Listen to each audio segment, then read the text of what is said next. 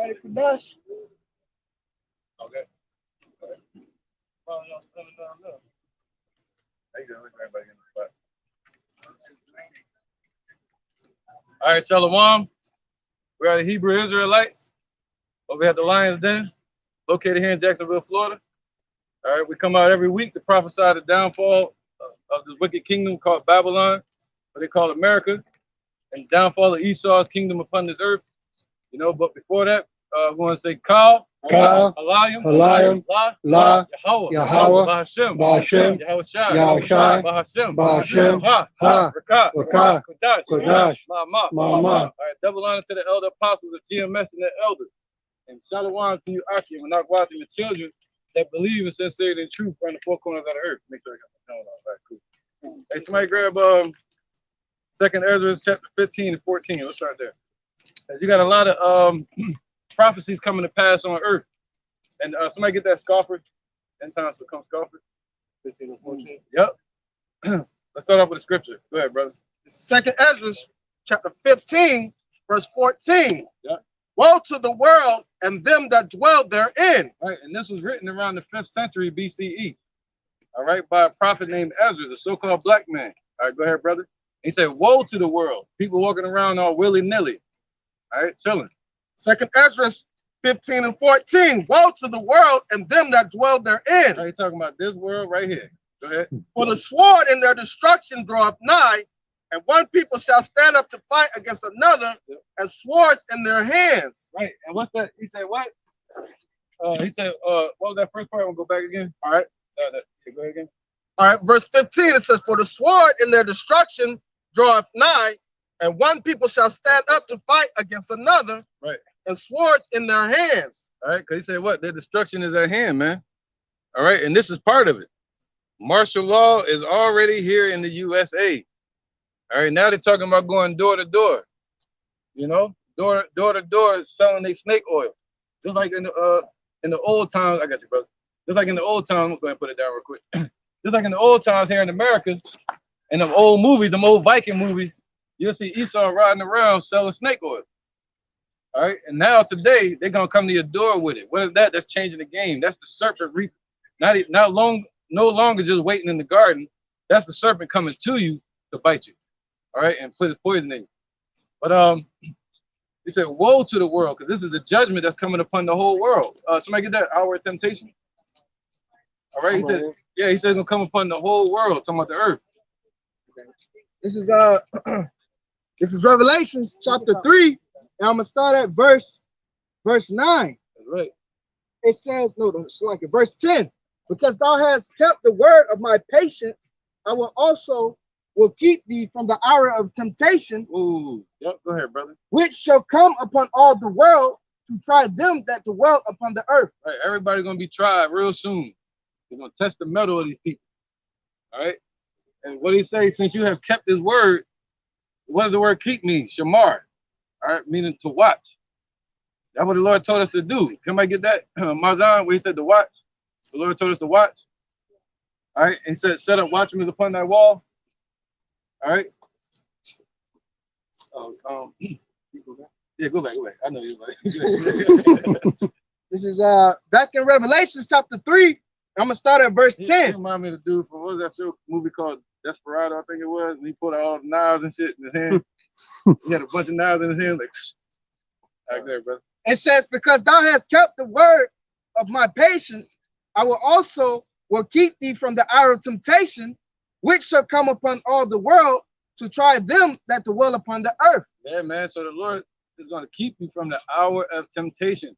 And this is that we're going into that hour of temptation right now, where everybody's going to be tempted. And what does the word temptation mean? It means a trial period. And what are they pushing around the world right now? This trial, this experiment that they're doing. All right, it's going to lead into the real trial. And what's that going to lead to? Jacob's trouble. Somebody get that real quick.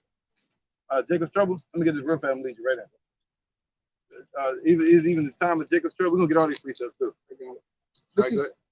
This is Jeremiah chapter 30. You want me to get straight to the point? Yeah, too.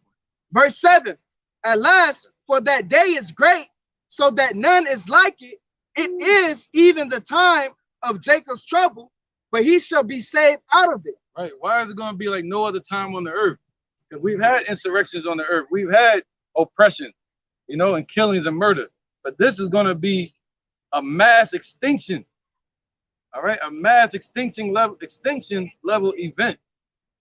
You know, especially on our people, to where they have waxed worse and worse.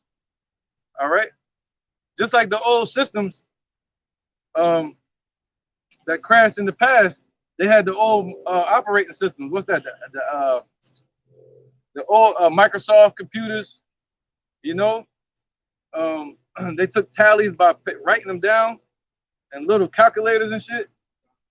But now they got computers that do transactions, billions of dollars transacted per second, millisecond, all day, going around the world, millisecond.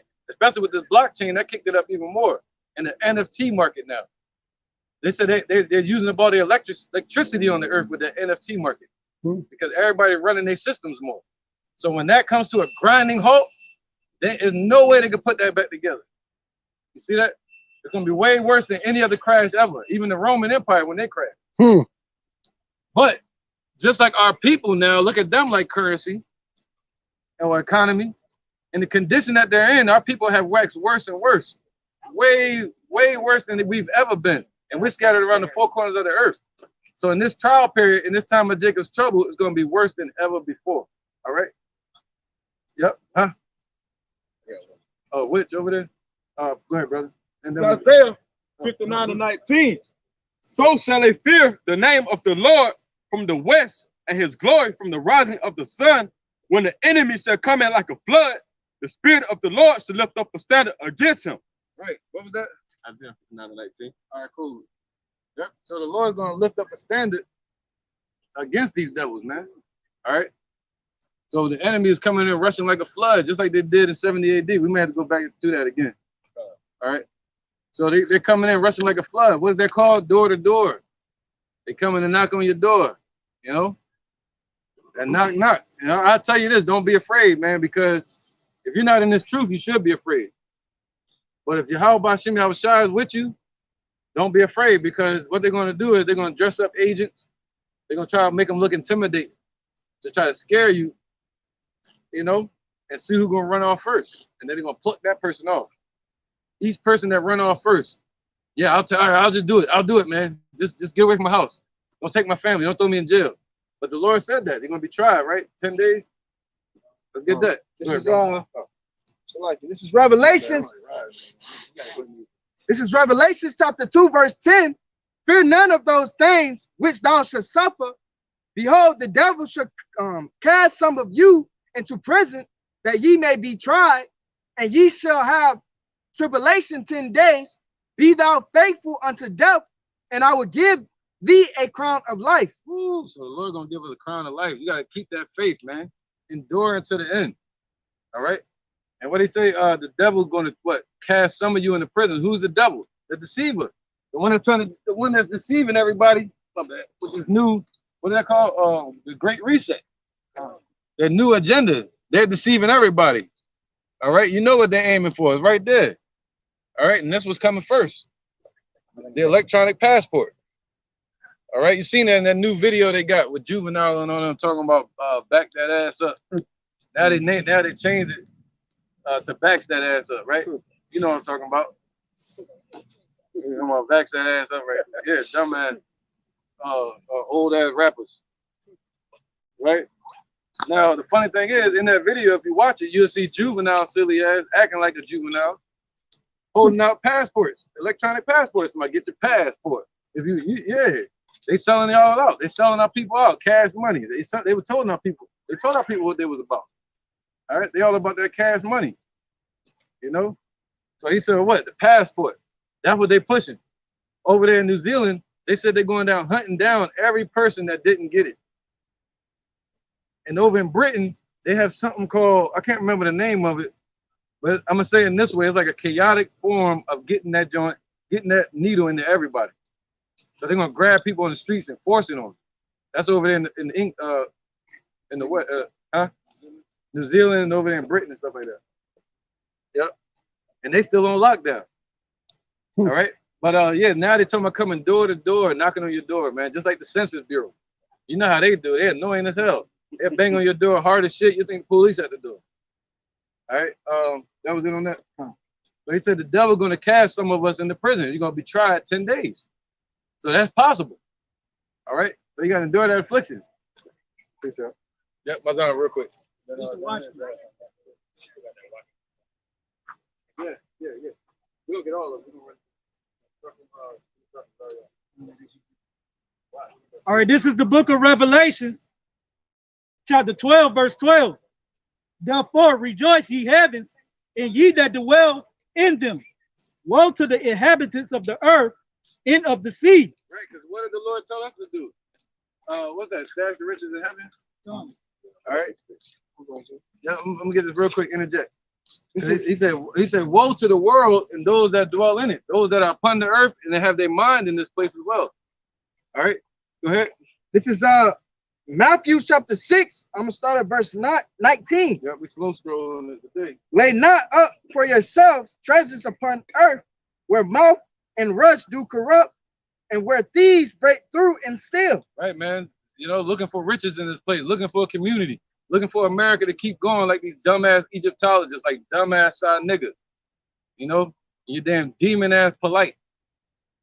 You know what I mean? Like those fools, man. Hoping for this place to continue on so they can continue to be niggas as they being and blood suck our people even more. That's why they want to stay here. They want to stay in Egypt. Go ahead.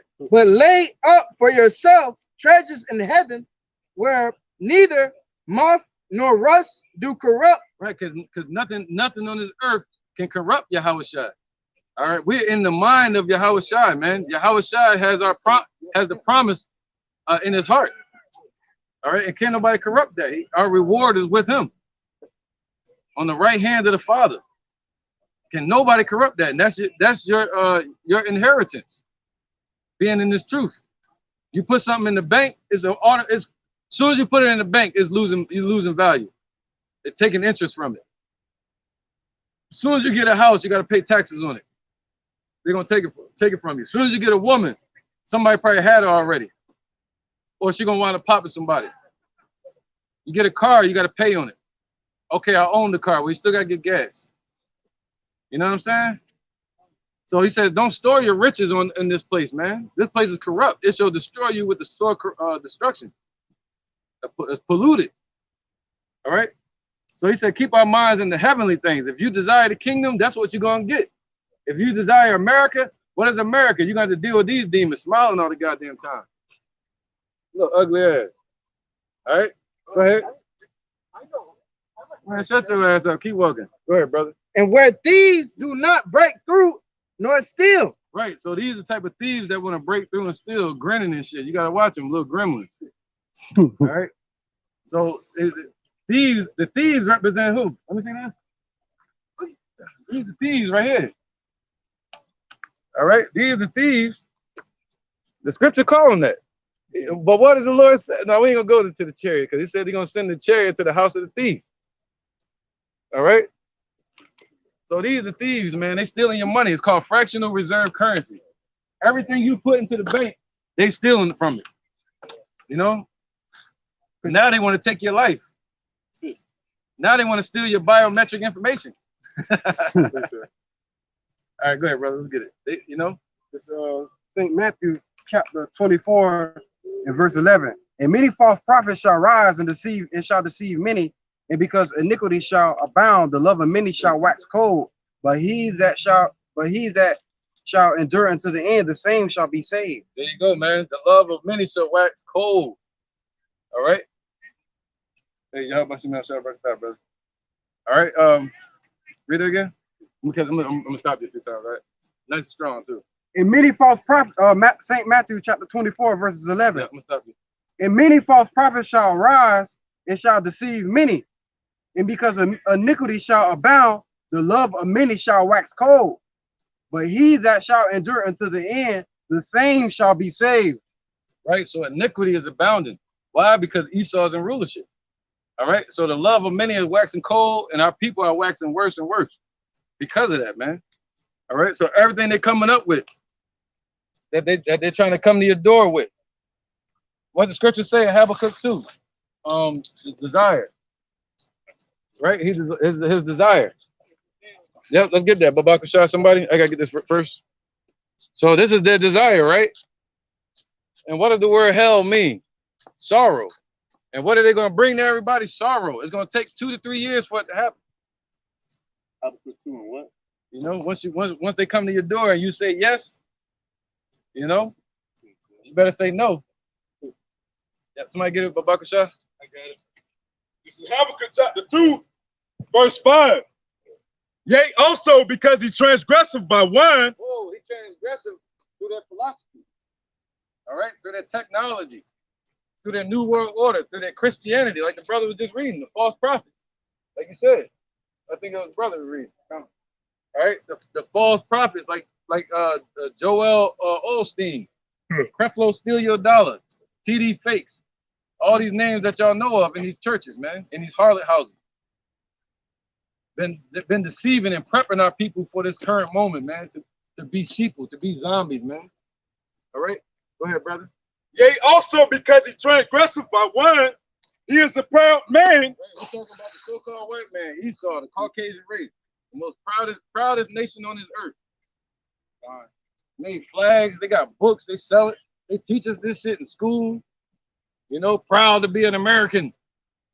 They allowing the other pride here and shit. You know, the gay pride. Go ahead, bro. Neither keepeth at home. Oh yeah, I told him we NASCAR, man. You gotta swerve around shit in here. NASCAR racing today. Can't say shit. Neither keepeth at home, who enlarges his desire is hell, and is as death, and cannot be satisfied, but gathereth up unto him all nations, and heapeth unto him all people. Right. So right now they're doing that again. They can't teach an old dog new tricks. All right, he running that same one-trick pony. That's Esau. Yeah, one-trick pony. He running that same scheme, man. Steal, kill, and destroy. Now, he said, he brings unto him all people, man. How is he doing that? What's that? The devil go about seeking who he may devour, Babaka shot somebody, and we're gonna move on with these precepts after that. All right, so he's consuming everybody. Now, he's ready to bring all these nations into his trap. You know, and he say is as death, man. And this, and as large as his desires as hell, as sorrow. Everywhere now they're talking about bringing in this new program or a test or experiment that they're putting in people in their arm, and you expect that to be life, and they're promising you life. But the scriptures say the one who gave life, Yahushua, he's saying that everything they do, the first step they make out their door, they're bringing death and hell. I talked to a woman the other day. She was a dyke chick, and she just looked. I don't know. We were just talking, and she was cool. She had a good spirit on it, so we were talking. And in the midst of her talking, she was like, "Yeah, man, I got the I got the jar. I got it." And I was like, "Yeah, word." Took 2 steps back, and in the midst of that, she was like, "Yeah, I'm gonna tell you though. I don't know what's in it, but it felt like death was in there." And I was like, "Yo, shorty, you don't know what you're saying." Her name was Jordan, Yaradan in the Hebrew, which means paradise. All right. So yeah, man. Said it was death in there. So everything they're doing, they're bringing death to the people. Why? Because they have a depopulation plan, to where they want to control a small mass of the people and do organ harvesting, trying to live forever. You can look at I got you. You can look up a video on YouTube on Netflix called Bill Gates, The Mind of Bill Gates. And if you watch that video, they said, "What are you afraid of, Bill Gates?" He said the only thing he's afraid of is losing his brain. He said he wants his brain to live forever because he feels like he's that damn smart, like it's helpful to the world. And if I may add on to that, they also got this program, I forgot the name of, where basically they get like your brain information, your body's deceased, but they get the brain information and put it into this robot, man. You know, so they were speaking as if, what if you want to talk to a loved one that's passed away or this, that, and the third, you want to get advice from it, you know? They had an actual living bot. I forgot, if I'm not mistaken, the name is Sophia. All right. They had the actual bot there when the actual women, Jake women, was speaking to her quote unquote mother, you know what I'm saying, that was deceased through the robot, man. You know, so just like the show Futurama, man, when they got the chopped up cut cartoon heads, man. They want to keep that going on forever and ever, man. You know? All you be doing is talking to a fucking recording. That's what this is. The cerebellum records everything that you saw from a baby. And the AI is going to do nothing but try to live. You know, that's what AI technology is. Artificial intelligence, meaning they believe that they're creating life. Something that can start from one point and seek to survive and continue surviving. That's what AI technology is. All right, so it's a living organism in a sense. No, real quick. Yeah. Then we'll go back to water. All right, it's the book of 1 Peter, chapter 5, verse 8. Be sober, be vigilant, because your adversary, the devil, as a roaring lion, walketh about, seeking whom he may devour. Right, man. And that word sober means to be what? Circumspect. Basically looking around you in all four corners, or 360. And also being calm, cool, and collected. Why? Because when they come and bang on that door, you can't be panicking, man. And you can't move in haste, like go crazy, turning to Rambo. It's all a bait and switch, man. It's all to bait you out, man. What they call it? Smoke them out. You know, there's smoke up the place and get the person to run out, then they shoot them. Wow. That's how Esau do. So now they're doing it again. All right, they're trying to smoke out the ones that want to hide and say, I'm not getting it. See that, man? What's come to the world? What happened to the world, man? Go ahead, brother. 2 Corinthians chapter 2, verse 11. Lest Satan should get an advantage of us, but we are not ignorant of his devices. That's right, because Satan, the word which means adversary, these devils are adversaries to righteousness, man. Everything they bring, the scriptures say they bring hell and sin and death. All right? Read that again so I catch my point. There's 2 points I'm going to catch. Lest Satan should get an advantage of us, right? But we are not ignorant of his devices. There you go. And the brother just read, the car just read it, where it said the devil goes about seeking whom he may devour. No, that was Gabar. All right? Seeking whom he may devour, man. That's how he's bringing all the nations to him. Now he's going about. He's on the move now. Seeking whom he may devour. But the Lord said, what about the hopeful elect? What did I say? No weapon formed against thee shall prosper, man. All right? Go ahead, brother. This is 2nd Ezra chapter 16 and verse 68. For behold, the burning wrath of a great multitude is kindled over you, and they shall take away certain of you, and feeding you being idle with things offered unto idols. That's right, man. And this is all dealing with their idol worship. This all goes back to the spiritual demon Satan that they worship, man. On the left-hand side, man. So anything they're offering to you, it goes back to that. It's not spiritual. It's not nothing righteous about that. You know, name one thing they've ever offered to you that was righteous, man. Besides bowing down and kissing your feet. All right? So he said, what? They're offering things unto idols that they're offering to you. And they're gonna come to your door, they're gonna offer it to you. And if you accept, you've been devoured. See that? The Lord ready to send a devil to devour you people, not just take bites from you anymore. You see that? Not just to throw you off and leave you staggering, walking around dead. No, go ahead and devour that corpse. All right? So they're ready to be devoured, a fully wicked individual. So the Lord gonna push you to the left instead of you trying to play the middle and just wait. No, they're gonna come to you. And the snake gonna come to you and sink his teeth in you. Got somebody. All right. This is Habakkuk chapter 2, verse 4. Behold, his soul which is lifted up is not upright in him, but the just shall live by faith. Right, man. So the just represents the hopeful elect. They're going to live by faith, man. We're going to trust in Yahweh Bashim Yahushai, period.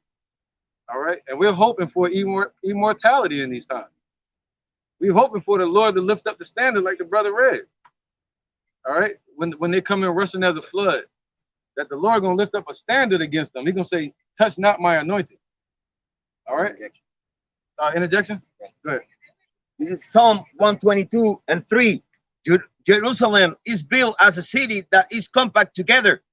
Whither the tribe go up, the tribe of the Lord, unto the testimony of Israel, to give thanks unto the name of the Lord. Right. That today, that represents what? Amos chapter 9. Somebody get that real quick to back him up. You know, we're being compacted together. How are we being compacted together? As through the spirit of Yahweh Shai. That's the glue. All right, that's the that's what's compacting us together. The name of Yahweh Bashim Yahweh Shai. Go ahead, brother. Amos chapter 9, verse 11. In that day will I raise up the tabernacle of David. That's one you want. In that day will I raise up the tabernacle of David that is fallen, and close up the breaches thereof, and I will raise up his ruins, and I will build it as in the days of old, that they may possess the remnant of Edom and all of the heathen which are called by my name, saith the Lord Yahweh Bashim Yahweh Shai, that doth this. All right. Verse 13. Behold, the days come, saith the Lord, that the plowman shall overtake the reaper. My bad. All right, cool. My bad. When he said close up the breaches, that's what the brother was just talking about, being compacted together. And the Lord is bringing us all together in the spirit, and he's closing it up and sealing it up. So only the elect are going to have that faith that the brother was reading about. And the rest of you out there that are not having faith in Yahweh Bashim Yahweh Shai, you're going to be devoured by these damn heathens. All right? You're going to be devoured mentally, especially people like Polite, especially people like you damn unconscious community. That's the ones he want. That's the ones the devil like, yeah, I'm gonna go eat them motherfuckers. I'm gonna devour them. All right? And the Lord in the heaven, like, skip. That was second boy. Second Fido. I got to put something. It's Ezekiel chapter 20. Yeah. Everybody got one. This is Ezekiel chapter 20, verse 38. And I will purge out from among you the rebels and them that transgress against me, and I will bring them forth out of a country where they sojourn, and they shall not enter into the land of Israel, and ye shall know that I am the Lord, Yahweh Bashim Yahweh Shai. Right, so that's what the Lord is doing right now. He's purging out the rebels. All right, the ones that didn't trust in him, the ones that don't believe in Yahweh and his son Yahweh Shai. He got to purge them out, even though he loves them. All right, he loves 2/3, man. But he's going to purge them, man, to make them even better in the kingdom. All right, so you got to purge them out. How do you do that? With the scriptures. We're doing this work. Okay, through the truth. To the believing of the truth. Let's run it, y'all. So Rock chapter 40, verse 12. All robbery and injustice shall be blotted out, but true dealing shall endure forever. The goods of the unjust shall be dried up like a river, and shall vanish with noise like a great thunder and rain. Right, so this is a bribery. When they come to your door, that salesman, man, you know them Edomite salesmen is. You think of salesman, the first person you think about is Esau. You think of salesman, you might think of Jake as a drug dealer. But you think of salesman, you think of this guy right here. You catch him. You catch him. Trump guy, there you go. You gotta go back in the house, man. Catch him again. All right. So yeah, man. So you think about salesmen, you think about them. You think about snake oil, you think about them. You think about bribery, you think about him. And then you wearing suits and shit like this. Yep. You see that? These are bribers, man. They want to bribe you and give you something. But what it say when he say when you sit at a rich man's table and you offer you something, he gonna want back double. That's in the. I think it's in Sirach. You know what I'm talking about? The rich man sit with a rich man. He offer you something. Be careful what you take because he gonna want back double. All right, go ahead, brother. Let's run the precinct. All right. It's the second Nazareth. I might have to find it. Go ahead. The second Nazareth, chapter 16, verse 17. It says, woe is me, who will deliver me in those days? The beginning of sorrows and great mournings, the beginning of famine and great death. Let's break that down. Look at Ezra, right? Come on. So that lets you know that Ezra is here, man. You think the Lord gonna leave Ezra hanging out here? You know what I'm saying? Ezra is back on the earth, and they're gonna come knock on his door too. What you think the Lord gonna do for Ezra? He's back here on this earth, man. All right, go ahead. Come on, it says the beginning of sorrows and great mourning, the beginning of famine and great death. Right. So what comes with sorrow? That's what the Lord said that in Habakkuk. Their enlarges their desire is hell. See that? It's gonna be great sorrow around the world, and their desire is for the whole world. They desire the whole world. They want the new world order. So where do you think the sorrow is going to be at? Around the whole fucking earth. Go ahead, brother. Huh. It says the beginning of wars. Beginning of wars. You're hearing about the war with the Persians, with Russia, with America, with China. All right, with North Korea, South Korea, with Afghanistan, with Iraq, you know, with Saudi Arabia, with the French. Look at the Haitian president just got murdered over there. They said it was a DEA operation. I have an injection. Yep. DEA, dumb, evil assholes. Go ahead. Oh, a little bit more? Go ahead, brother. All right. It says the beginning of wars, and the powers shall stand in fear. And it says the beginning of evils. What shall I do when these evils shall come? Right. So what you gonna do? But you'll see everybody. They got a plan, don't they? They got a preparation plan. I got my prep kit. I got all my food. But what happened when they knocking on your door and saying you got to take it or not? What you gonna do? Where your faith at then? When you find out the Lord is a black man from the tribe of Judah. You see that? They're gonna take anything you can give them then. All right, they're gonna hope it got crack in it. so they can escape that reality. Go ahead, brother. Who had it? He was done, right? Yeah, go ahead. Then, This is the book of St. Matthew, on too, right? chapter 24, starting at verse 24. For there shall arise false Mashiachs. Oh, yep. False anointed. Yep, that's twofold. You got false messiahs. Look at the boy that was in Miami. He gone now. Probably get slapped up in the heavens. Lord slap the shit out of him. Yahweh Ben Fagway. Then you got all these people, man. Look at, oh my goodness. What's his name? Nope, got an even better one now. Motherfucking Sakari. This dude called himself the high priest. Holy of holies. He said he's the ruling high priest on the earth. With that damn Kmart scarf on his forehead. Yeah, that's it crazy, man. I ain't about to deal with him right now, but people like him, all right, putting themselves in the space of the anointed. They're the false anointed. You got false prophets, you got false messiahs, you know. Go ahead, brother. Matthew chapter 24, verse 24. For there shall arise false Mashiachs and false prophets, and shall show great signs and wonder, insomuch that if it were possible, they shall deceive the very elect. Right, and it's proven that it wasn't possible. It's not possible. See that? They can't deceive the elect. All right. If you're of the elect, you will not be deceived. You will not be getting that when they come to your door. I don't care if it's the first or the second or the third one. You ain't gonna get none of them if you're of the hopeful elect. All right. And if you do die or the Lord has you martyred, you'll be risen when Yahweh Shah shows up. You know, there's no fear, man. All right, you got something to say, brother? I was going to add on to that. That goes back to 2 Corinthians chapter 2 and 11, because we are not ignorant. Those that are part of the elect are not ignorant of Satan's devices. And I had another precept to bring out what you're speaking about earlier. This is Sirach chapter 39, verse 26. The principal things for the whole use of man's life are water, fire, iron, and salt, flour of wheat, honey, milk, and the blood of the grape, and oil and clothing. Yeah, they misused all of that shit. They're not using none of it. All these things are for good to the godly, so to the sinners they are turned into evil. See that? So how though? All these things are good to the godly, right? So if we go to the same damn supermarket, that's good for us.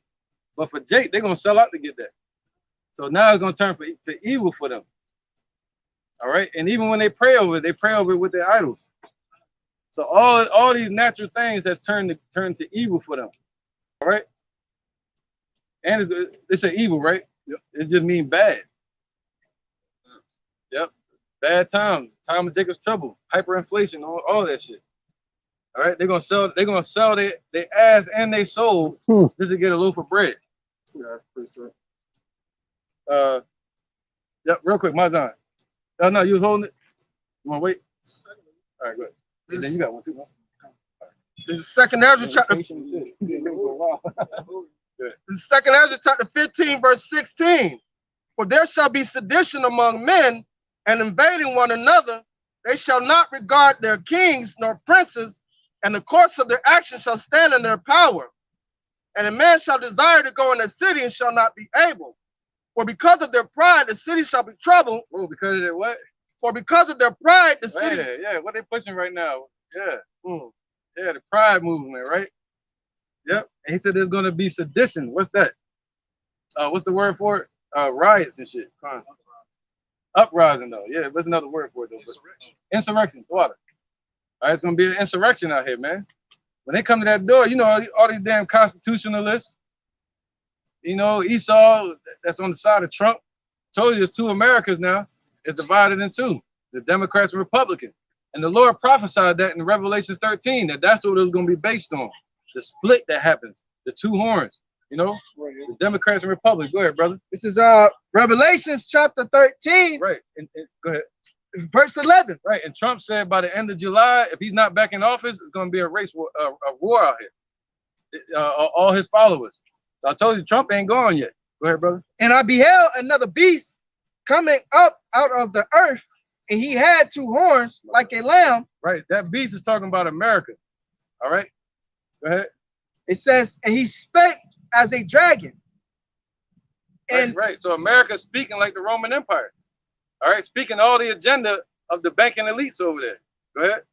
It says, and he exercised all the power of the first beast before him, and caused the earth and them which dwell therein to worship the first beast. Right. How they doing that? See that? They're exercising it. They gave them power over there in Europe. They gave America the power. Now they're going to exercise that power. All right. By trying to get everybody, they're going to go door to door now. You know? Go ahead, brother. To worship the first beast, whose deadly wound was healed. That's right. Go ahead.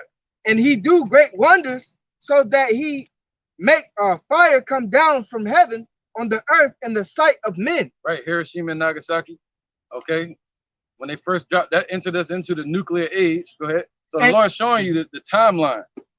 All right. It's beautiful. It's right there. Go ahead, brother. And deceive them that dwell on the earth. So that deceived them. That deceived all these other nations. They were scared of America at that point. Didn't know that if they come together, they can do the same thing. All right. Go ahead. So what happened? By the means of those miracles which he had power to do in the sight of the beast. Right. So even today, they have power to push this agenda in the sight of the beast, in the sight of NATO, in the sight of the European Union, and those banking elites over there. All right. They gave them that power to push this new world order. All right. Go ahead. Saying to them that dwell on the earth, that they shall make an image to the beast which had the wound by a sword and did live. Right. That's where you get your courts from. That's where you get your IRS.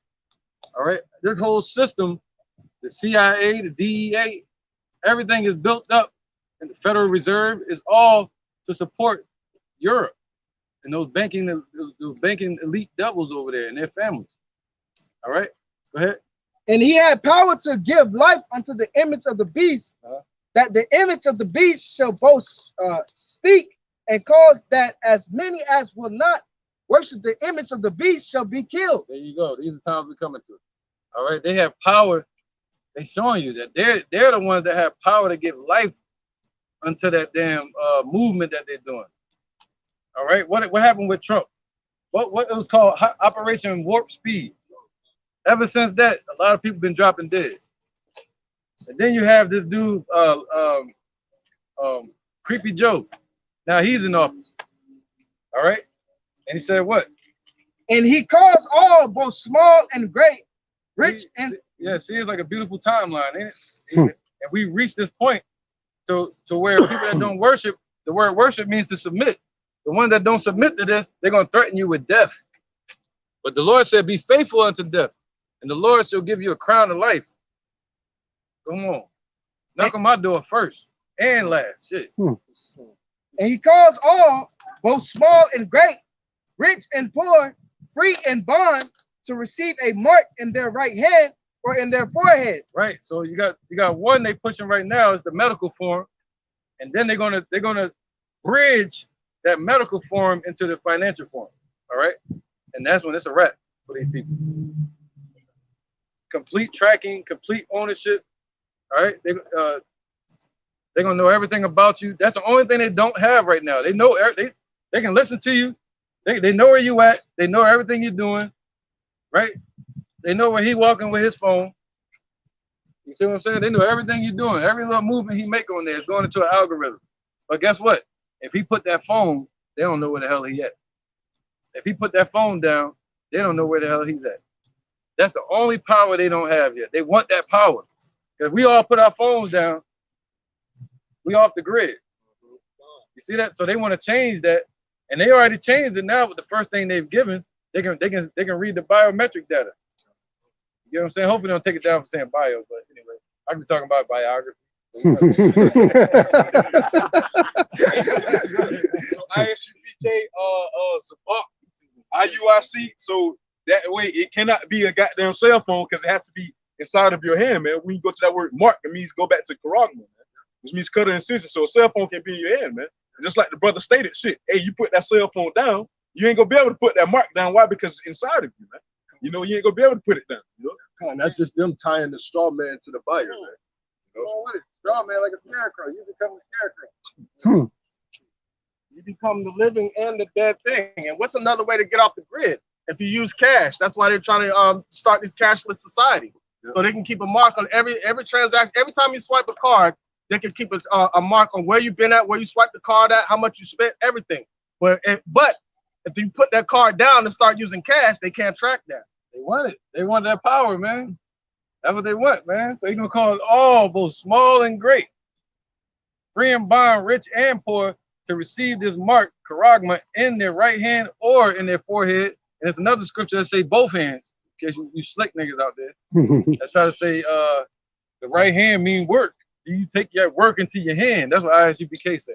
Oh my gosh. Yeah, one more verse, real quick. And that no man might buy or sell, save he that have the mark or the name of the beast or the number of his name. So what does that mean? All right, they're gonna basically make you a lower class citizen, to where if you're in this truth, you may be homeless. You know, that's what it means right there. You're gonna be in the marketplaces asking for food. That's what it's saying.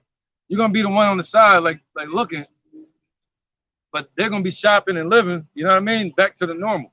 That's what that means right there. But that's a beautiful situation to be in, because in weakness, that's when the Lord shows his power. That's him grabbing the wheel. Ain't that what they say in church? Lord, grab the wheel. Lord, take the wheel. That's what Yahushua about to do. Who said that? This is 2nd Esdras, chapter 16, verses 40. O my people, hear my words. Make you ready to the battle, and in those evils be even as pilgrims upon the earth. Come on, man. Make you ready to the battle. What's that? Trumpet, uncertain sound? Yeah. Good. What do you say? Can you read that again? 2nd Esdras, chapter 16, and verse 40. O my people, hear my word. Right. So who is his people? These are his people. But who's going to hear out of this? He said 2/3 have not been given ears or eyes to see or ears to hear. So he said his people are the elect. Those are considered the lost sheep that the shepherd has been given back to the lost sheep, and we're no longer scattered. Go ahead, brother. O my people, 2nd Esdras chapter 16, verse 40. O my people, hear my words. Make you ready to the battle, and in those evils be even as pilgrims upon the earth. Yeah, man. So these words are going to make you ready for the battle. And in those evils, in the bad times, be ready. Have your mind ready. Be as pilgrims upon the earth. Mind you, you go city to city. What are they doing? They're going to be closed off. They're going to be shut down, like the brother read earlier, Canuck read. All right, you're going to go into a city and desire to go into a city, you should not be able to. All right. So he said, be as pilgrims upon the earth. That's deeper than what people think. That don't mean just be moving around. What does that mean? Be from heaven. All right. Recognize that you're just a visitor on this earth. All right. Be as though you're sent to the earth. You know, don't take no parts with these people. What he say? Rejoice, ye that dwell in the heavens. Woe to them that dwell upon the earth. All right. So he said, be as pilgrims upon the earth. That's twofold. You have one? Go ahead, brother. This is us. 1 Corinthians chapter 14, verse 8. For if the trumpet give an uncertain sound, who shall prepare himself to the battle? There you go, man. He just said that with the battle. But the trumpet, he said the words are going to prepare our people for the battle. But you got people like Alizé or whatever his name is, Gorilla Hebrew, all these weird, wicked people, man. You know, Who else?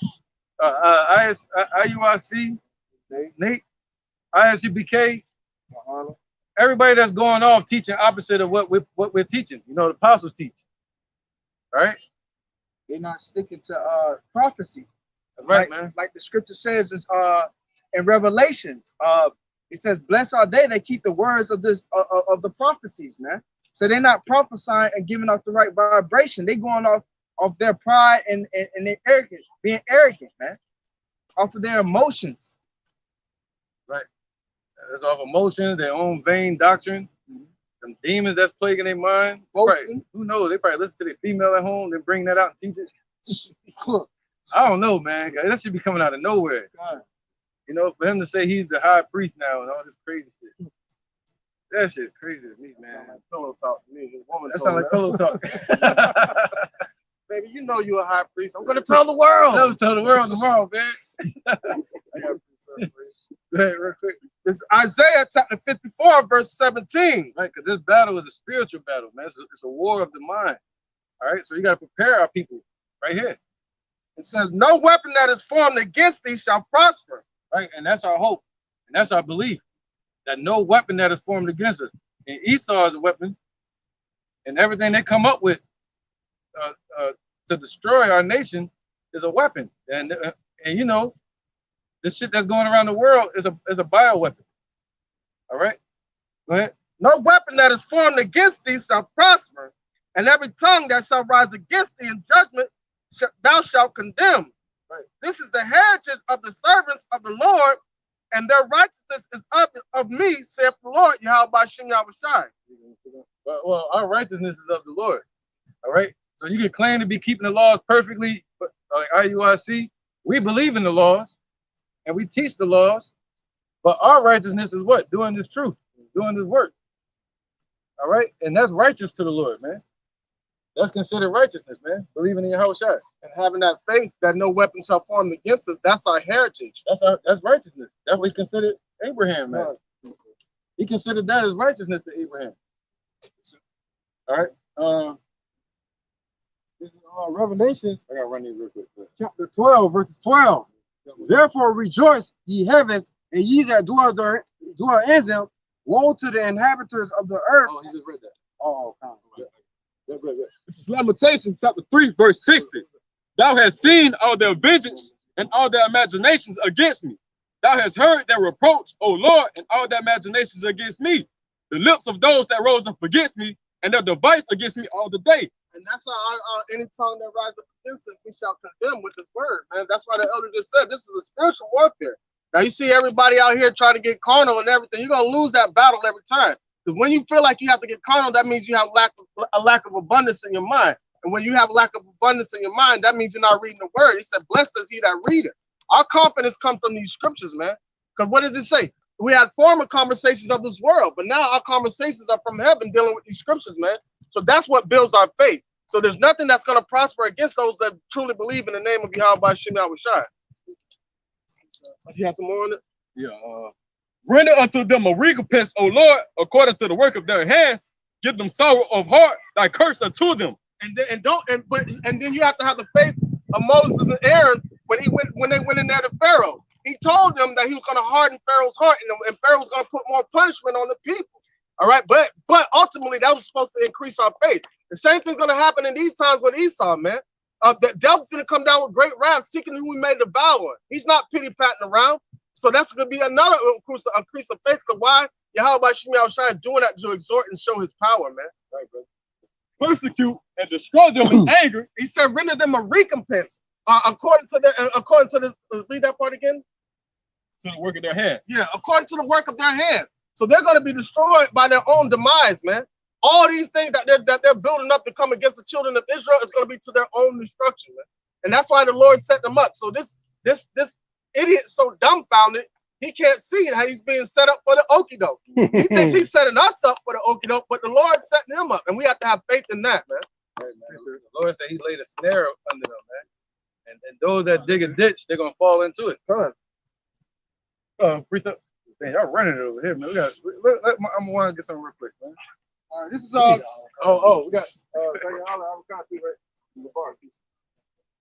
All right, we're gonna run to this side next to y'all. We'll go 1-1. Look at the book of Ephesians, chapter 6, verse 10. It says, finally, my brethren, be strong in the Lord, Yahweh Bashem Yahushua, and in the power of his might. Right, man. Go ahead. It says, put on the whole armor of Yahweh, that you may be able to stand the wiles of the devil. Right. That don't mean be like this fool that's teaching out here in Jacksonville, wearing a damn Teflon bulletproof vest and a big cross on his shirt with a big Jesus sign, dunking fat boys in pink pools and shit. Talking about baptizing them in some dirty water. You know what I'm saying? Don't wear that out there. The bulletproof vest and shit like that, like the boy Sakari be wearing and shit. Well, you know, if you wear a vest, you ain't nothing but a damn target. Right. Yeah, he's showing when you wear a vest out, that shows your lack of power. Why? Go ahead. It's like it. And it shows your lifestyle too. Yeah. Because what you want to wear a vest for, unless you're expecting to get shot. You know what I'm saying? And what do we walk around with? We walk around with our scriptures because we're expecting to get delivered, because that's what the word says, right? Man. So this is the vest that we wear, all right? Yeah. This is our covering. This is our covering. They want to be covered with carnal shit, man. And that's what they're gonna reap, carnal repercussion from that. Now make your point, then we're gonna get these precepts. And if I may add on to it, shows a lack of faith too, man. Scripture says, I like the brother brought out earlier, touch not my anointing, neither do my prophets no harm, man. So if you proclaim yourself to be a prophet, hey, the Lord's gonna be looking out for you. Why? Because you have a message to deliver, man. You got a job to get finished, you know. And also when you come into the truth, the Lord say you have your enemies to be at league with you, man. So you have nothing to worry about. All right, you know, continue to walk in the truth, and the Lord go fight those fights for you, man. Yeah, they dumbass might come to your door and get ready to give you the John, and they forgot the damn needles or some shit. That's the Lord working on your behalf. Yeah. Hey, motherfucker, I thought you brought the shit. No, I ain't bring it. You were supposed to bring it. Yeah. Go ahead, It's the book of 2 Corinthians, chapter 10, starting at verse 3. For though we walk in the flesh, we do not war after the flesh. For the weapons of our warfare are not carnal, but mighty through Yahweh to the pulling down of strongholds. Right. So people will say, hey, you here. You're going to be here. Yeah. So speak on it. Hey, perfect example, my grandma, you know what I'm saying? Shit, hey, you gonna be right here, you gonna be right next to me. Yeah. See, even if so, my hope is different from yours. If I die, I know where I go, man. All spirits return to the Father, and then my works are not the same as your works. If you do come down to that, man, you know, even if we are here stuck in the destruction, man, you know, hey, shit, hey, we all gonna be born into the kingdom. At least I know what I'm gonna be born to. I'm not gonna sit here and think I'm gonna be in the fiery fucking pit, you know. Your works will follow you. Done. Now, with that being said, can you read that again now? Fine. It's gonna make more sense. 2 Corinthians chapter 10, verse 3. For though we walk in the flesh, we do not war after the flesh. For the weapons of our warfare are not carnal, but mighty through Yahweh to the pulling down of strongholds. Whoa. That's why the brother read, be strong in the Lord and in his might. That's the might. That's the only power that we have. That's all the power we need. It's faith. Faith in Yahweh Bashem Yahushua. All right? That's the stone that King David threw at Goliath. In America, Esau is Goliath now. And the stone that we have is Yahushua. You see that? And this sling we got right here is this Bible. Sling it right at you, mother. Goddamn man. This is Isaiah chapter 1, verse 19. If he be willing. All right, Second Ezra chapter 13, verse 16. Quick interjection. It says, for I conceive in my understanding, woe unto them that shall be left in those days. Whoa. And much more woe unto them that are not left behind. For they that are not left behind were in heaviness. Right, because the ones that are not left behind, they basically gonna be killed. Yeah, martyrs, go ahead. It says, now I understand the things that are laid up in the latter days, which shall happen unto them and to those that are left behind. Right. Therefore are they coming to great perils and many necessities, like as these dreams declare. Yet it is easier for him that is in danger to come into these things than to pass away as a cloud in the world, and not to see the things happen in the latter days. The interpretation of this vision I will show thee, and will open unto thee the what thou hast required. Somebody know what that's at? Second Ezra, where it say go into the wide. 7. Yeah, 7. Second Ezra 7. I think verse around 2 or something. All right, and it says that's what this talking about right here, man. It says, Whereas, Because if you hear in those days, you're going to enter into many perils. But the Lord, the Lord says it's better to go through that route because you're going to see salvation. You're going to see the Lord returning. You're going to see the spiritual power be given and everything, man. All right, but to die, there's a blessing in that as well because you'll be first to get your spiritual bodies, the new bodies. You know, it's first to be exalted. All right, so either way, we don't lose. A little bit more, then we're gonna go to Barak. You wanted that second answer? 1 second, let's get this real quick. All right, it says verse 22. It'll come out in time. We got time. It says, whereas thou hast spoken of them that were left behind, this is the interpretation. Right. He that shall endure the perils in that time hath kept himself.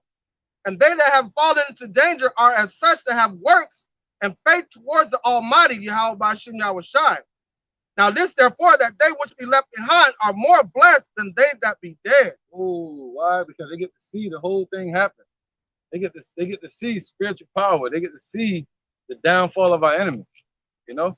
They get to see the true works of the Lord, man. There you go. And Job will be gonna be one of those ones to see the Lord, because he said in the last days he should see his Lord. Yahweh Shai. Y'all be able to usher in the kingdom with them, man. Go ahead, brother. This is Psalm chapter 110, Right, so you want to be left here. You want to be here, man. starting at verse 3. Thy people shall be willing in the day of thy power, in the beauties of holiness from the womb of the morning, thou hast the dew of thy youth. The Lord has sworn it and will not repent. Thou art a priest forever after the order of Melchizedek. That's right. And that's not talking about you, Sakari. That's not talking about your ass being the priest forever. All right. They're talking about Yahweh Shai being the priest forever, and we become priests because of that. All right. But our people are going to be willing in the day of our power. And that's gonna bring in the last few of the Israelites of the elect. All right, you got us out here prophesying, but in that day, the Lord gonna give power to His saints, and then the rest of the elect gonna see that, and they're gonna believe in Yahweh Bashim Yahushai, and they're gonna be delivered. Just like they did for Peter and them during the time of Acts. Yep. They said Peter was so powerful that he used to heal people with his shadow. Right. And that's then that's what those are the times we have to look forward to, man. So it's better to be left behind to see the danger of the Lord and see the Lord work for you, because that's your reward, man. Being ushered into the kingdom as one of the first fruits, and He promised that. So that's what we have to look forward to. Right, man. If Shadrach, Meshach, and Abednego, if they'd have known beforehand what the outcome would have been of them being in that fiery furnace, you know, then they would have desired fire. That's why I say gold looks for fire. You know, gold looks for fire. Why? Because alloy would be nervous with fire. It'd be scared of shit. It's gonna burn up. It's gonna melt. For us, if you're gold, you ain't gonna be anything but purified. All right. What you say, brother? Knowing your worth. Knowing your worth. All right. Go ahead. Verse 5, Psalms 125. The Lord at thy right hand shall strike through kings in the day of his wrath. Right. So on that right hand, what's that? Spiritual. We're talking about spiritual power. He's gonna strike through kings and use you to do it. Let's get it. Verse 6. He shall judge among the heathen, and he shall fill the places with the dead bodies, and he shall wound the heads over many countries. Right. Yep. And he shall drink the brook in the way therefore. He said wound the head. He shall wound the heads over many countries. Wound the head, right? Yeah, so that's that wound. That's that deadly wound. That's going to be a new deadly wound that's going to be given to the head of the serpent. All right, that goes with the book of Genesis. Where it say what? Where it say he bit his foot. He said, thou shalt bruise his heel. Get it? No, we ain't got to get it. That basically talking about Esau tripping us up. But in the end, we're going to stomp their fucking head out like you'll do a snake. That's going to put them out of commission. All right. And the Lord said He's going to do it by the hand of my people Israel. All right. So He's going to give us power from on high. What did He tell Peter and them? He said, when He go to the Father, He's going to send the Holy Spirit. All right. Once you get the Holy Spirit, that's when you're going to get that power. We have the Holy Spirit, the Spirit of truth. Now the next thing comes is the power. All right. But it's better. Is it better to just give us the power now? No, I think it's better when you have enemies coming against you and the Lord gives you the power. All right, go on, let's get it, y'all. This is Jeremiah chapter 51, verse 20. Thou art my battle axe and weapon of war. For with thee will I break in pieces the nation, and with thee will I destroy kingdoms. And with thee will I break in pieces the horse and his rider, and with thee will I break in pieces the chariot and his rider. Right. So what's that? The horse and his rider represent their technology. So we're gonna be able to fight against technology, all the tanks and shit like that, like the Juggernaut, bitch. Sorry about that, man. This shit pissed me off, man. It's good. It's good. 22. With thee also will I break in pieces man and woman, and with thee will I break in pieces old and young. Right. So that's also talking about 2/3 of the old and young and women of our nation. He say, now shall she be trodden down as the mire of the street. That said, where is the Lord thy power? So in that day, they're going to see that we got the power, man. You know? Come on with it. Let's rock. Right. With thee also will I break in pieces man and woman, and with thee will I break in pieces old and young. And with thee will I break in pieces young man and the maid. That's talking about these heathens all around the world. I will also break in pieces with thee the shepherd and his flock, and with thee will I break in pieces. I mean, everybody out in the fields, in the houses, in the buildings, in the technology, all they damn military. That goes with Psalms 91. We can get that. All right, we don't get too deep in the spiritual power though. Sorry. But go ahead, brother. No weapon. Let's save it for 1 second. Yep, no weapon formed against me. Yeah, I might need that. We read it already, but I need it again.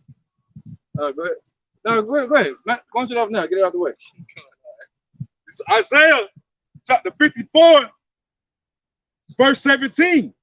No weapon that is formed against thee shall prosper, and every tongue that shall rise against thee in judgment thou shalt condemn. This is the heritage of the servants of the Lord Yahweh Bashem Yahushua, and their righteousness is of me, saith the Lord. So, Khan, man, no weapon formed against us shall prosper, man, in that day. All right, and especially like the brother was talking about, when the enemy shall come rushing in with as a flood, hey, the Lord Yahweh Bashem Yahushua is going to lift up that standard, man. Once again, touch not my anointed, neither do my prophets no harm, man. You know, it's just something about those goddamn Edomites saying they gonna run in our shit just don't sit right with me, man. So hey, it's most definitely that the Lord Yahweh Bashem Yahushua go fight for us. Sirach 4:28, strive for the truth unto death, and the Lord should fight for you. So fight your ass off for the Lord, and he's gonna damn sure back you up, man. No ifs, ands, buts about it. All right, bro. Appreciate In it. 2 Timothy chapter 1 and verse 7, for Yahweh have not given us the spirit of fear, but of power, of love, and of sound mind. You know, be not thou therefore ashamed of the testimony of our Lord. Right, and that goes into order out of chaos. They're gonna bring the chaos and try to put fear on people, and through fear you can control people. All right, but the Lord did not give us the spirit of fear to fear these devils, to fear this world. We supposed to fear Yahweh Bashem Yahushua. All right, go ahead, brother. Oh, that was it, right? Got one more. Yeah, good. This is just back on the point that once we have the bear this truth, and if we die or not, you know, we're in the Lord's grace. This Romans 6:3. Know ye not that so many of us as were baptized into Yahushua HaMashiach were baptized into his death, right? Because we dead already. You know, as Paul say, we crucify. I mean, we die daily. You know. Therefore, we are buried with him by baptism into death, that like as Yahushua HaMashiach was raised up from the dead by the glory of the Father, even so we also should walk in newness of life, you know, spiritually and physically, man, if it need be, if it comes to that point. Right. What that newness of life? He said, Ephesians, it say we were without the Lord. 2:11. And this is that newness of life. All right.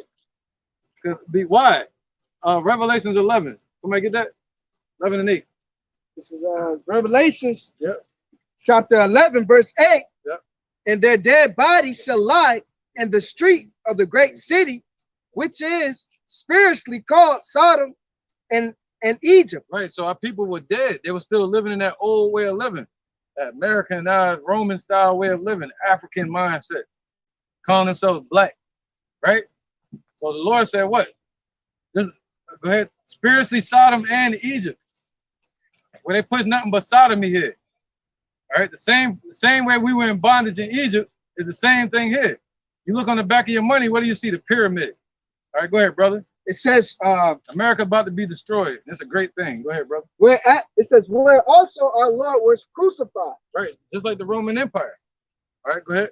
It says, and they of the people and kindreds and tongues and nations shall see their dead bodies 3 days and a half. Right, these dead people, look, I see dead people.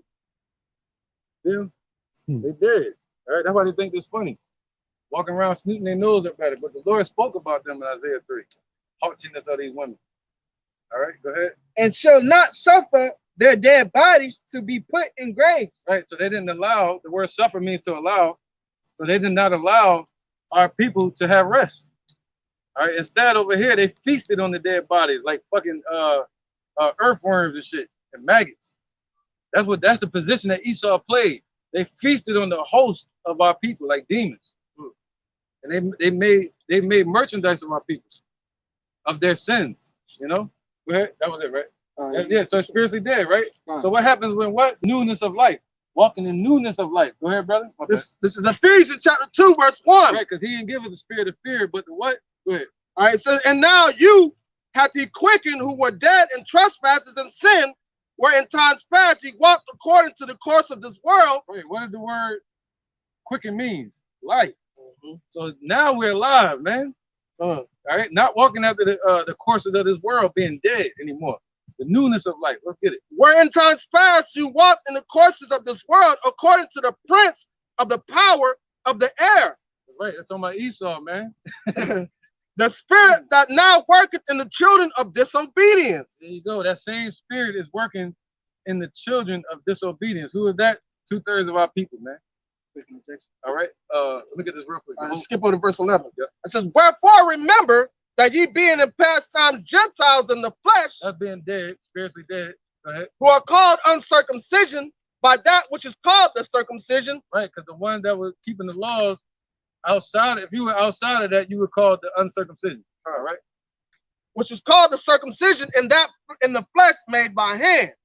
That at that time ye were without Yahushua, being aliens from the commonwealth of Israel and strangers to the covenants of the promise, having no hope without Yahweh in the world. Right, without Yahushua in the world. Like it. Yep. Because we were without Yahushua and we had no hope. But now that we have Yahushua, we have hope. All right, because of Yahweh. All right, that's that walking in the newness of life. Not walking in fear or death anymore on the courses of this world, but walking in the newness of life, of being quickened in hope. Walking in hope, hoping for deliverance from what's coming. All right, go ahead, y'all all. I just wanted to expound upon that. Just like you said, like the prophets of old, when they didn't fear death. Our people didn't fear death back in those times, man, because they knew about reincarnation. They knew about the spirit, you know. Right. Ultimately, right. What did Paul say? Paul said to die is gain. You know, and we must all appear before the judgment seat of the Lord. And look at the 300. What happened? He said, our arrows shall blot out the sun. And they're like, we're gonna fight in the shade. And they're like, yo, this dude crazy, man. All right, somebody have precepts down here for that. Jeremiah chapter 16, verse 4. They shall die of grievous deaths. They shall not be lamented. Neither shall they be buried, but they shall be as dung upon the face of the earth, and they shall be consumed by the sword. Right, they're gonna be as doo-doo upon the face of the earth. All right, even his shirt. I think his shirt, ACDC, it means after Christ comes the devil. After Christ, devil comes.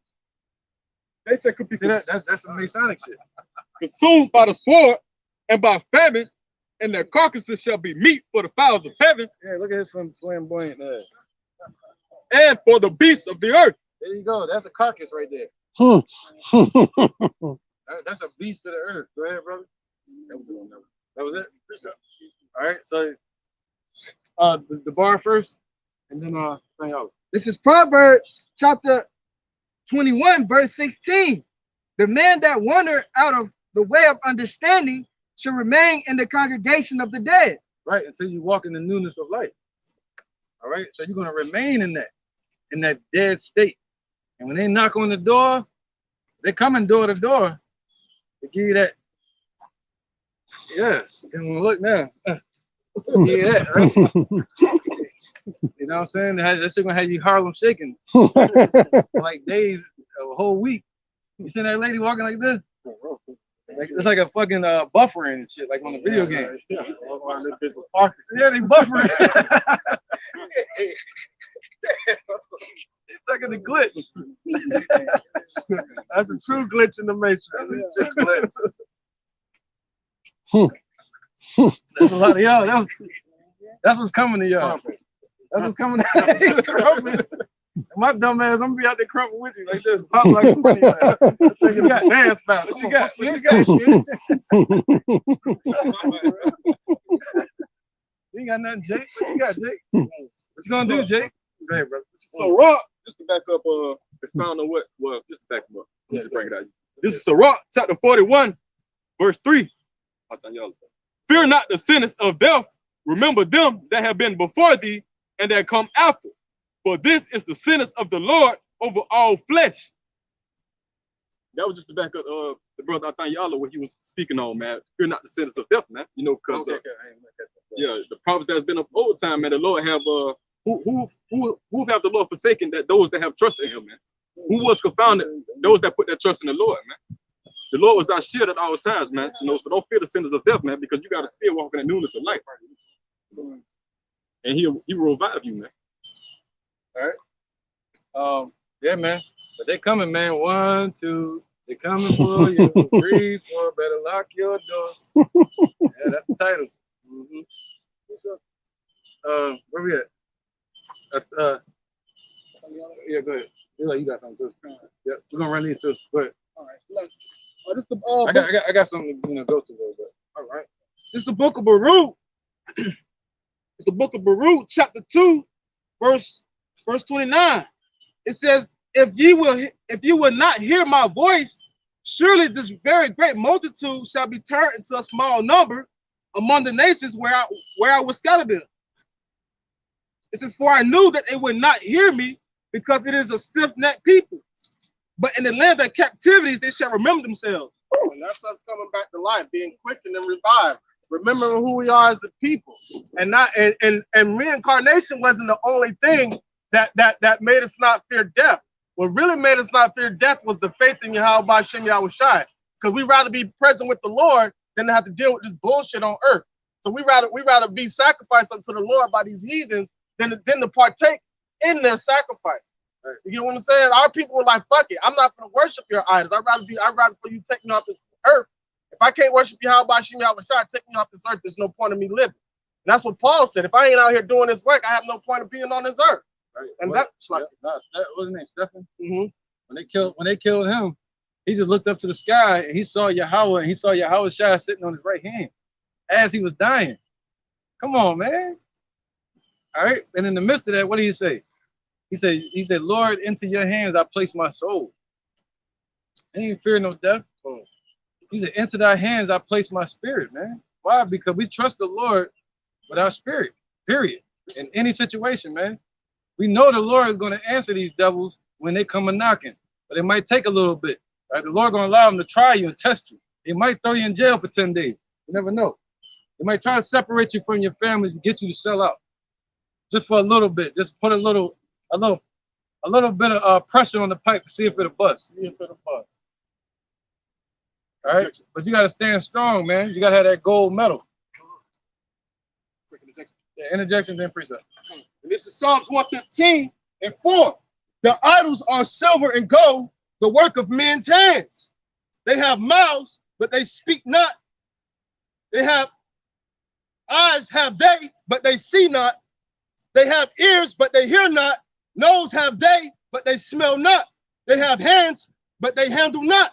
Feet have they, but they walk not. Neither speak they through their throat. They that make them are like unto them. So is everyone that trusteth in them. You know, and that's pertaining to what 2/3 of our people that trusteth in them. You know, that goes back to those ancient times that lacked faith, like the brother's speaking on, man. You know, that lacked faith, that had the fear of death because they was worshiping these pagan deities, these pagan idols, you know, these false deities, man. And, You know, like he the said Israelites they in that Egypt. made them are like them. So the ones that made those idols are dead themselves. Deaf, dumb, and blind. Deaf, dumb, and blind. So of course you're gonna fear death if you're dead yourself. That's because that's what you're harboring. That's what you're conjuring on yourself, the spirit of death. But the Lord gave us the spirit of power and life, man. That's the spirit of Esau that had the spirit of death, to be afraid of death, because Jake came to bring forth life, man. That's what Yahweh Shai gave us, life, eternal life. So that's what we don't fear nothing, man. We fear Yahweh Ba'Shem Yahweh Shai. That's it. All right. So when you present us with anything outside of that, we're gonna look at it and laugh. Just say it's the scriptures, man. Right, man. There's gonna be 144,000 super soldiers, superheroes fighting against a nation of red monkeys. It sounds like a fucking movie, right? It's like a kung fu movie. Fighting against red monkeys. Gabar first, and then Yawal, and then Roka. All right, it's the book of 1 Peter, chapter 3, verse 14. And if ye suffer for righteousness' sake, happy are ye, and be not afraid of their terror, neither be troubled. And I wanted to get that, because some brothers may experience tribulation and persecution, but ultimately, that's because we serving Yahweh Ba'Shem Yahweh Shai. All right, and it says, right. But if you know you've been serving him, you should have some confidence in that. Have some pride in that, in that day. Let that be your joy.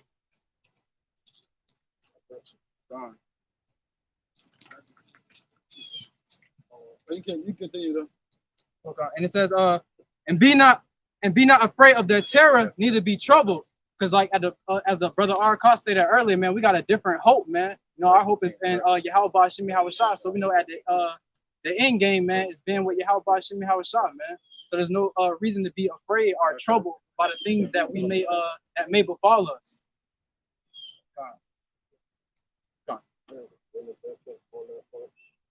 All right, this is 2 Corinthians chapter 12, verse 9. And he said unto me, my grace is sufficient for thee. My grace is sufficient for thee, for my strength is made perfect in weakness. Most gladly, therefore, I rather glory in my infirmities, that the power of Yahweh Shai may rest upon me. Therefore, I take pleasure in infirmities and the reproaches and necessities and persecutions and distress, for Yahweh Shai's sake. For when I am weak, then I am strong. So the Most High shows strength and weakness. So we're at that vulnerable point, and that's what's going to increase our faith in Yahweh Ba'Shem Yahweh Shai, because these words are going to be instilled in us. That's why it says knowledge and wisdom shall be the stability of that salvation. And just like the elder was saying earlier, man, go look for that infirmity, man.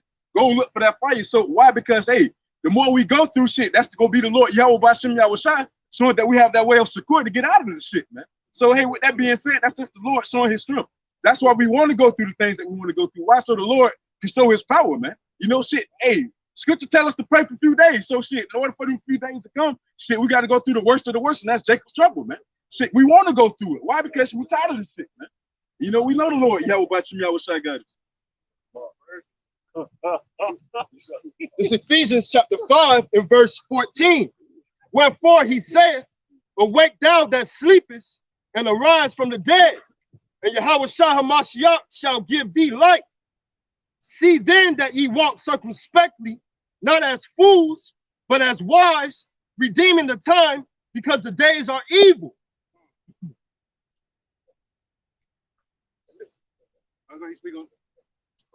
So, hey, man, constantly redeeming the times. The Lord Yahweh Ba'Shem Yahweh Shai tells us to measure the times dealing in itself, man. So we constantly watching, all right? So we can see the things that are going on. Why? Because the devil's coming down with great wrath, man. So here we have to be circumspect, all right? Why? So hey, we got to constantly indulge in the work of the Lord Yahweh Ba'Shem Yahweh Shai. So when he does come down with that great wrath, shit, we got a foundation to stand on, man. Just like the brother say, hey, we may be interrogated in that day, but shit, it's good to say, be faithful for those 10 days, all right? So shit, when that time comes, shit, we been locked and loaded, man. We ready. We've been prepared for the battle, all right, through these scriptures, man.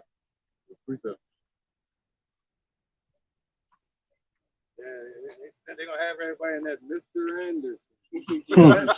Shut him down and shit. Yeah. He's like, yeah, I tell you everything. Like, yeah, hey, what is it? First one, tell me everything. Free to go. Stop talking to me. Stop talking to me, criminal. Come on, man. This is 2 Corinthians chapter 4, verse 16. For which cause we faint not, but though our outward man perish, yet the inward man is renewed day by day. For our light affliction, which is but for a moment, worketh for us a far more exceeding and eternal weight of glory. And that's what we're waiting on, man. So we faint not, though our outward man. We want this skin to perish anyway, so we can get in those new bodies. Wait, nope, we don't want it to perish. Yeah, because what's his name? Paul said it. He said not that it should be unclothed, but that he should be clothed upon. So he ain't want to die. He ain't want to lose his body. We're thankful. But at the same time, he want to be clothed upon with immortality. You know, he just want to live in general, man. You know, whatever living is, that's what we want, man. And this ain't living, like Marvin Gaye said. Definitely. No, this ain't living. Go ahead, Yoel. This is Colossians 1 and 16. For by him were all things created that are in heaven and that are in earth, visible and invisible, whether they be by throne or dominions or principality or power. All things were created by him and for him. Let's talk about Yahushua being the creator of all things. So what can you be afraid of? Because he's the author of his own salvation. So meaning if you're part of the first fruits, he's the author of your salvation also. So if it's written, if he wrote all these things for them to happen, and he also wrote the ones that have faith on him until the end shall get deliverance. All right, so we have nothing to fear. Right. We have nothing to fear at all. He the angel with the writer's inkhorn. That spiritual pen, man. It's Judges chapter 15. I'm gonna start at verse 14. This is talking about Samson. And when he came unto Lehi, the Philistines shouted against him, and the Spirit of the Lord came mightily upon him. And the cords that were upon his arms became as flax that was burnt with fire, and his bands loosed from his hands, from off his hands. Salakia. Well, it said the Spirit came upon him, right? Mightily upon him. That's the thing. So you could be ready. They could be ready to come in your door. Which now I'm telling you, this first attempt, experiment, test, approach is going to be a bluff. All right, it's all a bluff. It's to knock and intimidate you at first. They're trying to intimidate you first, right? What was that? Like Reggie Miller. Oh, the Spirit came mightily upon him. So you never know. You ready to go open the door. Oh shit, there's agents at the door. You open the door and the Spirit jump on you. Now you rip the lion apart. The lion being Esau in this sense. You know, seeking whom they may devour. And you rip his ass apart like a kid. Look at Elijah when they sent the 50 troops after him when he was sitting on top of the hill, and he called for fire to come down from heaven. Yeah. And they sent another 50 troops. Fire came down from heaven. When they sent that third 50 troops, what did he say? He's like, look, listen, oh, thou man of the Lord, hey, please not destroy me. Don't destroy the messenger. And it causes the enemy to humble himself. So you never know what the Lord has written for you in that time, just because of your faith, man. You gotta want it to happen. You gotta want it to happen. It's kind of crazy way of thinking, but you gotta want it to happen. All right. One more verse. You know? All right, brother. This is verse 15 of chapter 15 of Judges. And he found a new jawbone of an ass and put forth his hand and took it and slew 1,000 men therewith. And Samson said, with the jawbone of an ass, heaps upon heaps, with the jaw of an ass have I slain 1,000 men. And I guarantee you, them 1,000 men have sworn. Can you imagine the humility of getting your ass whooped by an ass bone, and you got swords and shit, all this kind of shit, and then one man come through and rip through 1,000? That's the Spirit of the Lord. Yes, Samson was a big, mighty dude, but it wasn't his might and the strength that got it. It was his faith in Yahweh by Shimei Awashai, man. Just like David. And hey, if you let me do it, I'm gonna do that shit with a pinky bone. That shit gonna be written in the story. He crushed the whole fucking nation with a pinky bone. I'm gonna have that shit in gold gate cases. You know how they try to do like Chauvin. See, it's slick. They try to rewrite history. You know, you look back on history, what you'll see is a skinny ass Edomite man killed a strong black beastly man with one knee.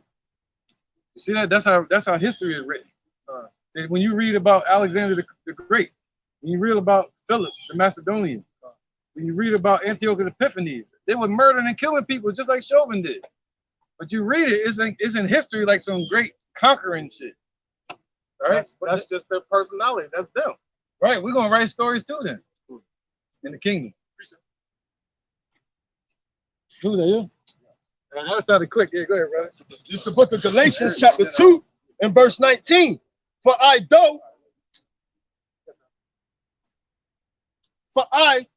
through thy law, am dead to the law, that I might live unto Yahweh. I am crucified with Yahweh Shai Hamashiach. Nevertheless, I live, yet not I, but Yahweh Shai liveth in me. And the life which I now live in the flesh, I live by the faith of the Son of Yahweh. Right, because we don't have Yahweh Shai with us, we dead, basically. All right? Without Yahweh Shai, we basically dead anyway, man. You know, that's why Job said that. Why died I not from the womb? Without Yahweh Shai, we dead, man. We don't have nothing. We can't fight these damn devils. The powers that be was set up by the Most High. That's why the Lord called us a worm. Scripture brother read earlier. Right? Yeah. That's why you gotta believe on Yahweh Shai. You gotta believe on the Son of Man, you know, and not only know his name, but have faith in the Son of Man, man, Yahweh Shai. So those who don't believe in Yahweh Shai or Paul, all right, you condemned already, man, because that's Paul speaking. Right. You know. What do you say? He said those that don't work, don't eat. You don't eat. That's it. You ain't got no works. You gotta have works, man. All right, go ahead, Kodash. This is Hebrews chapter 2, verse 14. Right. For as much then as the children are partakers of flesh and blood, he also himself likewise took part of the same. Right, it's talking about Yahweh Shai, so-called Negro from the tribe of Judah. All right, so-called black man.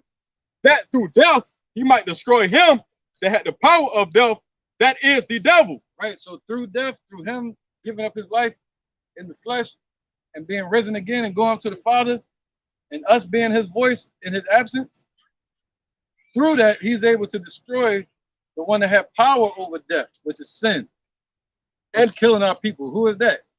People like Antiochus Epiphanes, Esau, man. All right, the devil. They had power to kill. We got power to give life. All right, and deliver them who through fear of death were all their lifetime subject to bondage. All right, speaking of devil, go ahead. That was I ain't say no name. I ain't even say that. I just said speaking of devil. Right? Look, he getting all nervous and shit. If I add on, all right, the Sakari says that the book of Hebrews is not a sufficient book. All right, but so you don't have that understanding, man, that you need Yahweh Shai, man. Yeah, you know. Yeah, Sakari is not a sufficient Negro. He's a sufficient Negro. He's not a sufficient prophet. He had a point. He was making a point. Who was that?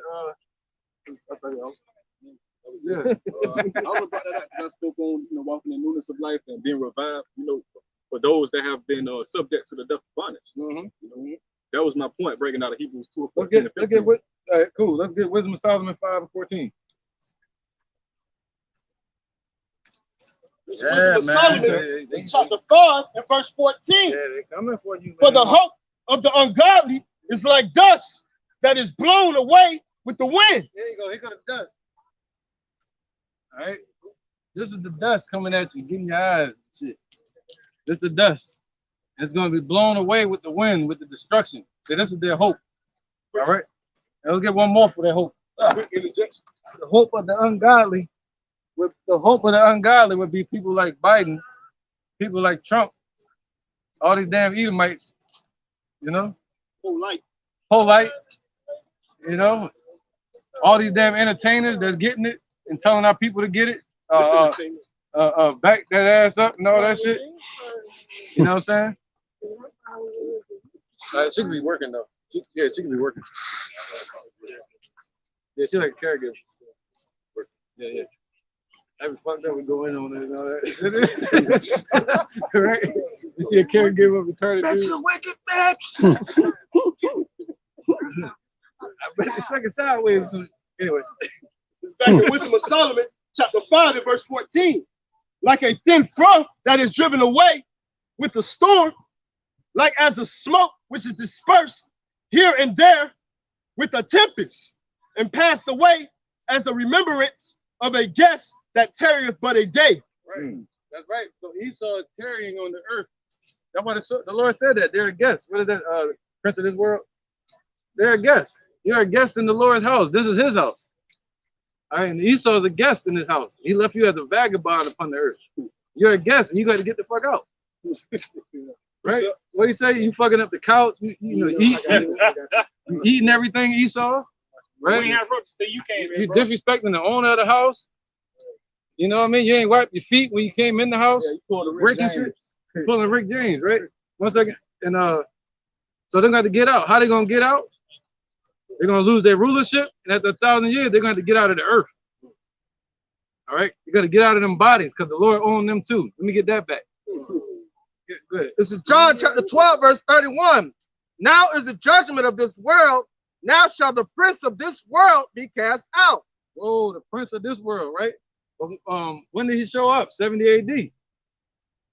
All right, the prince of this world, Titus and Vespasian. Any of you Edomites that are in that mindset of conquering our nation, that's what we're talking about there. The prince of this world. All right, the prince of this world represents you Edomites. And they're going to be cast out of rulership, man. All right. Somebody get 2 Ezra 16 and 71 or 11. Oh, you got a precept too, Yeah, right? same scripture. Hey, read at the same time. Why not? No, I'm just playing good. Hey, this Job chapter 20, verse 5. It says, knowest thou not this of old, since man was placed upon earth, that the triumphing of the wicked is short, and the joy of the hypocrite but for a moment. Though his excellency mount up to the heavens, and his head reaching to the clouds, yet he shall perish forever like his own dung. God, just think his kingdom go last forever. He go perish like his own dung. Like the brother's speaking on, man. The Lord go eventually lift that standard up against them, man, when they come with their pursuit. All right, so it started off with saying what? Knowest thou not this of old, since man was placed upon the earth, man, because man is the creation, you know, not the creator, man. You know, and it's the Lord's footstool. It's the Lord's theater, you know. And anything that man can imagine is wicked. There's nothing heavenly or righteous about it, unless it comes from the heavens. All right, so Esau has conjured up this damn plan, and that's just it. It's meant to destroy everybody. And him damn self. He's suicidal, man. You can't trust a damn suicidal Edomite. They suicidal, man. All right. He hated his own existence. That's why I say basically gonna pull down as many as he can with him. Because he know he has but a short time. All right, Gabar. It's the book of 2 Esdras, chapter 16, starting at 71. They shall be like madmen, sparing none, but still spoiling and destroying those that fear the Lord. For they shall waste and take away their goods and cast them out of their houses. Right, so they're gonna be like madmen. 39? Mm-hmm. Oh, we good. Like that, show me that. We got here all night. So they're gonna be like madmen, sparing none, man. All right. So that's why you're gonna look at the police. You're gonna like, yo, hey brother. Hey, man, why would you do this? I'm an American. I'm just like you, man. You tripping? You lost your mind. You people are crazy. Why? Because they're gonna be like madmen. See that? They're gonna be mad for that money. They're gonna be mad for that position. They're gonna have demons on them and shit. They're gonna be agents. All right? They're gonna be like madmen, sparing none. They ain't gonna care. They're gonna be going according to the orders. All right, go ahead. For they shall waste and take away their goods and cast them out of their houses. Right, so they're gonna waste, and they're gonna be up there trashing all your food that you're saving up, all you doomsday preppers. They're gonna come in there, they're gonna trash that, they're gonna eat your damn Twinkies and shit. And they're gonna trash all your goods, right? The bottle of Patron, they're gonna smash that right in front of your face. Yep. Go ahead, bro. You got a point real quick? Even with that scripture itself, 2 Ezra 15 and 19, man. Scripture said that neighbor should have no, that I should have no pity upon thy neighbor, man, for the lack of bread. So they're gonna be coming in and grabbing your shit, man. You know, just like the brother was speaking of. Back at 2 Esdras 16 and 72. For they shall waste and take away their goods and cast them out of their houses. Right. right, so they're gonna cast people out of their houses, man, into the street. All right. They're gonna say you can't live there. They're gonna try to put you in the concentration camp. They're gonna take you out of the concentration camp in the ghetto, and they're gonna threaten to put you in a smaller concentration camp. All right, so they're coming to knock on the door, and they're gonna say, hey, make a choice: red pill, blue pill. Which one you want? Right arm, left arm. Which one you gonna do? One in your forehead, we'll do that too. Go ahead, finish this. Oh, yeah, point. Yeah, definitely. So I had seen an article pretty much talking about this new law where they can come in and take you off your property. Yeah. And confiscate your property. Yeah. So that was just That's it. that was just going into what he was just saying. Now they got to create the reason for the chaos. All right. Resolution 66. All right, verse 73. Then shall there be known who are my chosen, and they shall be tried as the gold in the fire. Right. So in that day, now we in that time where you're gonna be tried, man. All right, you're gonna be tried as the gold in the fire. So the Lord gonna have us in this shit, man. Don't be looking. I ain't looking for the door. Turning the goddamn Spider-Man when they knocking at the door. I ain't looking for that.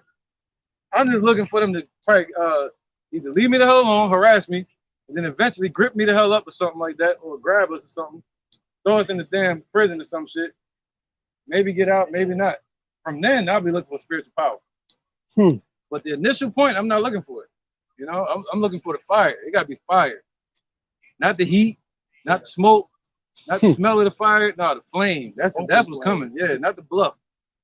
All right. Acts chapter 3, verse 19. Yeah, everybody go running.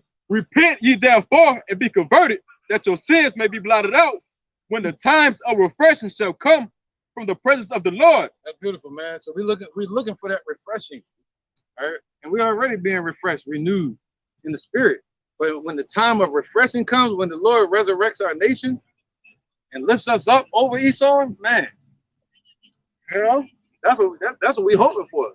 So you got to repent now for then. Don't look for him then. Look for him now before the trouble gets here. Somebody got that?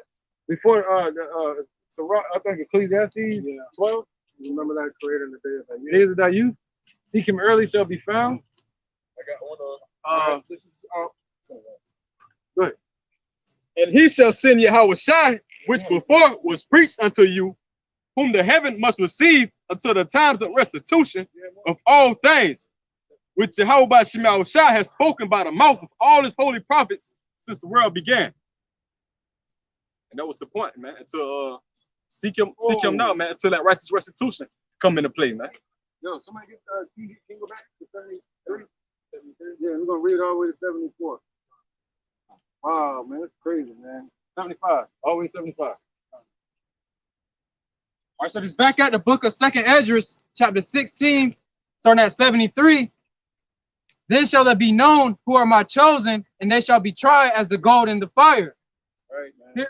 Hear, O ye, my beloved, saith the Lord. Behold, the days of trouble are at hand, but I will deliver you from the same. Right, because the Lord said that there'll be many called, but few chosen. There'll be many that entered into this world, but the world to come is for few. All right, there's many called into this truth as well, but only few gonna be chosen, because a lot of you goddamn Jake's gonna get weak. A lot of y'all chasing money, making merchandise. I seen Tazariak, Captain Crunch. I seen him on Sanetta's page last night, begging him for a goddamn shout out. Nah, he's selling oil. Snake oil. Yeah, selling snake oil too. You know what I'm saying? He out there selling. Hey, Sanetta, I sent you my new commercial. Hey, Sanetta, I sent you my new commercial. Sanetta, hey, all right, I hear it. I see you, man. I'll give you a shout out. Like, God damn, bro. These Jakes that claim to be in the truth, they begging the conscious community to promote them so they can make money. You get what I'm saying? Selling oils and shit. All right, let's keep going. Who had precept? Because the conscious community, the conscious community is the confusion, man. That brings our people back to that whole Pan-African bullshit, man. Take them back to Egypt. Take them back to Egypt, you know? Right back to the house Egypt, of bondage. Yep. So those are the same idols that we were worshiping in Egypt when we were brought out of Egypt to worship Yahweh Shem Yahweh Shai. And what is the Lord doing? He's bringing us back out of Egypt again all right, through the spirit, man. And they're gonna be the ones that want to stay in Egypt and Right. stay in that mindset. And you keep saying Pan-African. I think about an idol named Pan. When I hear that shit. Which is that's a Greek. Yeah, it means like chaos and all that shit. That's, yeah. And you come with a zesty spirit, Yep. zesty spirit, Yep. which is the majority of all the pagan Hamite Hamitic gods. That's right, man. Nice to you, man. Go ahead. Preach it. Go ahead. Bring it out. Launch it out. Bring that power, man. This is Acts chapter 16, verse 25. And at midnight, Paul and Silas prayed and sang praises unto Yahweh, and the prisoners heard them. Right. And We're doing that now. We're praying and crying out at midnight. Go ahead. And prisoners hearing that. And suddenly there was a great earthquake, Right. so that the foundations of the prison were shaken. Right. And the Lord is going to send the earthquake spiritually to shake up the damn earth. And Right. immediately all the doors were open and everyone's bands were loose. Right. And what is this called? The prison planet. All right. And our bands are going to be loose. All right. We're going to be off the chain. As they say. Right. Go ahead. Verse 27. And the keeper of the prison, awaking out of his sleep and seeing the prisoners' doors open, he threw out his sword and would have killed himself, supposing that the prisoners had been fled. Yeah, that's going to be Esau. But Paul cried with a loud voice, saying, Do thyself no harm, for we are all here. Then he called for a light and sprang in and came trembling and fell down before Paul and Silas and brought them out and said, Sirs, what must I do to be saved? And they said, Believe on the Lord Yahushua Mashiach, and thou shalt be saved in thy house. So I brought that up because they were talking about doctrine, we were talking about prison earlier, and you might be put into prison honestly to save one person. And Most High Yahweh Shem Yahushua will have an earthquake to set free all those prisoners, just so that way you can save that one person, just so that way he can show everyone that he exists. That was deep, brother.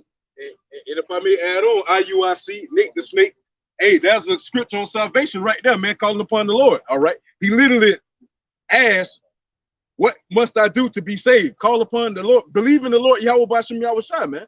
You know, as the brother tried to bring out for y'all ass before, y'all wouldn't want to hear it, man. You know, clear as day. I got another account. That's right. Good. And it's the book of 2 Samuel, chapter 22. And it's just to land back the brother Zariah on his topic on how the Lord could make things move just for one of his men. All right. And this is 2 Samuel chapter 22 and verse 1. And David spake unto the Lord the words of this song in the day that the Lord had delivered him out of the hand of all his enemies and out of the hand of Saul. Right. Because David was a man after the Lord's own heart, man. He knew who to call upon, man, which was Yahweh Bashim Yahushua. But I'll skip down to the point. In this verse 4, I will call on the Lord who is worthy to be praised. So shall I be saved from my enemies, man. So if you want to be saved from the said perils or your enemies, which is the heathens and particularly the so-called Caucasian race, the nation of Edom, all right, you got to cling on to which is good. You got to cling on to this truth, the knowledge, wisdom, and understanding of Yahweh Bashim Yahushua. And I'll jump down to verse 7. In my distress, I called upon the Lord and cried to my power, and he did hear my voice out of his temple. And my cry did enter into his ears. You know, it entered into the ears of the Lord of Sabaoth, man. Sabaoth meaning armies, man, because the Lord is coming back with a wrecking crew, man, to show up and show out for his men that he want to deliver and save. Well, it's not religion, like a covenant with Hebrew. It's a nationality. Like, you know, knowing your nationality. You know, they say, what nationality are you? You put black, Puerto Rican, all these different titles. But the so-called white man gave us no title. Puerto Rican would be like Rich Port. What's your nationality? On your dad's side, be black. So so-called, we're not black, right? Like your hat. Daddy player, you damn sure ain't African. You know what I mean? They don't even like us. We don't, anyway. So the so-called Negroes here in America are from one of these tribes.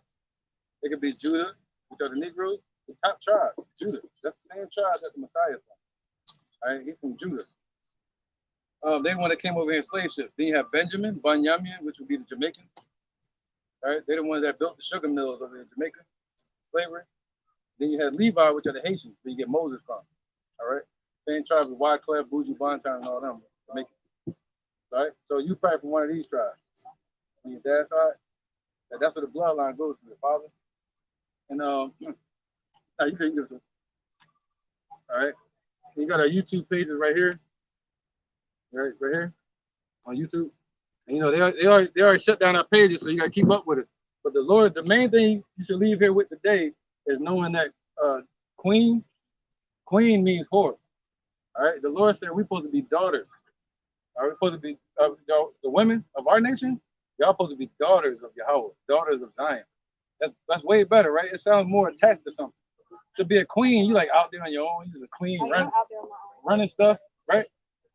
But in the spirit, when we die, we go back to the Father, and we're all his children of the Most High. See that? So if we're his sons, that would make y'all his what? Daughters. And to be a daughter, that makes you a what? A princess. See that? So if you look at the word queen and go to England, it means whore. I didn't create it. So when people are like, yeah, you're my queen. See what I'm saying? It's an omen. It kind of fits the bill too with a lot of these people out here, right? They be kind of tripping. But anyway, the Father's name is Yahweh, and his son named Yahushua. They're about to bring this on the whole world.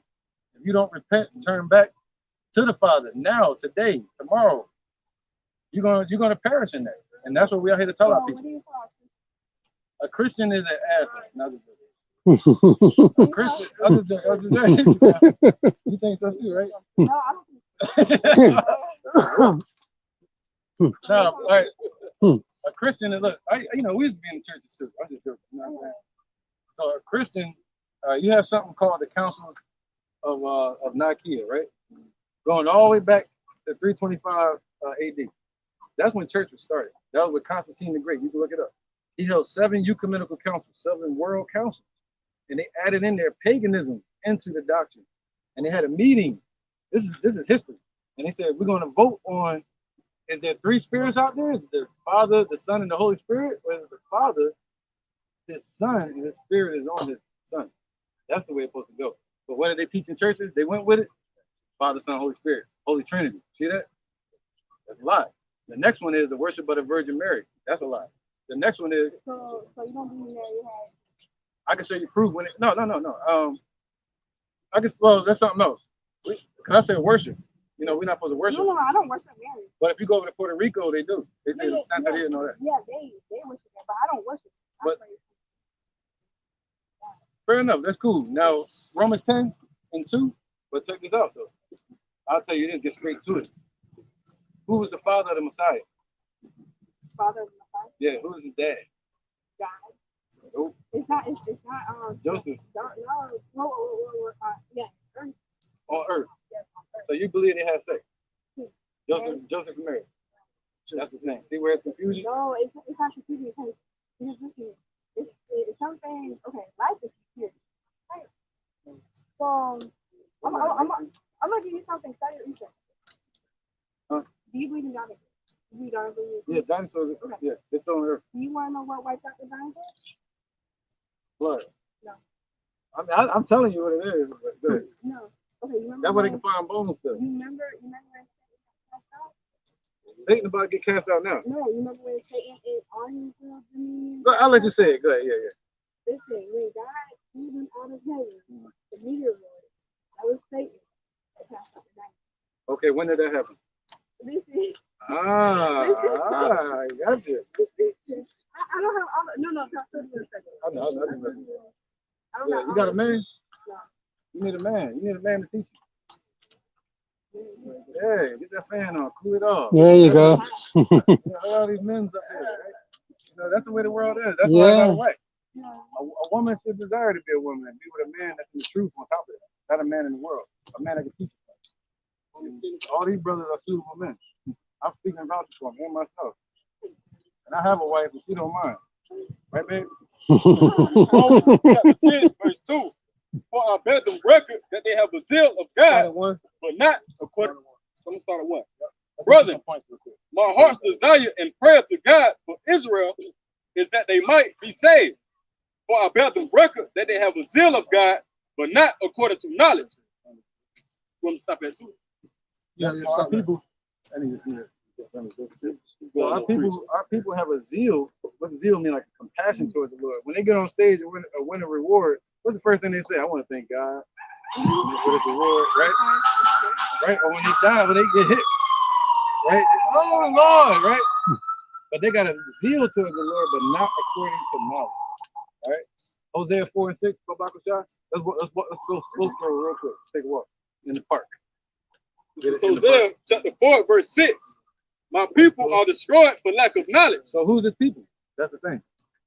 Who's his people? Is it the whole world? Like they teach in church in John 3:16? Okay, God said, listen, it's gonna be you.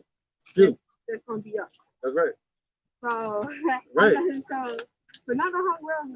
Not the whole world. No, not the whole world. See, in That's the why church. I'm trying to get myself back on track. No, I fell off. I'm not gonna lie. I fell off. I'm caught up with the world. I'm trying to get myself back. So I'm still doing my studies. Oh, you got a Bible too. Yeah. Man, that's a bad woman here, boy. And now you just need a man to teach you. Sit down with you and read it. You know what I mean? Break bread with you, like a dinner, like a lamb dinner. You eat the bread, eat the word. What was the last precept? Hosea 4:6. Hosea 4:6. You left off not me. Nah, and you know, because we said what? John 3:16. I want to talk about that too. Go ahead, brother. Says Let's stay focused too. You know, your choice is your choice. Our choice is our choice. Hosea 4:6. My people are destroyed for lack of knowledge. Because thou hast rejected knowledge, I will also reject thee, that thou should be no priest to me. Seeing thou hast forgotten the law of thy God, I will also forget thy children. Right. So our people are destroyed. Our nation got destroyed for lack of knowledge. The Negroes, Latinos, and Native Americans, we're the Israelites of the Bible. So you saying, okay, so you're saying white people made up. I'm saying Esau made up stuff. Because there's nobody white on the earth. See how they played us? See that? The color stuff? That started in the Roman Empire around the 14th century. You know, when a group of 100 slaves were given from the Catholic Church to a pope named Pope Innocent VIII. And in 1488 AD, they gave him 100 slaves because they were dark skinned. Oh, do you want to know why we were slaves? Because of that. It literally started from the Catholic Church. But now, why? No, We gotta go to. I got that. You say yours, but I'm gonna show you in the scripture why. All right. Yeah, go to Deuteronomy 28. I got you. Yep. Let's read this first. You know, let's eat real fast. Let's go ahead. Because I'm gonna tell you why we. Oh, good. You gonna tell me first? Or you wanna hear it first? You sure? No. All right. All right. You might not want to after this. 15, 16. Yeah. Let's start from you won't listen. All right. It's the book of Deuteronomy, chapter 28, verse 15. But it shall come to pass, if thou wilt not hearken unto the voice of the Lord thy God, to observe to do all his commandments and his statutes. Yeah, people didn't listen. That's why. Which I command thee this day, that all these curses shall come upon thee and overtake thee. Ooh, Psalms 147 and 19. Go back and shot real quick before we go on. Psalms 147 and 19. Yep. Yep. Psalms 147 and 19. Right there. This is Psalms chapter 147, verse 19. He showeth his word unto Jacob, his statutes and his judgments unto Israel. So the whole world? Nope. Go ahead. He have not dealt so with any nation. So he ain't deal with no nation outside of these people. And as for his judgment, they have not known them. Praise ye the Lord. So as for his judgments, they don't know the Lord. They don't know the Most High. No, none of these nations on the earth. When the Lord spoke to Moses, Moses gave a commandment to Israel. Right? So But Israel was supposed to go ahead and spread it off spread it off to who? to all the nations. Okay, who was Paul teaching to? Paul teaches his people. He was teaching his people. Listen. When they say, now you good, I'm working with you. I understand. You know what I mean? You ain't challenging. We just I'm talking. not challenging you. No, that's why it's fun. It's cool. But Paul said he was an apostle to the Gentiles. What does the word Gentile mean? It means what? Nation. So he was apostle to the nation, meaning he was sent out to teach the nation. So was he teaching other nations and his people? Let's see. Romans 11. This is Romans chapter 9. Are you going to start 11? Romans chapter 11, verse 1. I say then, have God cast away his people? So did the Lord cast away his people?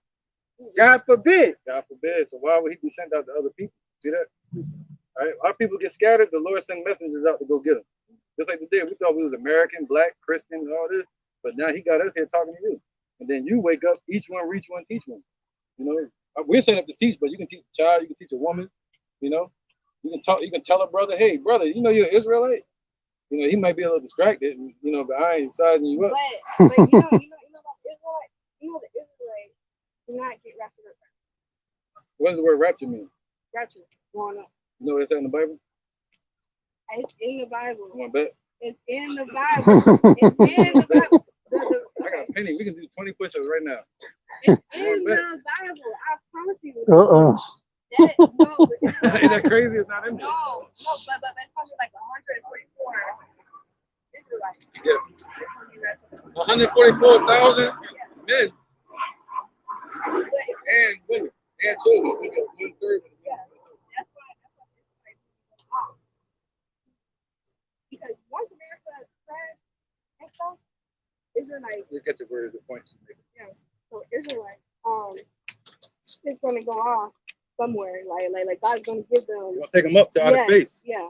He's gonna take them up to the firmament, outside the firmament, as the missiles are hitting the place, America. Yeah. The Babylon. And the Israelites, only the Israelites will know where that place is. Only the Israelites will know, but it's not gonna be on Earth. No, it's not gonna be on Earth. It's gonna be out of space. It's gonna be somewhere. What's that? Revelations, where they stand upon the firmament. Nobody knew the song but these. Let's get it. We're gonna get what the scripture speak. This is never trust anybody. Anybody say anything, tell them to prove it to you. Show it to you right there. They can't do that. Proof. It's that I don't remember. No, I'm talking about from your side. Yeah. If you run into anybody after this and they act like us, prove it. Because we proving it. All right. Prove all things. Prove all things. Go ahead, brother. This is Revelations chapter 15. I'm gonna start at verse 1. It says, and I saw another sign in heaven, great and marvelous, 7 angels having the 7 last plagues, for in them is full of the wrath of the Most High. So we're in the last days, the last plague, right? Go ahead. And I saw as it were a sea of glass mingled with fire, and them that have gotten the victory over the beast and over his image and over his mark and over the number of his name. Go ahead. Stand on the sea of glass. They standing on the sea of glass. What's that? That's the firmament. So they're gonna be out there. The chariot's gonna show up, take them up, beam them up into the chariots. What the so-called white man called UFOs, what they speaking about now. Yeah, I know. Swing a little sweet chariot. But that's Satan. No, He's trying to confuse people with the UFOs. He's trying to be like, people are missing because of the UFOs. So yeah, what do you say? Swing low, sweet chariot, right? Coming forth to carry me home. I looked over the river Jordan. These were African slaves singing about Jordan. They looked over the river Jordan, from which cometh my help, coming forth to carry me home. That's what got us out of, what led the children of Israel out of Egypt? Cloud by day, fire by night. Meaning this was an object. If you look at it in the daytime, it's an object in the sky. What's in Ezekiel? What do you talk about? The wheel in the sky. That's what's coming to get us. Revelations 1:7. Revelations 1:7. This is Revelations chapter 1, verse 7. Behold, he cometh with clouds. See that? Clouds. Those are chariots. The Lord is coming with them. Don't let the devil fool you on this earth. The devil means what? Deceiver. Diablos. Who's deceiving all the people on this earth? Who's deceiving all the people? Let me get it. I wish I could magnetize it to me. Don't say white man with blue eyes. These people. Look at that. Look. Isn't they deceivers? They deceived us, right? Yeah, they are, because that's not how Jesus That's not how he looked. So who's the deceiver? If you had to look at anybody on the earth as a nation. But you can tell the white people did that. That's right. And they're not white, they're red. Right? If I put him next to your shirt, he red as a red monkey. He red, yeah. Right? So who's red in the Bible? Genesis 25. Let's get it real fast. All right, we're gonna get back to the Revelation in a second. All right, you need a water? Yeah. All right, somebody got a water, Babakasha? Maya? Genesis. Thank you. Yep, you can step on that if you need to clean your feet. There you go, sister. Right, it's the book of Genesis, chapter 25, starting at verse 23. Yep. And the Lord said unto her, Yeah. 2 nations are in thy womb, 2 nations. and 2 manner of people shall be separated from thy bowels. So 2 nations were in the womb. And the one people shall be stronger than the other people. Yeah, real quick. So Rebecca had 2 nations in her belly, right? Not just 2 babies, but she had 2 nations that were going to come from these babies. All right, and 2 manner of people, you know. Go ahead. One going to be stronger than the other. We stronger than them in every field. You know, we thought they thought they had us at golf until Tiger Woods showed the hell up. They thought they had us at spelling bees until that chick Avant showed up. They thought they had us at what? Swimming. Now they got her. They're closing up every little bracket now. We already had them everywhere else. You know what I'm saying? They got them in the NASCAR and shit. They got them there. Like, damn. Skateboard. Look a little. You better be talking about Lil Wayne. All right. But 2 nations in that womb. All right, let's get it. Keep going, brother. And the one people shall be stronger than the other people, and the elder shall serve the younger. Right. So the one people gonna be stronger than the other people. We're stronger than them. We are. But the elder, he's the elder one. This is the baby that came out first. If you have a baby, the one that comes out first usually runs the next one. You know what I mean? That's how it's supposed to be. He was supposed to get all the blessings and everything from the dad. But it said the elder is going to serve the younger. All right, go ahead. And when her days to be delivered were fulfilled, behold, there were twins in her womb. Right, she had twins. Go ahead. And the first came out red all over like a hairy garment, and they called his name Esau. So you had to get a crayon out and color them. You wouldn't grab that white. That wouldn't be right. You grab the red. Yeah, one came out weak. Because that's what it said. Right. But the wicked one killed the brother. That's Cain and Abel. Yeah. Oh, so you're not talking about Cain and It Abel? sounds like it, don't it? Yeah. Isn't that crazy? So you're not talking about Cain and Abel? But check this out. The spirit of Cain came back as Esau. See that? That battle's still going on. And what does the word Abel mean? Abel means transitory, like a bus. It's here 1 minute, go on the next. All right, that's when he had Seth next. You know, he came back through Seth. So this talking about Jacob and Esau. Everything that's happening right now, that's why you hear about black versus white versus black. You know, it's all about Jacob and Esau. 2 Ezra chapter 6 and 11. Let's keep going in spirit real quick and get back to the point. 2 Ezra 6 and 11. Yep. I know you getting something too. I was gonna get the. I should say my This mind. is 2 Ezra. Yeah. 6. Bring it up. I just trust you.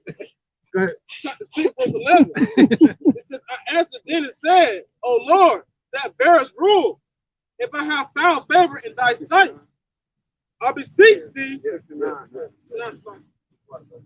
right, this is 2 Ezra 9, 6 and 9.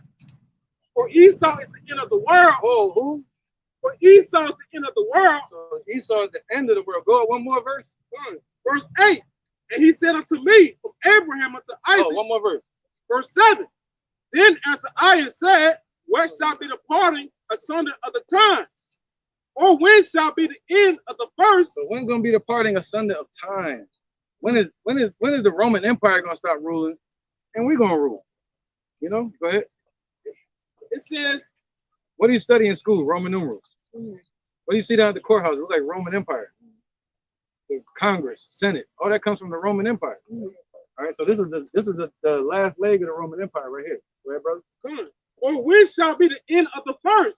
In the beginning of it that followeth. Right. So he said Esau born first, Jacob next. So when is their rulership going to end and ours going to follow? Go ahead. And he said unto me, from Abraham unto Isaac, when Jacob and Esau were born of him, right. Jacob's hand held first the heel of Esau. Right. So imagine the baby being born out of you and the baby holding the other one ankle. That was spiritual, saying by the time they get to the end of Esau's rulership, that goes with Daniel chapter 2. The Lord said he's going to take them at the feet. So when you get down to the bottom of that statue, you get the Esau near the legs. You know, you got the head of gold, the Syrian Empire, the Babylonian Empire, the chest being the Persian Empire, Cyrus the Great. Then you got the belly with the Greeks, Alexander the Great. And then you got the legs split into two, western and eastern leg of Rome. And then you got the feet. The feet represent the 10 toes, the 10 common markets of the European Union. Out of that, we get America. All right, the Lord said he's going to take them there. So that's what to look for. Not to look for the Arabs ruling, not to look for the Africans ruling. That's not when the Lord said he's gonna show up. What to look for is when Esau ruling and when they start to fall. And when Satan divided against Satan, you see Russia going against them. Yep. They're going against each other. All right. So these are things to look for. When the Lord gonna make that change into our kingdom. Go ahead, brother. Gone. Verse 9, Right. second Nazareth. It says, for Esau is the end of the world, and Jacob is the beginning of it that followeth. There you go. So we about to rule, man. We about to rule this kingdom. How we gonna rule this kingdom? It's gonna be right to Oh, all right. No, get Revelation, New Jerusalem. Get whatever in your spirit to them. This is Revelations chapter 21, verse 1. And I saw a new heaven and a new Revelation 11 and 8. Real quick, and then we're gonna go back to this. I got it. 11 and 8. He said, "Come up hither." This This is Revelations, yep, the earthquake and all that. Revelations chapter 11, and I'm gonna start at verse 13. Right. Oh, taking up. Yep. Verse 12. And they heard a great voice from heaven saying unto them, Come up hither. Whoa! So we're gonna hear that one day. We're gonna hear a great loud voice saying, "Come up hither." And it's gonna be Yahushua. That's his name. It ain't gonna be Jesus. No. You know why?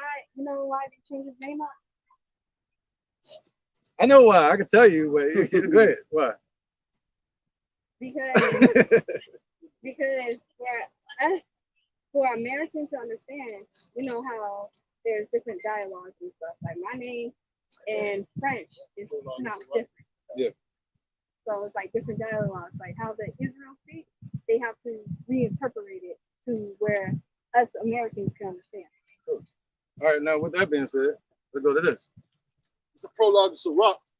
This is the prologue of Sirach. Wherefore, let me entreat you to read it with favor and attention, and to pardon us, wherein we may seem to come short of some words, which we may have labored to interpret. Yep, check this out. For the same things uttered in Hebrew So and translated. So the things that are uttered in Hebrew and translated into another tongue have not the same force in them. Read that again. One more time. Read that again.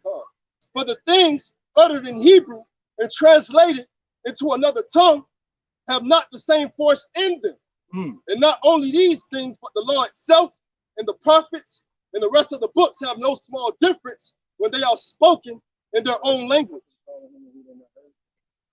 So basically it get watered down, like you said, all right, from language to language, and now we dealing with the new age, which is English, Babel. Things get watered down. The truth got watered down, but mainly his name. Right. And the Lord said we're going to no longer call him Baali. We're going to call him Ishi, meaning we know who our husband is. We're the nation representing a woman, a servant. See that woman servant? These women ain't serving nowadays. They serving themselves. Well, if you get a man, you seem like you'll be kind of humble. You laugh a lot, you seem pretty cool. Like you would serve your man, you know what I mean? Like, not like do what I say, but you would trust his word. You take care of him. That's my man. Of course I would trust his word. Hey, now, put it down. And a lot of bachelors up there. I'm just joking. Let's go. This is Romans chapter 10. And I'm going to start at verse 13.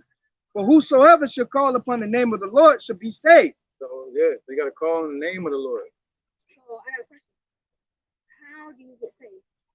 Not like you only get saved through Christ, or do you also get saved by believing Jesus is your Savior? How do you get saved? Well, one, you got to do it away with that name. You got to be saved through the truth. All right. What do you say? You speak a special worship him? Got it. Yeah, let's walk a little bit again. Because in the Bible it says through him, and you are like. Just 1 second. Okay, so through him, if you believe that he's the Savior, you are automatically saved. Do you believe that? If you believe that Jesus Christ is your Savior, he died on the cross for your sins, for all our sins, you're automatically saved. Do you believe that? No. Okay, why you don't believe that? Because I don't believe in the name Jesus. And I don't believe that he died for all our sins. And what did Paul say? Show me thy faith without thy works, and I'll show you my faith by my works. But that was before Jesus. No. Paul didn't wake up till after Yahushua was on the earth. Paul wouldn't have been woke up. Which part? There's two Pauls. there's Paul that Are was you talking about Saul from the beginning? No, I'm talking about, Paul that was a Roman. You know what I mean? He was the one that said that. But he was, yeah. Go ahead. I lost my point, but go ahead. This is Acts chapter 4, verse 11. This is the cornerstone which was set at naught for you builders, which is become the head of the corner. Neither is there salvation in any other, for there is none other name under heaven given among men whereby we must be saved. Right, Proverbs 30 and 4. So there's no other name under heaven. So we got to have that name right. So where did the letter J come from? When was it created? it's a translator. It's a translation. But what would it be translated to? I'm gonna break this down for you. You tell me. Okay, bet. Okay, my turn. You got Jesus, right? Jesus, whatever you want to call it. I forgot. I'm gonna translate it for you. You got Jesus. Jesus translate hail Zeus. You're praising Zeus. Now we gotta get rid of that first. You gotta know that. The next thing is you gotta get rid of the J because it never existed before the 1600s. Before that, it was an I or a le. They called it lesus or Isus. But they wanted to masculinize the J and give it an elongated form. This is stupid. But anyway, they want to keep modernizing stuff. But now, if you translate that back, guess what it goes back to? Baal. Guess what's supposed to be there in the English? Joshua. They're supposed to have Joshua there in the English, and that translates back to Yahweh Shai. See that? But we can't even deal with the Jesus because that translates back to Zeus. And Zeus translates back to Baal, B-A-A-L, the devil. Idols from the Old Testament in the 7th century. You know, during the time of the birth of the idols. So that's why you got to put that name away. It's about translating from at least Joshua, because the word Joshua means he deliverer. That's his name. He's that spirit. The Lord chose that spirit and that baby to be the deliverer of the children of Israel, to deliver them from one point like a doctor would into the next. He said, from the womb, from the earth into the heavens. He set up to do that. So that's why we got to do away with that name, right? Translating it from, all right, let's translate it. Cool. Jesus goes back to Baal. Oh shit, I don't want to go there. You see that? Yeah. Damn, give me another name. All right, Joshua. I don't want that either because the letter J. Translate that back. Yahweh Shai. Yeshua. But the letter E doesn't exist in Hebrew or the U. Oh. Yes, it does. No, it doesn't. Yes, it does. It's a Hebrew alphabet on that flyer I gave. There you go. Look at that flyer. There's no letter on there. Other side. So guess who created that? Who created it? I'm talking about the Yeshua. Yeah, who created it? That comes from the modernized Yiddish. The Yiddish. Thank you, brother. It's called modern Hebrew. So where they continue to modernize it, they say they got two sounds for each letter. Bet, bat, vit, vikinish. It should sound German. It's a gumbo. It's a gumbo of Slavic.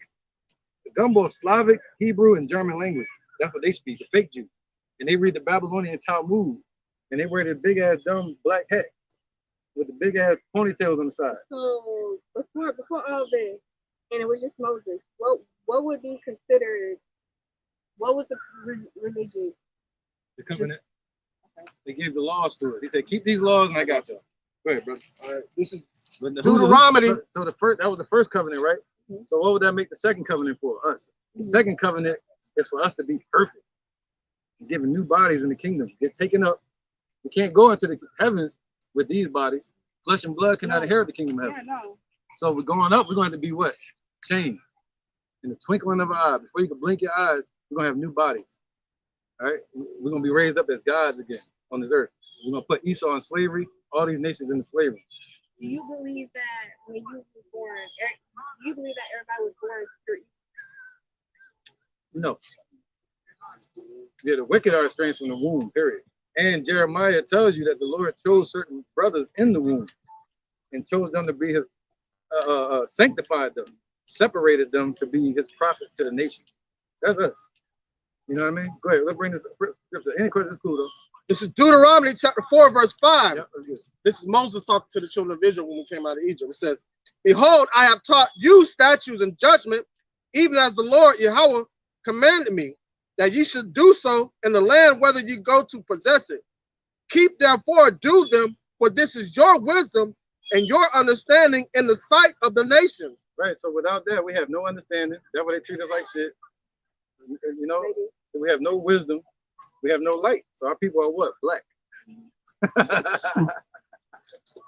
Black as shit. Go ahead, brother. Which shall hear all these statutes and say, surely this great nation is a wise and understanding people. Right. They don't say that right now. You know, they don't say that now, man. They want to kill us all. I can't say it on camera, but that's why the topic today was going door to door. Yeah.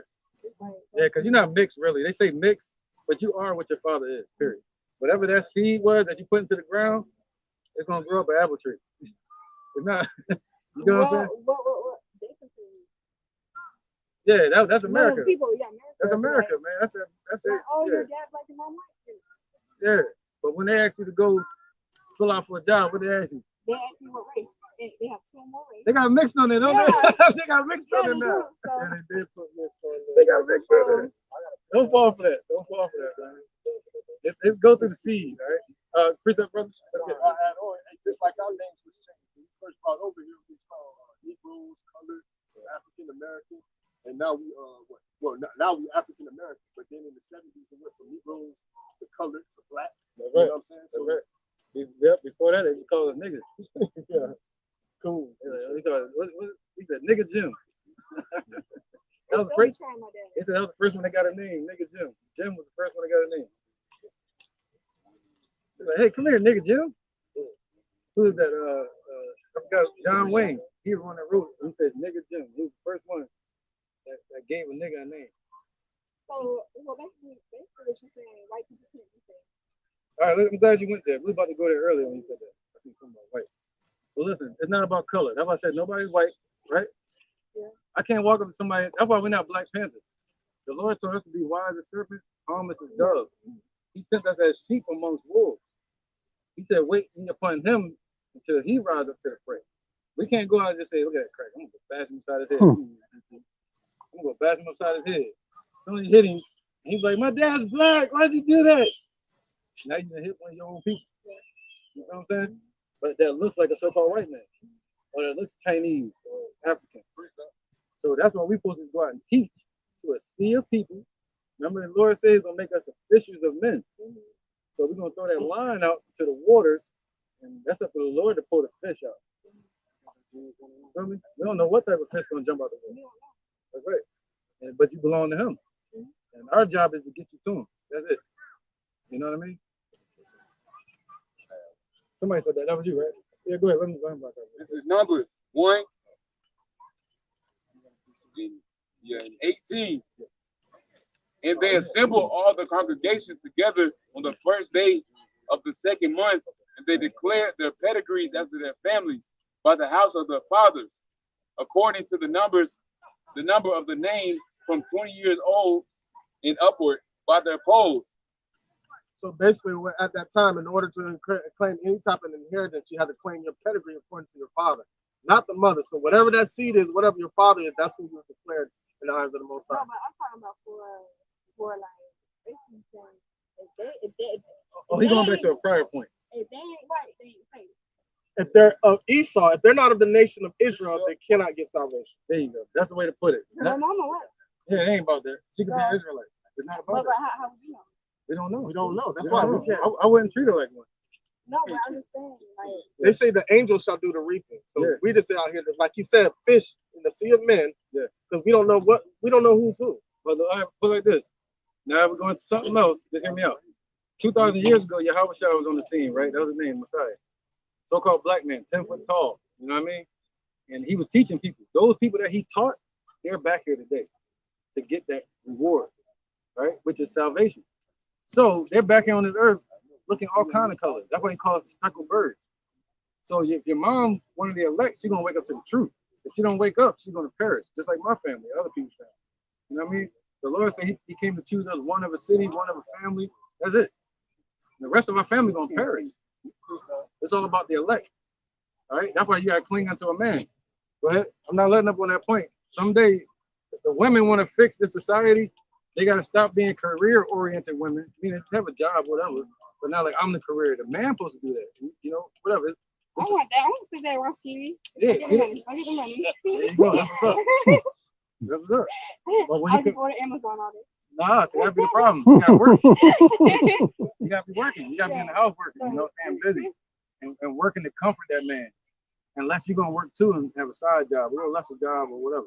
You know, in this society, gotta be two. You know, or have multiple wives. That's different. You know, like if something happened to the man, we out here teaching, they come grab us up, lock us up. We're gonna watch the kids. See, a lot of these women not thinking. I don't need much more. I'm jealous. See, that's what I'm gonna say. I'm about to say that right there. Yeah, think about that. I'm pretty sure your wife does. No, she's not. Oh, she did. She is. But guess what she said? Guess what her and the other wives I had before. This is how she got over it. She said, yes, I'm jealous, but you have to accept the truth. Which one of y'all gonna do that? She did it. Another woman did it. We know a lot of women that's doing it. But you gotta accept the truth over your feelings. One only. Okay, I don't want this person. Yeah. You know when that started? America. No, Yeah. no, that's not true. Yeah. Because America, that's what they want. Look at the tribe. That's Look at no. Remember with the ghetto? You was ghetto. North American Indians? How they used to live? They were tribal. One man, many wives. You see that? America changed that. All right. That's that mindset they pushing on people. A woman is what was it called? I would be able to fight somebody. What was that movie with Whitney Houston? Oh, she burned the damn house up and shit. Remember that? Stella got her groove back. When that came out, man, that jealousy, that was a fire flame of jealousy. But that's in woman. Automatically. That's not good though. That's in woman. That's not good. Automatically. No. I feel like it's okay that you have friends before you have a wife. Let's keep the line. Precept. Jeremiah. No. I'm gonna call for it when you're ready. All right, go ahead, brother. This is Isaiah 4:1. And in that day, 7 women shall take hold of one man, saying, we will eat our own bread and wear our own apparel. You know, and it says, hey, in that day meaning what? That day of destruction, when the Lord will bring that those said perils. It says 7 women shall cling on to one man. That number 7, hey, y'all, what's up? That was up. That number 7, that number 7 ultimately means completion. You know, so a complete number of women go cling on to one man, specific man, ultimately a man of the Lord. we will eat our own bread and wear our own apparel. Only let us be called by thy name. We will eat our own bread and wear our own apparel. Only let us be called by thy name. Oh, they don't want our name. To take away our reproach. Oh, take away your blame. That's what you want. You want the jealousy, or you want the Lord to forgive you? I want the Lord to forgive you, but I really want him. But guess what he said? I mean, he don't care what we believe. He don't care about. He don't care about Esau. No. Okay, tell me this. Listen, in the Bible. Yes, in the Bible. What's up, man? Where you from, brother? LA. I mean, like nationality. Mexican, black. Yeah, you mix with something, I can tell. Yeah, that's cool, man. Mexicans are Issachar. And the so-called black people, the Negroes, they're Judah. And what's your nationality? Yeah, y'all different. Filipino. I knew one. I thought you were. Yeah, he looks really. Yeah, a lot of the Filipinos are Israelites. Really? Yeah, I got some. We got some brothers that teach out there in the Philippines. Oh, really? Yep. And y'all got your name 1555 from a demon named King Philip, Edomite. He took over that. He took over that land and named it after himself. Yep. So y'all were Israelites too. Y'all were on this tribe. A lot of the Filipinos are Judah, so-called Negroes. So yes, this is a perfect example. They don't look like the average Shaft walking up the street, Patti LaBelle, Whitney Houston. You know what I'm saying? Like they think that's the only one that could be God's chosen people. Yeah. But we look like everything. We look different. Yeah. It's not about that. It's a perfect example, man. Speckled bird. Yep, speckled bird. Because our people are scattered in the Philippines. You gotta look into it. Yeah. You can look up Israelites in the Philippines. We got a brother over there teaching right now. And he look like Jackie Chan. Where in the Philippines? Huh? Where? That I don't know. He's just on there. He be like Shalom, Akim, Yahweh, Ba'ashim, Yahweh Shai, Barakatah. He out there. So, yeah, I was just studying the Philippines because one of my woman friend, all right, one of the friends that she teach with, she kind of got that vibe, like she got a spirit of like a Jake. Yeah, So when I looked up the Philippines, like the elder said, it was conquered by Edomite, Philip, and it's like it's over 7,400 islands combined, what makes the Philippines. Yeah. And if you look at like Chinese and Japanese and Korean people, y'all got a totally different vibe than them, man. I grew up around Filipino people, so it's like the vibe is different. We were all in a dance group, we were in a singing group. They got the vibe just like us, so you can tell the difference between them being Asians and, you know what I'm saying? Filipinos and Cambodian people are different, way different from any other Asian. Hey, break this down again. It's St. John's chapter 7, verse 24. Judge not according to the appearance, but judge a righteous judgment. All right, so we can't judge according to the appearance and say, hey, you're not of the nation of Israel, because just like if I date a white woman and I have a son, he's gonna come looking out fair skin. What if he dates a white woman too? That son's gonna come out fair skin and almost look white. But that bloodline goes back to me, which makes them an Israelite. Can you persecute them and just automatically say it's a white man? No, because his bloodline, that's all it's about, lineage and history. And what does your bloodline go back to? And that's what spirit that's going to be placed upon you. All right, there was a certain spirit that was placed on the children of Israel, but we went up not listening to the Father. So the Father punished us and scattered us throughout the four corners of the earth, meaning the four hemispheres. This is the book of Baruch, chapter 4. I'm gonna start at verse 6. Ye were sold to the nations, not for your destruction, but because ye moved the Most High to wrath, ye were delivered unto the enemies. So he turned his back on us and exiled us out of our land because we're in transgression, not obeying his laws, statutes, and commandments, and scattered us throughout the four corners of the earth, not for our destruction, but as a punishment. Now he's going to deliver the ones that are chosen to bring them back to the land, to repopulate that land for us to have peace on earth. All right, real quick. This is the book of James, chapter 1 and verse 1. James, a servant of Yahweh and of the Lord, Yahweh Mashiach. And he was sent to the 7 churches of Asia Minor. All right, go ahead. To the 12 tribes which are scattered abroad. Greetings. So he was talking to the 12 tribes that were scattered abroad. Greetings. So he had to go unto all nations and fish for the ones that are chosen by the Most High, man. So we can't judge according to outward appearance. Go ahead. This is Deuteronomy chapter 30. I'm gonna start at verse 3. It says, then the Lord Yahweh, thy power will return thy captivity and have compassion upon thee, and will return and gather thee from all the nations, whither the Lord Yahweh, thy power, hath scattered thee. So if we're scattered amongst all the nations, don't you think we're gonna start looking like these other nations? Because we're gonna mate with their women. So we're gonna start looking like these other nations. So the Lord's bringing us back through the Spirit. All right. I have an injection. This is book of Jeremiah 12 and 9. My inheritance is unto me as a sparkle bird. My heritage is unto me like a speckled bird, diverse colors. So we're going to look like all these other nations. So we can't really judge on the outward appearance. We judge according to the spirit. Jake got that spirit. Jake got the spirit that we want to help everybody all the time. We don't want to cross nobody. But some of our people have the spirit of these other nations that don't give a damn. You know how we used to have a street code at one time. People don't even go by that no more. But it's embedded us to live according to a certain way. All right. This is 1 Samuel chapter 16. I'm gonna start at verse 7. All right, now this is what this is when he talked about King David. All right, so King David, Samuel chose one of King David's older brothers because of his stature and his appearance.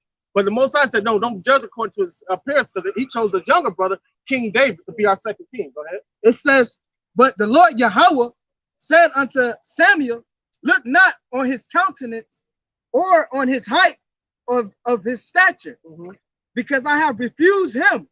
For Yahweh see not as man seeth, for man look on the outward appearance, but the Lord look on the heart. So going back to your question, you're saying that other people can't be saved.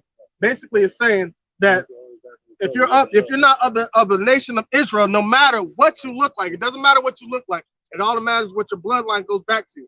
If you're not one of the elect from these tribes, and your lineage doesn't go back to them, you will not get salvation. Because 2/3 of our own people are not going to get salvation because they're not turning back to Yahweh Bashim Yahushua. Baruch chapter 2, verse 30. But I knew that they 29 real quick. This is Baruch chapter 2, verse 29.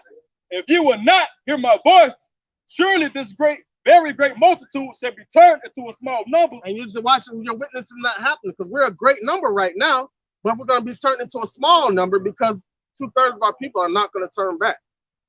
Among the nations where I will scatter them. For I knew that they would not hear me because it is a stiff-necked people. It is a stiff-necked people. And what comes from with their stiff-neckedness? So we've been taught some adverse things that are contrary to the word. So now our people still want to hold on to that because they feel empty without the gods that these individuals gave us. Because they set up the whole religious system going back to 325 AD, what the elder talked about, the Council of Nicaea. All right, with Constantine the Great. But in the land of their captivities, they say, remember themselves. So in the land of their captivities, we're going to remember ourselves and come back into the remembrance, going all the way back to the beginning. Because the past us, we didn't know no Jesus, we knew Yahushua. Just like the scripture I read in Acts 4:12, it said, by no other name written on the heavens shall we call on for salvation. The letter J didn't exist at that time. So what name were they calling for?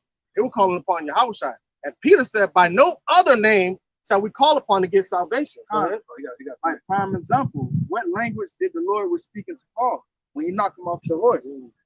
He spoke to him in the Hebrew tongue, and right there it said Hell Zeus. When he translated, it say Yahushua in the Paleo Hebrew. And shall know that I am the Lord their God, for I give them a heart and ears to hear. All right, and that's the ultimate goal. Not a physical heart, the heart meaning the mind. All right, not talking about the thing that pumps blood, it's talking about your mind, and ears to hear, a spiritual ear, meaning you'll attain to wise counsel, be a good true understanding. That's why you were brought here, to get the truth. It don't matter what these churches say, the only thing it boils down to, what is the truth? That's it. Do you believe in repentance? No, of course, that's the only way to come back, is to repent. What repentance mean? Yeah. Turn back. So you had to be facing something at one point in time in order to have to be able to turn back to. These other nations have never been in the face of Yahweh. Esau turn back? No. Well, why he can't? So he was never part of it to turn back to it. Remember Moses? Yeah. He gave us the laws, so we went away from those laws. We can turn back to those laws. Esau was never given the law. You see that? Esau, Arab, Ishmaelites, Canaanites, the Africans, the Hamites, the Elamites, Dot-head Indians, none of them were given the law. So they can never turn back to that. We can turn back to it. That's our wisdom in the sight of the nation. But can we turn back to it according to our own might? No. The Lord gonna show us. You can try, but you're gonna need me. We're gonna need him. Now, what do you guys think about what are those people called? They're like a fake Christianity. I can't think of the name. Catholic? No. The whole church? No.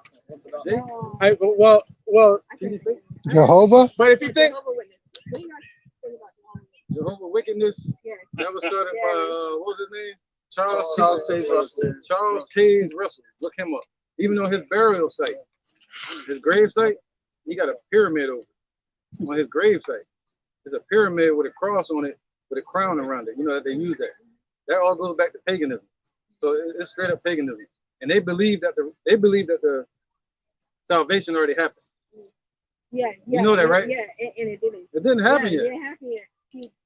They believe when they took over America, that was salvation. No, man, y'all living in your heaven, but we looking for a new heaven and a new earth. Right?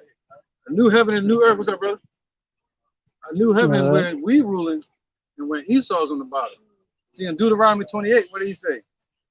That if we didn't listen, we were going to become the tail, and they were going to become the head. But the Lord going to flip that. Yeah.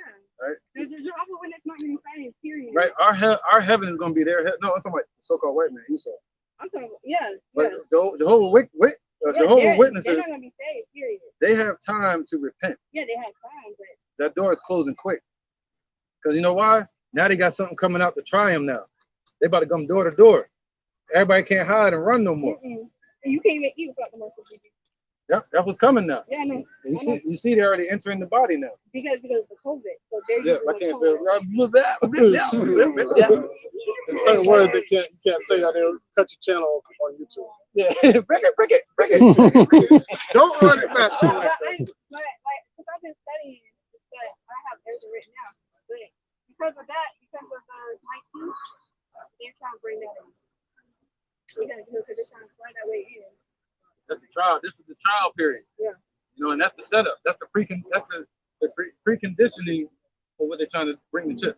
They can't bring the chip unless they go the medical route like they're doing now. The medical route takes them into the body, and then they go to the financial.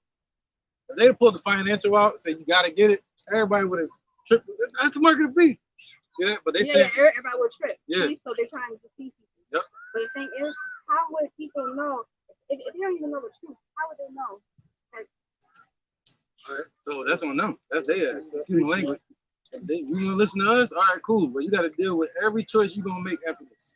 It's gonna all be done in darkness. But some people don't even know the truth. Yeah. So you can't blame them. Who? The people that don't know the truth. The Lord is gonna make sure they get to hear the truth before He shows up. All right, one second. If we out here and we got the truth and we're trying to teach somebody and they don't hear it, we blaming them. We're like, yo, that's on you. We wiping the blood off our hands. All right, the Lord is blaming them. Go ahead, bro. This is John chapter 4, verse 22. It says, ye worship, ye know not what. We know what we worship, for salvation is of the Jews. But the hour cometh, and now is when the true worshipers shall worship the Father in spirit and in truth. So the Lord is looking for brothers and sisters, no matter what color, as long as their bloodline goes back to Israel. We might not know that, you know? So anyway, so can't none of us say that we're the high priest of the Levitical priesthood. We can't say that because we be giving heed to endless genealogy, saying for sure that I know I'm from the Levite. I'm the high priest. No, that's not what the Lord said to do. But the hour cometh, and now is when the true worshipers shall worship the Father in spirit and in truth. Right. The Lord said you want to worship Him, you got to worship Him in spirit. They got to be spiritual and in truth. Why? Because we don't have a tabernacle. We don't have an altar. So you still got to keep the laws to the best of your ability. But is that going to save you? No. You can keep the laws to the best of your ability. But then judgment day hit, you say, Lord, I kept all your laws. He's going to say, you forgot this one. You know what I'm saying? You forgot this 2. You forgot this 1,000,000 right here. You know, we mess up. Yeah. So we need Yahushua. We are born. We're born into sin. We're born into sin. All right. But yeah, so then you got my bad. Yeah. I wanted to add on to that. I was gonna say, that's why we got to get ourselves right spiritually, you know, because we don't have a physical tabernacle, but a spiritual tabernacle. Everything's spiritual. Everything's spiritual, man. See, Jake want to find somewhere to go into, like a church. You know, I want to find somewhere to hide. You know, but the Lord said you got to go in here. You got to go in the mirror and look there. You got to go. You got to go here. You got to find this here. You got to find this here. Both back and forth. See that? This got to be your reflection. Is what I'm trying to say. I have an injection. Yep. You want to find yourself. You want to find the Lord. Start in the mirror and start here. Ephesians 4:17. This I say, therefore, and testify in the Lord Yahushua, that ye henceforth walk not as other Gentiles walk, in the vanity of their mind. Right. So from this point forth, don't deal with Halloween. Don't deal with Christmas. Don't deal with. I do that. I don't believe in Christmas. Yeah. I just do it for the kids. Yeah, I believe that kids. Train the child. Wait, what? That's what? Let me get a scripture. I don't believe in Halloween. Yeah. I do that for the kids.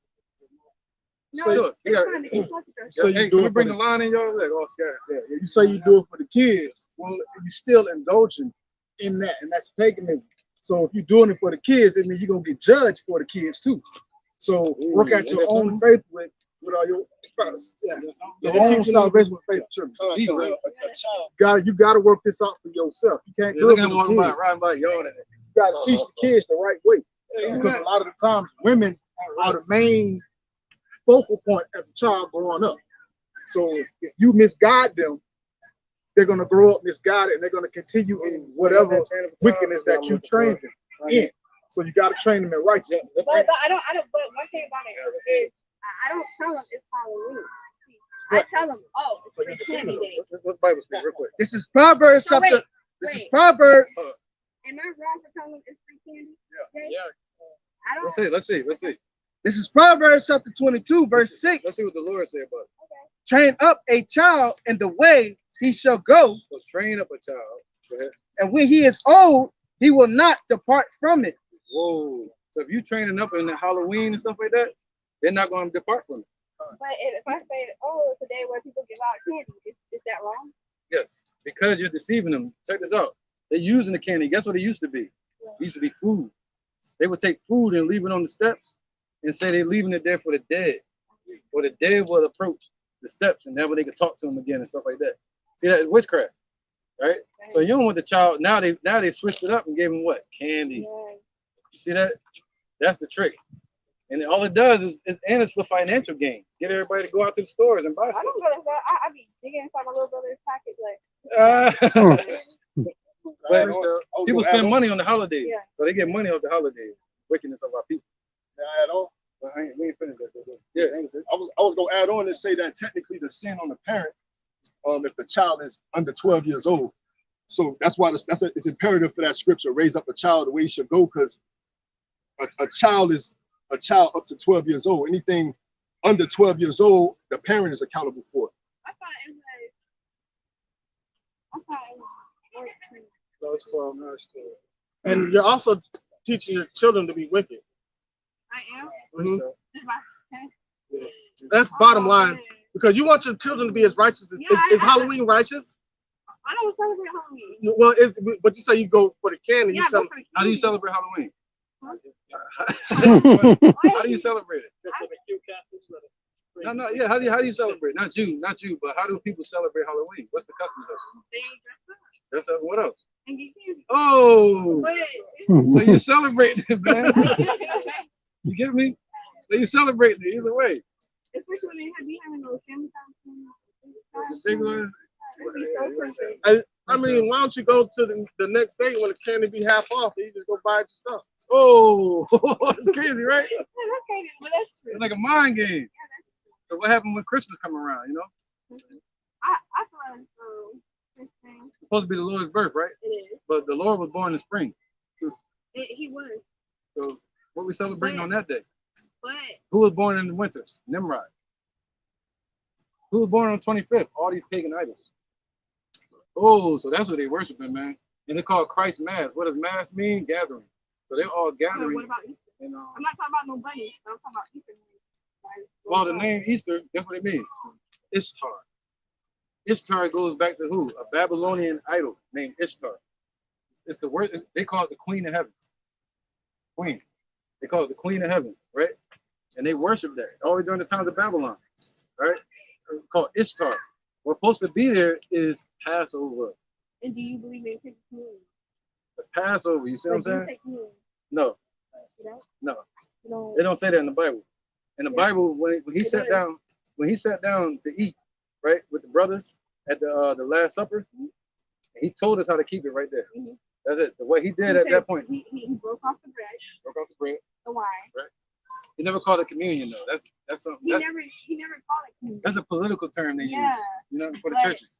That's why you don't do it. No, it's just I do it the way he did it in the Bible. You know, it's called the Passover, Mhm. the Pesach. That's what we're supposed to celebrate. So the Lord got like 8 holy days that we're supposed to deal with. The child got to know about those. You know what I mean? Train them up in that way, and when they get older, they will not depart. See what I'm saying? And when you read out of the book of Jeremiah, chapter 10, it condemns the Christmas tree. Because Jeremiah was rebuking the Christmas tree. You got it? All right. Cool. All right. Yeah. This is Jeremiah chapter 10, verse 1. It says, "Hear ye the word which the Lord spaketh unto you, O house of Israel.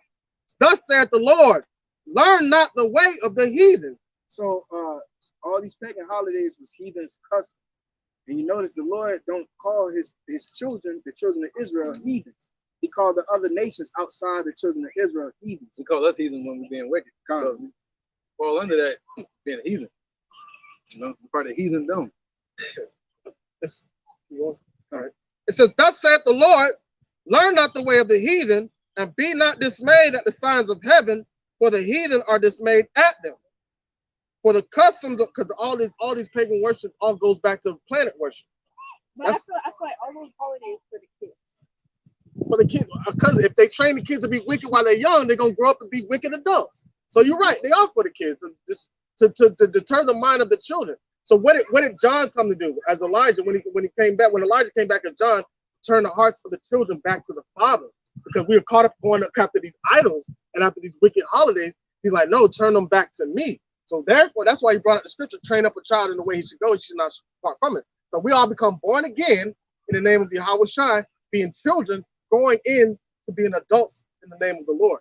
So we turn away from the wicked ways when we're of the world and turn back to the Father. That's what repenting is. You can't say ask for forgiveness and go about doing your same old routine than you were doing when you were in the world. You know, so we have to turn. It said that's why he said, learn not the ways of the heathen, man.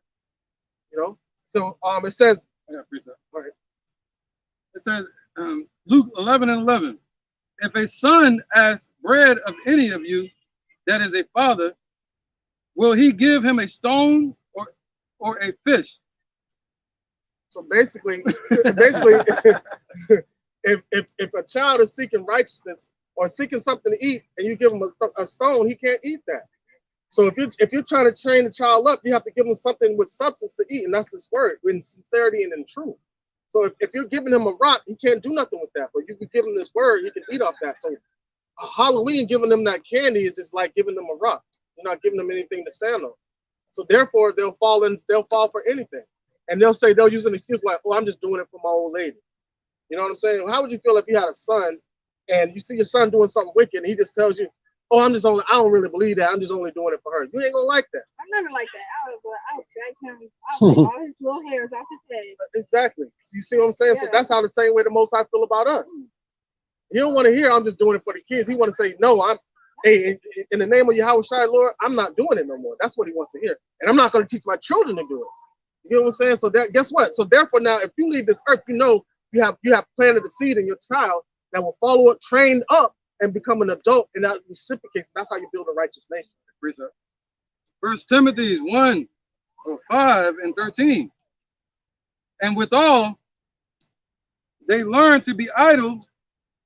Well, I'm gonna start from 14. I will therefore that the younger women marry. What's marriage? Sex. I will therefore that the younger women marry, bear children, guide the house. Guide the house. That's important. That's the point. Guide the house. Guide the house. So when the man come out here to war in the spiritual warfare, they know that the same thing is going on in the house with the women. The women is governing and building up soldiers in the house. So like when that child gets 12 years old, he's going to come out in that same mindset that the father instilled in that house and the woman enforced. Building the kingdom. In the kingdom. Building the kingdom. They're building the kingdom in the house, man.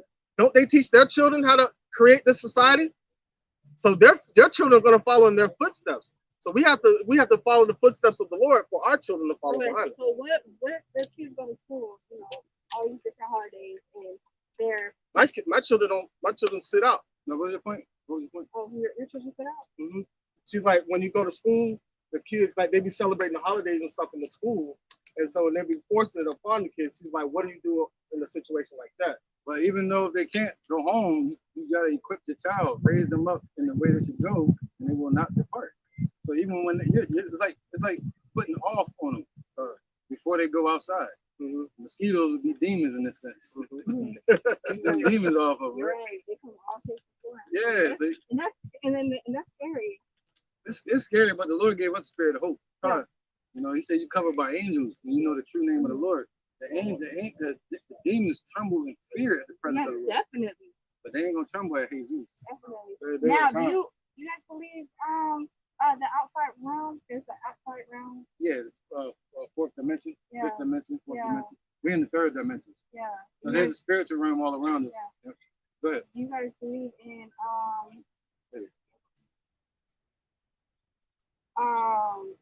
seeing different forms? Apparitions? Nah. I think people watch too many movies, and it fucks with their mind. You know what I mean? I don't let my children watch Esau's Nightmares, and they make it into a movie because they got the ability to do it. Like Stephen King, this little demonic ass. He walked in the street, you would not talk to him. But we're gonna see his movie. Yeah. You see what I'm saying? He look creepy as hell, man. I dive right into the water.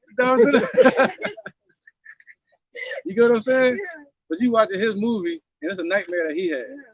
You know, I don't do that. And then we walking around spooked and shit. The Lord looking at us like, look at this dumb ass. Look at you. Look at you. Don't wake, hey, Gabriel, don't wake him up. I'm out here scared of nothing. So, but they do exist. The Lord, when the Lord destroyed Egypt, he sent ghosts in there. He sent demons and apparitions. And it was so dark that they could touch the dark. You know what I mean? And they had lions going by them, but there was no lions there. And they saw faces. They saw spirits with faces on them, like sad faces and shit, like the fucking that damn Chinese young people be having tattoos and shit, sad faces and shit. Oh, Like the that Kabuki. movie Jerusalem. Kabuki. That shit sounds crazy. Is that wrong? Like that movie Jerusalem, how Lord sent destiny plagues to Jerusalem. They start seeing demons and stuff in that land because they know that they're not supposed to be there in the first place. Yeah, that's right, man. That's right, man. So our people gonna see them, man. The one that ain't right with the Lord gonna let them loose. They gonna see it. We say delusion. Oh, also, there are people right now. There's people now who are tattooing themselves like black, and they putting horns inside their heads, and they chopping off their ears, they chopping off their nose. That was scary because I seen that in person. I went right the other way. And those type of people are I gonna went let right the loose. other way. I seen that in person in Orlando. The people that tattoo their face and put the horns. I seen that. Oh, the Gothic people. Yeah. That's what I thought that was walking by. Yeah, I went right the other way. Yeah, the Gothics, man. They're rearing out their ugly heads as well. Go ahead, brother. Mazan. All right, this is the book of Isaiah, chapter 66, verse 4. I also will choose their delusions and will bring their fears upon them. Whoa, so the Lord gonna choose their delusions. And everything that they're scared of. They're scared of the it. They're scared of Michael Myers. They're scared of Freddy. I'm scared of it. He's gonna bring all those fears upon them. Oh, I know. So everything our people. No. No, they're gonna be on earth talking to people. No. Yes, they will. No. Why you saying that? What I mean is, get that Jacob's trouble. This is what the time we're coming into right now. And what the Lord means is, we right at the door. You see it right here happening. It's gonna happen right now. Go ahead, brother. This is Jeremiah chapter 3, verse 1. The word that came to Jeremiah from the Lord, saying, Thus speak the Lord, power of Israel, saying, Write all the words that I have spoken to thee in a book. For lo, the days come, saith the Lord, that I will bring again the captivity of my people Israel and Judah, and the Lord will choose them and return them to their own land. Right, the Lord is choosing us now, and He's going to return us to our land. He's going to take us up, put us in the chariots, bring us down over Jerusalem. Go ahead. That I gave to their fathers, and they shall possess it. We're going to possess it. We're about to own this earth one day, man. All right, go ahead. And these are the words that the Lord spake concerning Israel and concerning Judah. For thus saith the Lord, we have heard a voice of trembling, of fear, and not of peace. Ask thee now and see whether a man doeth travail with child. Right, you know, like a woman that have a baby, she gets scared, and that water break, and you got that pain, right? That's how these jakes gonna be screaming out here. Our people, they're gonna be running around. Same one be acting all tough. What's up, cuz? All that. They're gonna be the ones scared, crying like a woman in travail. Yep. Running like a pregnant woman. Wherefore do I see every man with his hand on his loins as a woman in travail? They're gonna be like that, you know, women do that shit. You know, you say your hand back, like, oh my God, they be doing that. You know, like they call it the wailing woman. You know what I'm talking about? They're gonna be doing that. Dudes gonna be wailing like women. You know, they got their pride movement. Perfect fit. And all faces are turned into paleness. So their face is gonna be turned into paleness. What that mean? Fear. You know what I mean? They're gonna be scared. They're not scared right now. You see people walking by. They're not scared because right now, then their society is normal. And even that, you'll see Jake walking by. They still mean muggy. Look at this. You know, they're playing with fire and shit. That's what they do. They're playing with fire. Go ahead, brother. Play with fire, you get burned. Jimmy got burned too. It says, verse 7. Alas, for that day is great, so that none is like it. It is even the time of Jacob's trouble, but he shall be saved out of it. Right, Jacob's trouble. So who's Jacob again? These people. They were called Jacob before they were called Israelites. All right. These people here gonna get caught up in this shit. They're gonna get caught up in the white man's destruction. Esau. See that? They're gonna get caught up in it. All right. For it shall come to pass in that day, saith the Lord of hosts, that I will break his yoke from off thy neck, and I will burst. Right. What's the yoke? The yoke that they have on our neck used to be the chains. Where the slavery found that? They used to have this. They had a physical yoke, but that physical yoke turned into something mental now. All right. Somebody grab it for me in the car. This was the yoke. I don't know if they got it on here. They got one with a yoke of iron around his neck. It's not on here. We probably don't have it. It was on the other. Yeah, you know that it's a slavery John, but they got a big yoke of iron around his neck, right? No, this is a yoke though. Yeah, they got him yoked up. The yoke of iron. Here you go. This the one. Screen still on there? That's called a yoke of iron. All right. So when the so-called white man, the devil, all right, the big-nosed devil, red monkey, when they came over here and they put us in slavery, right? Go ahead. All right. This is Jeremiah 30:8. It says, for it shall come to pass that day, said the Lord, that I will break his yoke from off thy neck. Right. They put that yoke on us, and then they changed it and put it into a financial yoke with the birth certificate, social security card, and then with the jail system, with the religion, the churches, and with the financial system. So they put that yoke on our people, and that yoke is still there to this day. And they're going to use those same spirits, those same systems to bring about that shift. The yoke? That's the New World Order. They're going to change that whole order with the dollar and everything. They're going to change it to a new yoke. And the Lord like, no. Your days are done. Right? Of yoking our people up. Go ahead, bro. From off thy neck, and I will bust thy bonds, and strangers shall no more serve themselves of him. Right, they serving themselves of us, man. That's what the brother read earlier about Samson breaking the bonds when the spirit came upon him. So the Lord gonna bless us with power to be able to break the chains off of us. And we able to do that now, break our people out of the chains. That's spiritual power. That's the best power you can have, is to give somebody life.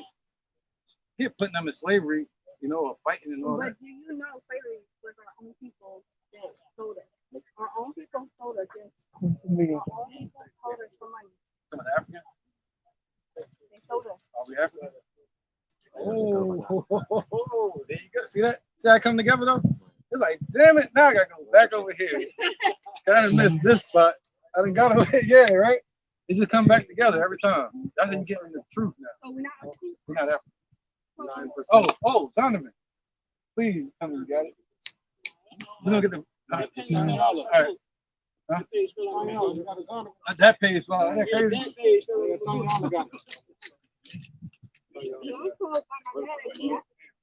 Yeah, my dad told me we was from damn Gondor. I found out that shit was on Lord of the Rings. I'm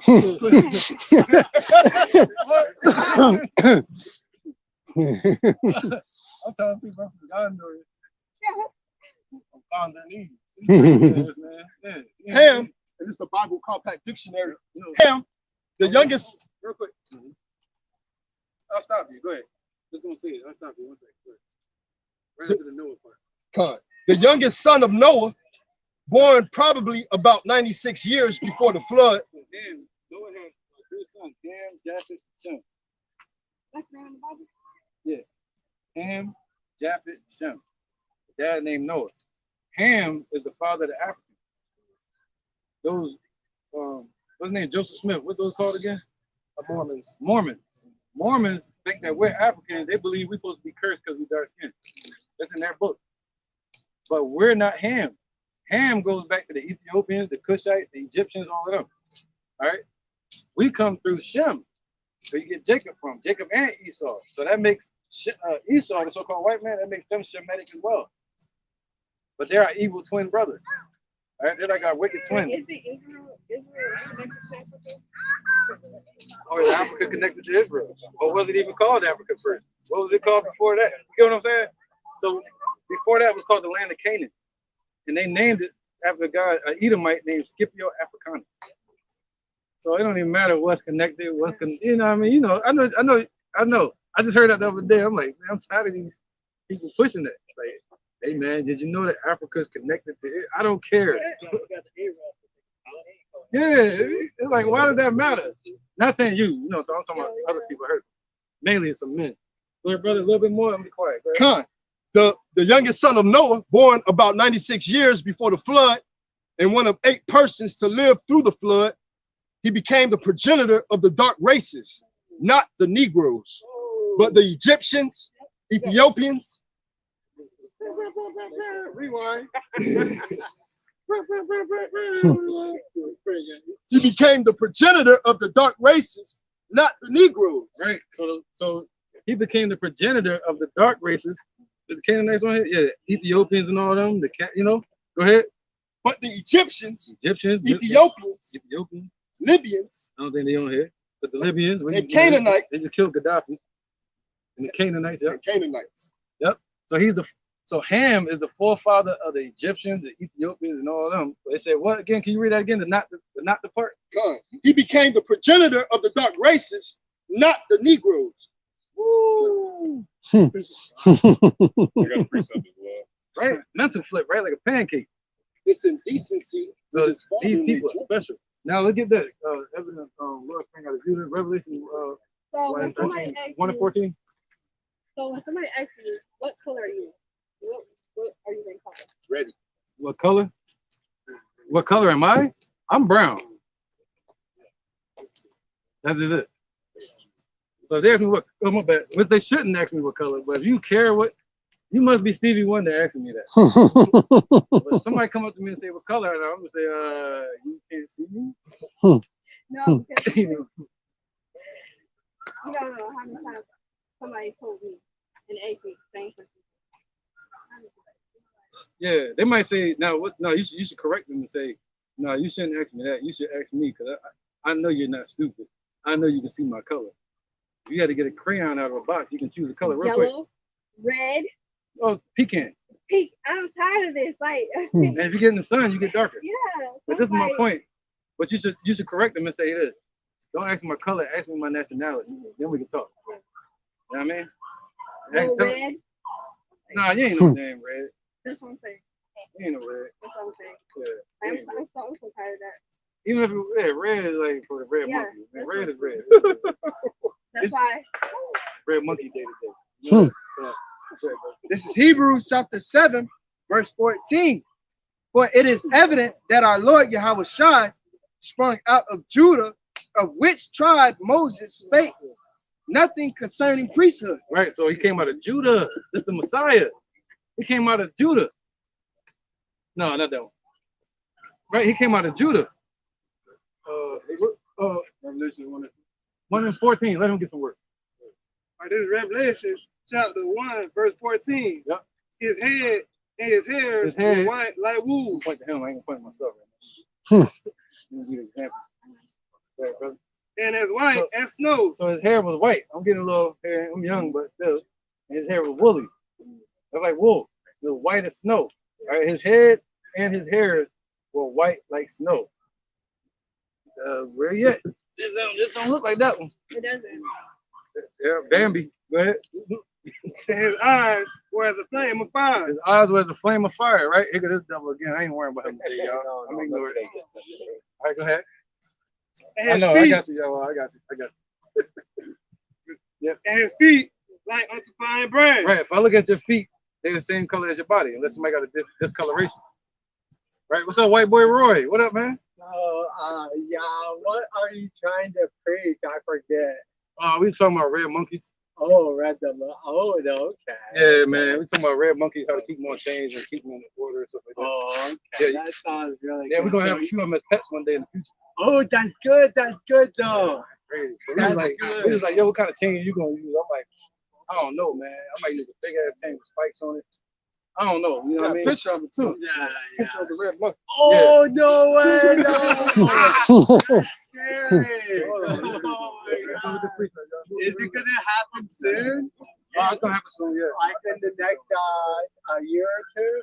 It might. It just might. Did you get God, did you get the wait. did you get it? You got the John in your arm? Oh yeah, my I can tell. I can tell. It's like I get disability and stuff. Oh, you didn't get this John? No. Oh, okay then. All right, cool. No, I don't do the steroids. No, I'm talking about the John.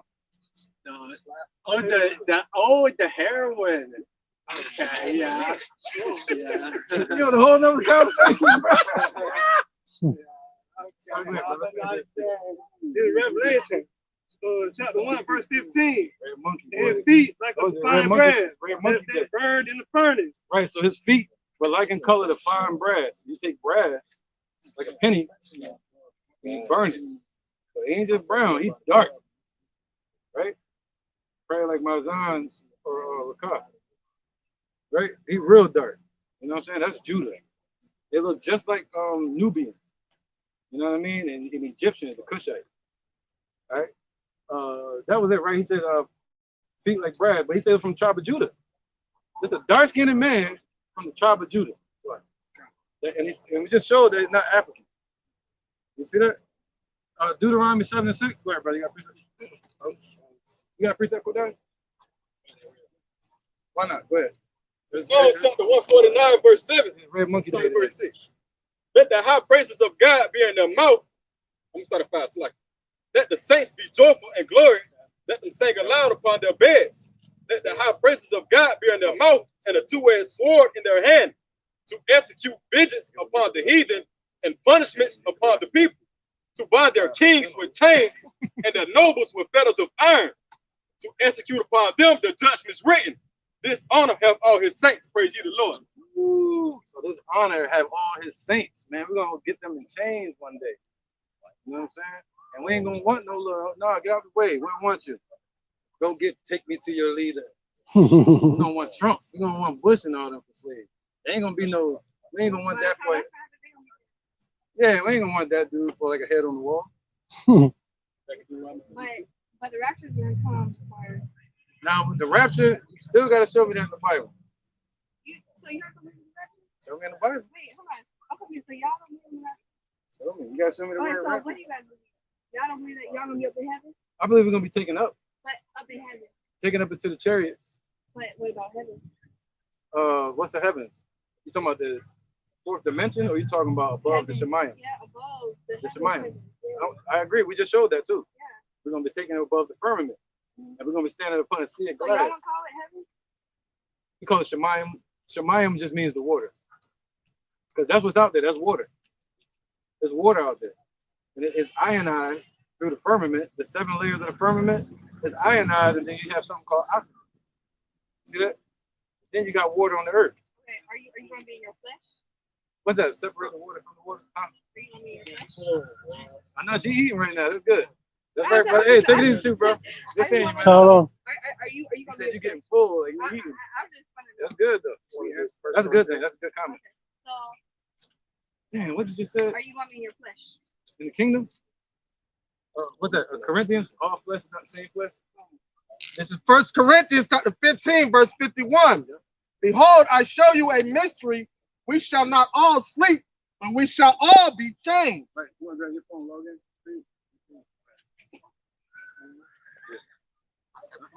So we're not gonna be in our flesh because you know why? This is dirt. Hey, Slucky, y'all, we're gonna switch over to the highways and byways page. You got a portable? Hey, let's try that.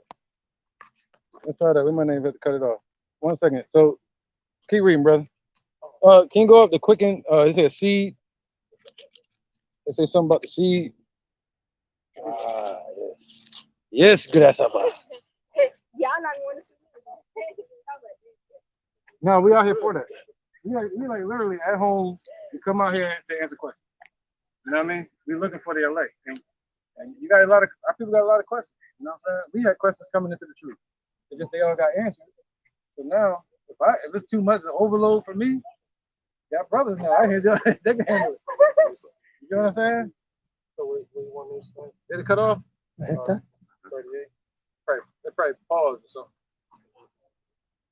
Yeah, this stuff. Ooh, What? This stuff did. Okay, 37. Ooh, one more. 36. Ooh, yep. By the time I'm done with the questions, y'all won't be able to walk no more. You'd be surprised. Y'all won't be able to walk. All right, this is 1 Corinthians chapter 15, verse 35.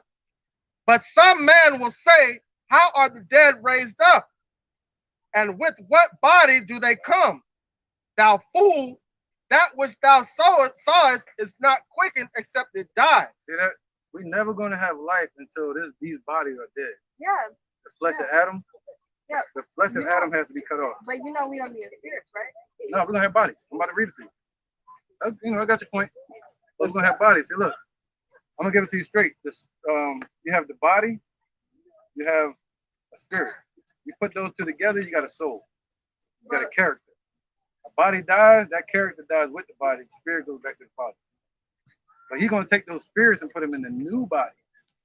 That's what this is all about. All right? Bodies that don't go off, that don't come from the earth, that's out in space. Go ahead, brother. Verse 36, it says, thou fool, that which thou sowest is not quickened except it die. And that which thou sowest not the body that shall be, but bear gain. It may change of wheat, it may chance of wheat or of some other grain. Right. So we got these bodies, and hopefully someday we either be the elect or we're gonna be destroyed. All right, that's what we're hoping for. All right, do you guys believe in hell? hell is on earth. No, there is. All right, shalom, y'all. No, it's only one hell. He said he's gonna destroy Capernaum, right? It was a place over there in Rome. He said he's gonna destroy Capernaum and bring it down to hell, right? Capernaum got destroyed in 500 AD. What does that mean? He brought it down, destroyed. See that? No, I'm talking about like burning fire. Hell, the word hell goes back to the word Sheol or Sheol in the Greek. And that just means the ground or the grave. But in the Bible, it says for those who don't believe or not do it right, will burn for eternity. No, show me that. I'm gonna show you on my phone. All right, yeah, That's pull what it I'm up, gonna pull it do. up. Yeah, this is hell right here. No, but there's one. Look, this is the lake of fire. This is it right here. Yeah, the lake of fire. They will burn. Oh, look where it's at. That's it. Got it. That's it right there. The Lord got this created. This is his missile. This is the Lord's missile. Remember that? He said he wasn't going to destroy the earth with. Yep. He wasn't going to destroy the earth with water. He was going to destroy the earth with fire. Right? Yeah, you will. So he said, what? The second woe, the third woe coming quickly? Somebody, please, quick you can. I just need this one, real fast. This is and then that. Revelations chapter 11, and I'm gonna start at verse 14. The second woe is past, and behold, the third woe cometh quickly. Oh, we have World War I, World War II. Now we're going into World War III. It's all right there, right? That's the second death. The first death was what? The flood. The second death is fire. Yeah, but that's for those who's not gonna make it up. That's for the 2/3 that's gonna be left here. Yes, they're gonna die in the fire. They're gonna die in the fire, yeah. But he means forever, meaning that flesh is gonna burn continually. Yeah, that's what I mean. Yep. But the spirit is gonna be with him. All spirits go back up to the Father, even the wicked. Look at it. This is the book of Ecclesiastes, chapter 12. I'm gonna start at verse 7. Then shall the dust return to the earth as it was, and the spirit shall return unto Yahweh who gave it. Yep. So, the spirit returns unto the Father that gave it. All right. It says there's another one said who knows the animals that go downward? All right. This is the book of Ecclesiastes, chapter 3. I need that in Job where it said the wicked verse 20. Peace and trouble, yeah. All go unto one place. All go unto one place. The spirit, right? We're not the wicked though. We're gonna find out. Everything you're saying, I'm trying to prove according to scripture, not my belief. No, it's in this Bible. There's on that one, not this one. No, yeah. I don't know. Is that the Holy Bible? All go. That is? King James. What's the King James? King James was a black man too. Yeah, his name was King Yaquab. That was a that's good the name. only Bible I read on. I just said that yesterday in the chat. Go ahead, brother. All go unto one place. All are of the dust, and all return to the dust again. Who knoweth the spirit of men that goeth upward, and the spirit of the beast that goeth downward to the earth? Oh, so only the animals go down, and the spirits of man go up to the Father. See that? To get judged, right? To get judged and sent back. Yes, sent back. Yes. Sent back here on the earth. Yes. To live out slavery like we did. Our black asses. No, they're not gonna live. They're gonna burn. You didn't catch that. You didn't catch that. Yeah, they're gonna burn. They're gonna burn. They're gonna burn. But no, so that would be from before. They came back to this earth, and they're back here now to live out their judgment in fire. You get it? They're getting the choice right now. They're getting pushed to the side to be wicked. Right now, in front of you, on the earth, they're getting choices, right? When they get that choice, they're gonna get that. See how it works? He's setting them up for the judgment right here on the earth for hell. Go ahead, brother. This is Second Esdras, chapter Out 16, the and verse spirit realm, it 13. wouldn't do anything. It's right here. For strong is his right hand that bendeth the bow, his arrows that he shooteth are sharp, and shall not miss when they begin to be shot into the ends of the world. That's his arrows right there. All right. When they begin to be shot, they're not gonna miss the target. Go ahead, brother. This is Job chapter 3, verse 11. Why die I not from the womb? This is Job talking. All right, go ahead. Why did I not give up the ghost when I came out of the belly? See the ghost, where it go? Upward. Go ahead. Why did the knees prevent me? Or why the beast that I should suck? For now should I have lain the breast. It's like a breast. For now should I have lain still and been quiet. I should have slept, then I have been at rest. Thinking about death, you know. Go ahead. With the kings and counselors of the earth, which built desolate places for themselves. You got good and bad kings on the earth that did that. Go ahead. Or the princes that had gold, who filled their houses with silver. Right, these devils did that too. Go ahead. Or as an hidden untimely birth, I had not been as an infant which never saw light. Right, so he basically saying he wanted to be in the spirit realm. But check this out, who's in the spirit realm too? Go ahead. There the wicked cease from troubling. Whoa, read that again. There the wicked cease from troubling, and there the weary be at rest. Whoa, so we the weary ones. So we're at rest there, and the wicked are there as well. To get their judgment, they come back to the earth. Yeah, to come back to the earth, but they're not gonna be raptured up. They're not gonna be up there in heaven. Oh, 2/3. You mean 2/3? Like 2/3? Look at that. Look at that. 2/3 of Zechariah 13, 14. I keep saying 2/3. I want to show you what we're talking about. So 2/3 of our people are going to perish. All right, 2/3 not going to make it. Only 1/3 is going to be taken up into the chariot. Yeah. And the 144. This is Zechariah 13 and 9. Verse 13 and 8. It says the same thing, it's just a little different. And it shall come to pass that in the land, and all the land, said the Lord, 2 parts therein shall be cut off and die, and the third shall be left therein. And I will bring the third part through the fire, and will refine them as silver is refined, and will try them as gold is tried. We're being tried and we're being refined, and we're going to be pulled through the fire right now. And when the missiles hit, that's going to be the last second. It's going to be like, boom, and we're getting taken up as the missiles hitting. No, it's what happened. It's what happened Oh my before. God. No. We done broke all this down. No, I know, but I believe that before the missile hit or before the world, the United States go down, I feel like we're not gonna be here. It's gonna happen right after. Right, and he said he's gonna pull them through the fire. Seriously? No, I need scarcely. This is First Peter chapter 4, verse 18. And if the righteous scarcely be saved, where should the ungodly and the sinner appear? Right, because he said we're gonna be pulled through the fire. He just said it. So there's gonna be fire here. He said, what's that? Revelation 22 again? I think it was. Not 22, but Revelation. But he said, sea of glass. 15. All right, so they're gonna scarcely make it. It's gonna be just like that. Yeah, just like that. It's a twinkle of an eye. Twinkle of an eye. But check this out. I'm giving a pink, trying to show you the movie. Start from the top. In the chariot, and they're gonna dream. Okay, I got you. You got the right here. You want me to start from the top? Yeah. This is Revelation chapter 15, verse 2. And I saw as it were a sea of glass mingled with fire, and them that have gotten the victory over the beast, and over the image, and over his mark, and over the number of his name. So the fire's still gonna be going. You know, they're gonna be looking at the sea of glass. Most likely the exosphere. That's like the port of space.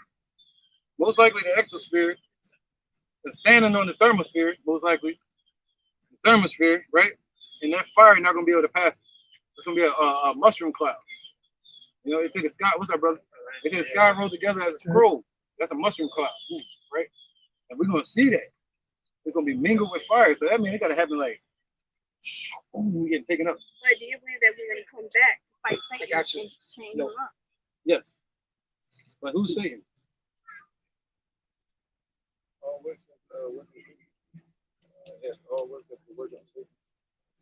Second Thessalonians chapter 2. Oh, like you can. Yeah, I need to say it loud. I know where it's at. Yeah, canon. This is I'm working on something real quick. This is Second Thessalonians chapter 2. I'm gonna start at verse 9. Even shall I start at verse 8? Or all right. This is Second Thessalonians chapter 2. I'm gonna start at verse 4. Who opposed and exalt himself above all that is called God, or that is worshipped, so that he as God sitteth in the temple of God, showing himself that he is God. Oh, who is that? Look at him.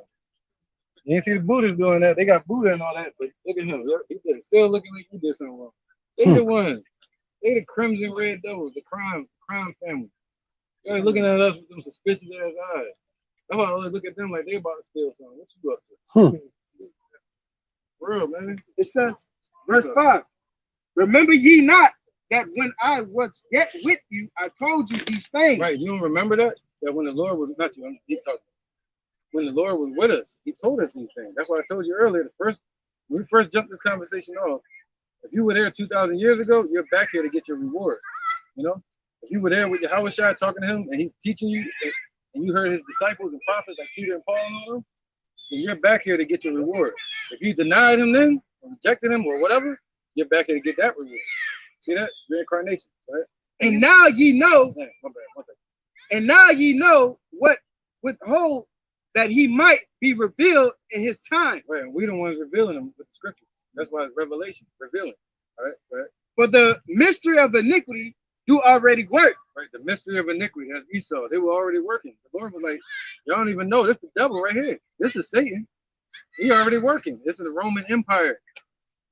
He was telling them these Romans are it. That's the Edomites. He was trying to tell us, right? It says only he who now letteth will let until he be taken out of the way. We can't do shit. Black Panther, none of that. The Lord got to take him out of the way. He put him there. He made the wicked against us. And then shall the wicked, Just let it finish. and then shall the wicked be revealed, whom the Lord shall consume with the spirit of his mouth. He consume him with us, with the word. Let's teach him. That's why we give him hell when they go by, whenever we feel like it, right? And shall destroy with the brightness of his coming. So we're not going to destroy him, let the Lord raise us up to, but he's going to destroy him when he shows up with the brightness of his coming. Go ahead. Even him whose coming is after the work of Satan. Oh, you said who's Satan? Yeah. No, you didn't say that, but we're going to come back on this earth to destroy Satan. But we got to find out who Satan is first. The word Satan means. The Bible says he has 6 letters in his name, 6 letters in his middle name, 6 letters in his last name. No, that's something. No, that's the tip. That's the mark of the beast. Yeah, the mark of the beast. That would be Chi stigma, and that represents putting something in your hand. Trust me, real quick. But these people here, they represent Satan. What's the word Satan mean? Adversary. Who's been showing themselves as the adversary to God on the earth? Right? Adversary to God's people, our people, right? And then what else? Who's the devil? Deceiver. We know that. Read that again. It says, check it. Even him whose coming is after the working of Satan with all power and signs and lying wonders. Right. Psalm what's that? Job 9:24. I got it right here. Go ahead, brother. This is Job chapter 9, verse 24. The earth is given into the hand of the wicked. Started with the Greek Empire, Roman Empire. Go ahead. He covered the faces of the judges thereof. Oh, he covered our faces. If not, where and who is he? You just said that, right? Like, no, who is it? It's him. If not, where and who is it then? You think it's him right here? All of them. All All of them. All of them? Yeah, they roam the world. They roam the earth. But it's only one that is Many. Let's get it. Let's get it. Let's get it. You learn it. Yeah, let's check it out. This is let's get that. I need this real quick. This is And then this is First John chapter 2, and I'm gonna start at verse 18. It says, little children, it is the last time, as ye have heard that Antichrist shall come. Even now are there many Antichrists whereby we know that it is the last time. So there's many antichrists. It just means anti-anointed. The word anti just means adversary. So it means Satan. So there's many people that's of the spiritual demon Satan on the left-hand side. You know what I mean?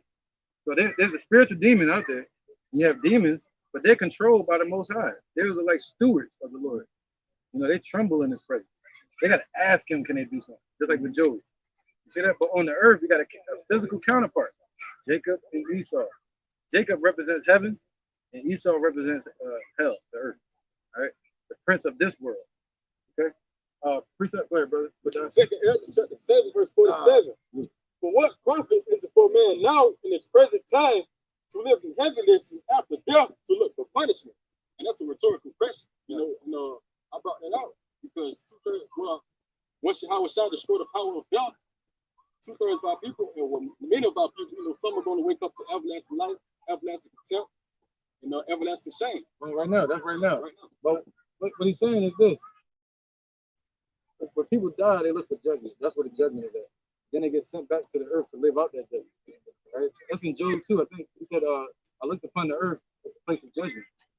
See that? Ecclesiastes, right? So the Lord takes you up to the heavens, He judges that spirit, send them back on the earth. We go up to the heavens for about 500 years. We come back to this earth after about 300 to 500 years.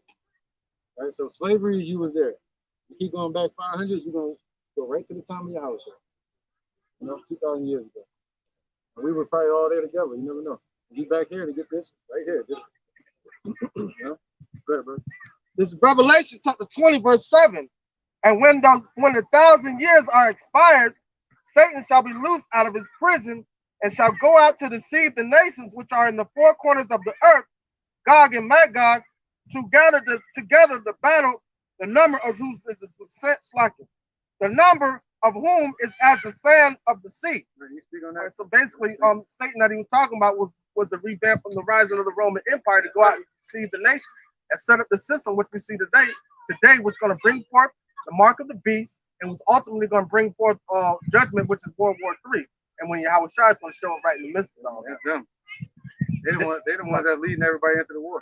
The New World Order and all that. Go ahead, brother. This is Malachi chapter 1, verse 3. And I hated Esau and laid his mountains and his heritage waste for the dragons of the wilderness. Whereas Edom said, we are impoverished, but we will return and rebuild the desolate places. Thus said the Lord of hosts, they shall build, but I will throw down, and they shall call them the border of wickedness, and the people against whom the Lord have indignation forever. Right. So that's basically calling Esau the border of wickedness, the wicked root, which was talked about in First Maccabees chapter 1. So that wicked root, which came from Alexander the Great, one of the four generals that were set up, Antiochus IV, they started to push, their whole goal was to push paganism. And they are coming in that mindset. That's why they in 325 AD, that's when they put paganism, they were reading the scriptures, they put paganism in form of Christianity.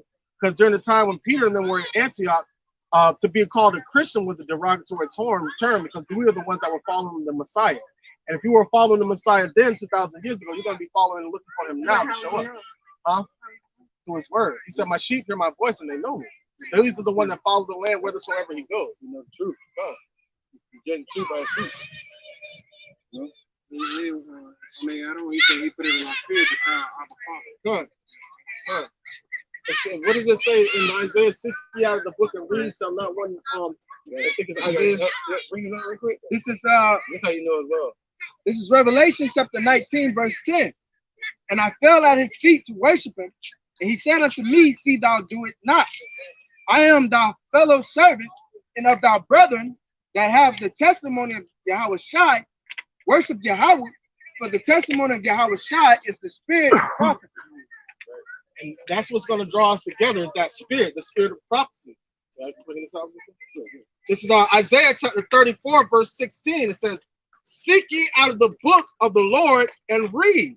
All right, so that's how we're going to find them. All right, it says, no one of these shall fail, none shall want her mate. So none of these prophecies that are spoken of in this book are going to fail. His word is not going to return unto him void. All right, it says, for many, so it says, for my mouth it had commanded, and his spirit it had gathered them. So we're going to be gathered in the spirit. So when you hear the calling when we hear the calling of the men of the Lord out here in the highways and byways, that's what drew you here. Well, the scripture said, he said, no man can come to me unless my Father draw him. You got it. This is John chapter 6, verse 44. It says, no man can come to me except the Father that sent me draw him, and I will raise him up at the last day. And that kills the whole Holy Trinity thing too, because you have the Father, and you have the Son, and you have the Spirit that was placed on the Son from the Father, and that Spirit was placed on the elect. And so the elect are going to have that Spirit of Yahweh Shai in these days, doing what he did 2,000 years ago. And so that Spirit is what's going to draw Israel back together. All right, not through carnal or anything. It's going to be through the Spirit. So he said, that's why my sheep hear my voice and they know me, because we are the voice of the Lord speaking out the truth.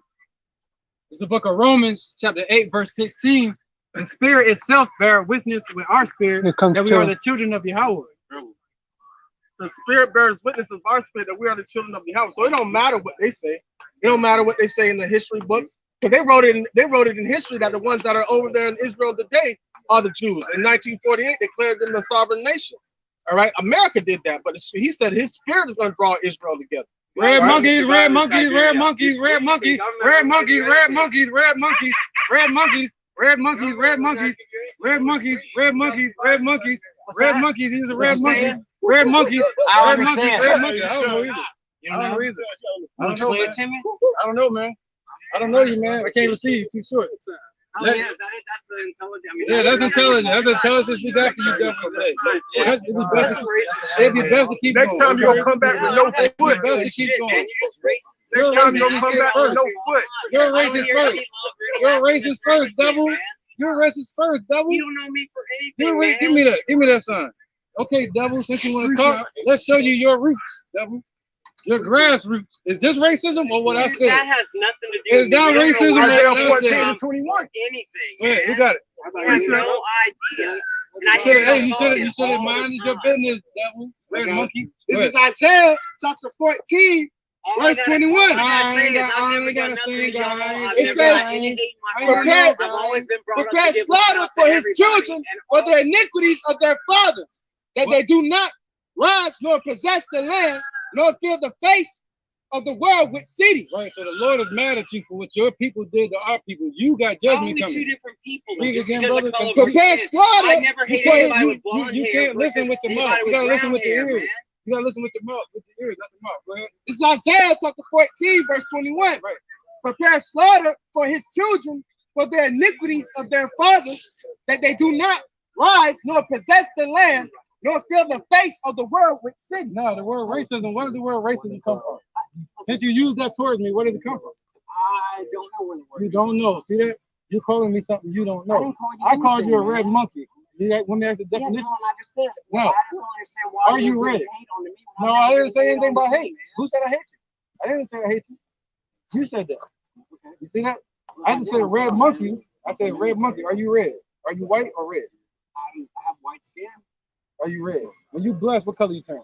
Okay, I'll turn red. Come on with it. Now, if I say this was some monkey stuff to do, monkeying around, bullshitting around. So who's right, me or you? You call me a racist. I said y'all a red monkey because it's tolerant. I was correct. I was correct. You were wrong. Actually, you're probably right too. Because where does the word race come from? The root word would be raza, which means head. It means to love your own race. Just like you say a pianist, that's a person that loves and knows about the piano. We are racist because we love our own race. It has nothing to do with us hating y'all. Y'all showed hate to us as a nation and are not doing anything about it. That's hate. That's hate. You see what I'm saying? That's hate. That's and racism is different than the word racist. Racism is what y'all set up since the Catholic Church and the Roman Empire as a system to keep us in slavery. Okay, I don't believe in Catholicism. So you really want to talk about racism? Y'all are the racists. That was a term I shouldn't have used. Fair enough. All right. Fair enough. Fair enough. But I was talking to him and I kind of pointed your direction. Okay. But you might have been meant I'm just saying I don't have any hate for anybody. I do hate y'all, but it probably been meant for y'all to get this heat. It probably meant for you to get this work. The Lord mad at you. When you go to sleep at night, you need to understand that the Lord is a black man from the tribe of Judah. You see all the hell they putting on black people on this earth? He's from the tribe of Judah. He's a black man. They killed him in 37 AD. You get what I'm saying? Springtime. People that believe in To Jesus. be I accurate. don't think Jesus was a white man. That's right. I think that a lot of things are missing. Yeah, and what we teach is not about color. Yeah, what we teach is not about color. I was getting at him because I just didn't want to hear what he had to say. Red monkey is like this word that pissed him off. I'm glad you taught me that. And I ain't got to hear him. You know what I'm saying? All right. I don't mean to interfere, y'all. I'm just saying I'm got hate. You all right, man, but you got educated, though. Yeah, for sure. All right, no doubt. I'm going to go feed the squirrels like I ought to. All right, man. y'all. Have a Don't great feed day. the monkey. All right. I'm just playing. Let's run them, y'all. Let's run the free shot. That's a distraction. Everything happened on purpose. This is the book of Obadiah, chapter 1 and verse 15. For the day of the Lord is near upon all the heathen. As thou hast done, it shall be done unto thee. Thy reward shall return upon thy own head. For ye have drunk upon my holy mountain, so shall all the heathen drink continually. Yea, they shall drink. And that's the whole purpose. They think that we're talking about them doing this. No. But what he said in Isaiah 14, he said, prepare slaughter for their children, for the iniquities of their fathers, that they do not rise and build cities. They are benefit on the backs of slaves. All right, they're benefiting off this. So what did they do after they had us in captivity? They rose up and started building the cities. So the Lord said he got to stop them because they're going to continue to benefit off our enslavement. So therefore, Wall Street off us. right, they built Wall Street off our slavery. So therefore, if you're living in America, if you're living in the world today, you're benefiting off of our ancestors going through slavery. So therefore, that's where your punishment coming. Did you exonerate yourself from the system? No, you didn't. You are partaking in the system that your forefathers set up to keep our people in bondage. So therefore, you become guilty as charged. Isaiah. And the scriptures also say, roughly paraphrasing, woe to a city that's built upon blood. And America was built on top of the bloodshed of the so-called Negroes, Latinos, and Native Americans. So that's something they got to pay for, man. And I bet you he's proud to be American. He won't disown America, but he will disown. He'll try to say, "Oh, yeah, that was cruel." And that's easy to say now. But if there were laws still in place that our people were still living life like this, that devil would have tried to lynch. Exactly. Just back in last year, over there off of Main Street, going towards the zoo, they hung a Jake by the neck from a sign. Oh, that was fake. No fake. That was a dog. But it was symbolic. It's symbolic to the mindset of these people, man. Because if they had it in their power to do it now, they would do it. If there were no repercussions, if they were able to get away with it, like they would. You got to understand, Jim Crow laws were only like 60 years ago. No, I got a question for y'all. Y'all preaching the wrong spot. No, we teach everywhere. We're just about you, man. Y'all shouldn't, because I'm not from Jackson. I just live in Jackson. Washington Heights. I used to live out there. We've been out there. Y'all been out Remember, there? we walked out there. We taught out there. Yeah, we were about to, but yeah, nobody else. We teach over there. That ain't no problem. But what we gonna get from over there? No, because they need to teach them boys out there. They don't know what they're doing, and all they know. We go out there, but this is the thing. We go out there, right? They ain't gonna want to hear that shit. What's that? Nigga, that forehead. That forehead. Jake is hard headed. They the main ones that walk by mad at us. And the Lord called them briars and thorns. Yeah. Briars and thorns and scorpions. Nothing. I'm just listening to. Yep, you got us on YouTube. But let's go to the precept. Show must go on. You still want the we would like them to. This is Isaiah 29 and 15. Woe unto them that seek deep to hide their counsel from the Lord, and their works are in the dark, and they say, who seeth us and who knoweth us? And that's the secret counsel of the wicked. They do everything in secrecy and they bring it out as delusion to the public. So anybody that tries to rise up against them, you become evil and hatred. That's what that red monkey just said. He called us evil, and we're teaching hate. Why? Because we're teaching against this system. Right. I won't be saying red monkey after the day. It's just the day, red monkey. This right here, I don't know what the hell this is. Yeah. I don't know. Man, take these, man. Yeah, now you know we ain't so bad after all. Right? That's what I'm just trying to say. I want to give love to everybody, man. I don't. Okay, well, I get that. I get that. I'm just saying that's what I give out. And I just try not to harm anybody, man. What's that? Hey, man. No, that's not right there. I don't think you'll see it. Yeah, what's that? What happened? What is that? That's a dude, man. Oh, I didn't notice. I'm just trying to find the squirrels. You want to get love to that? Do you think? Yeah. I'm just trying to find the squirrels. All right, yeah, you find the squirrel.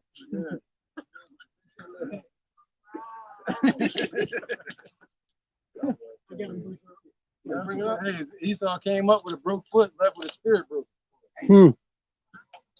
First time he came up, those scoffers didn't have a broke foot.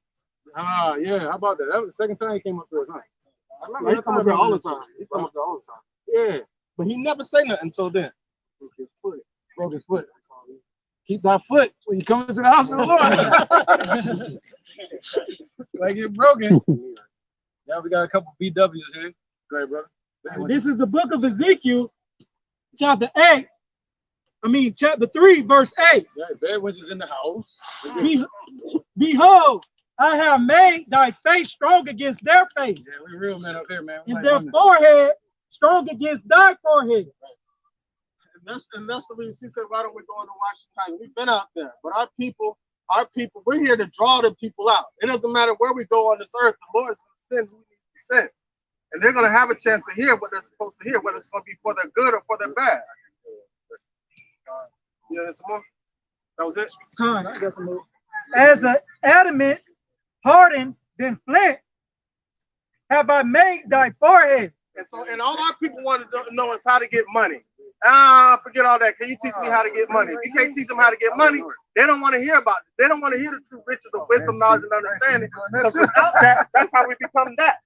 So now we got to get back into our righteous state of mind to become a righteous state of people and become rulers on the earth.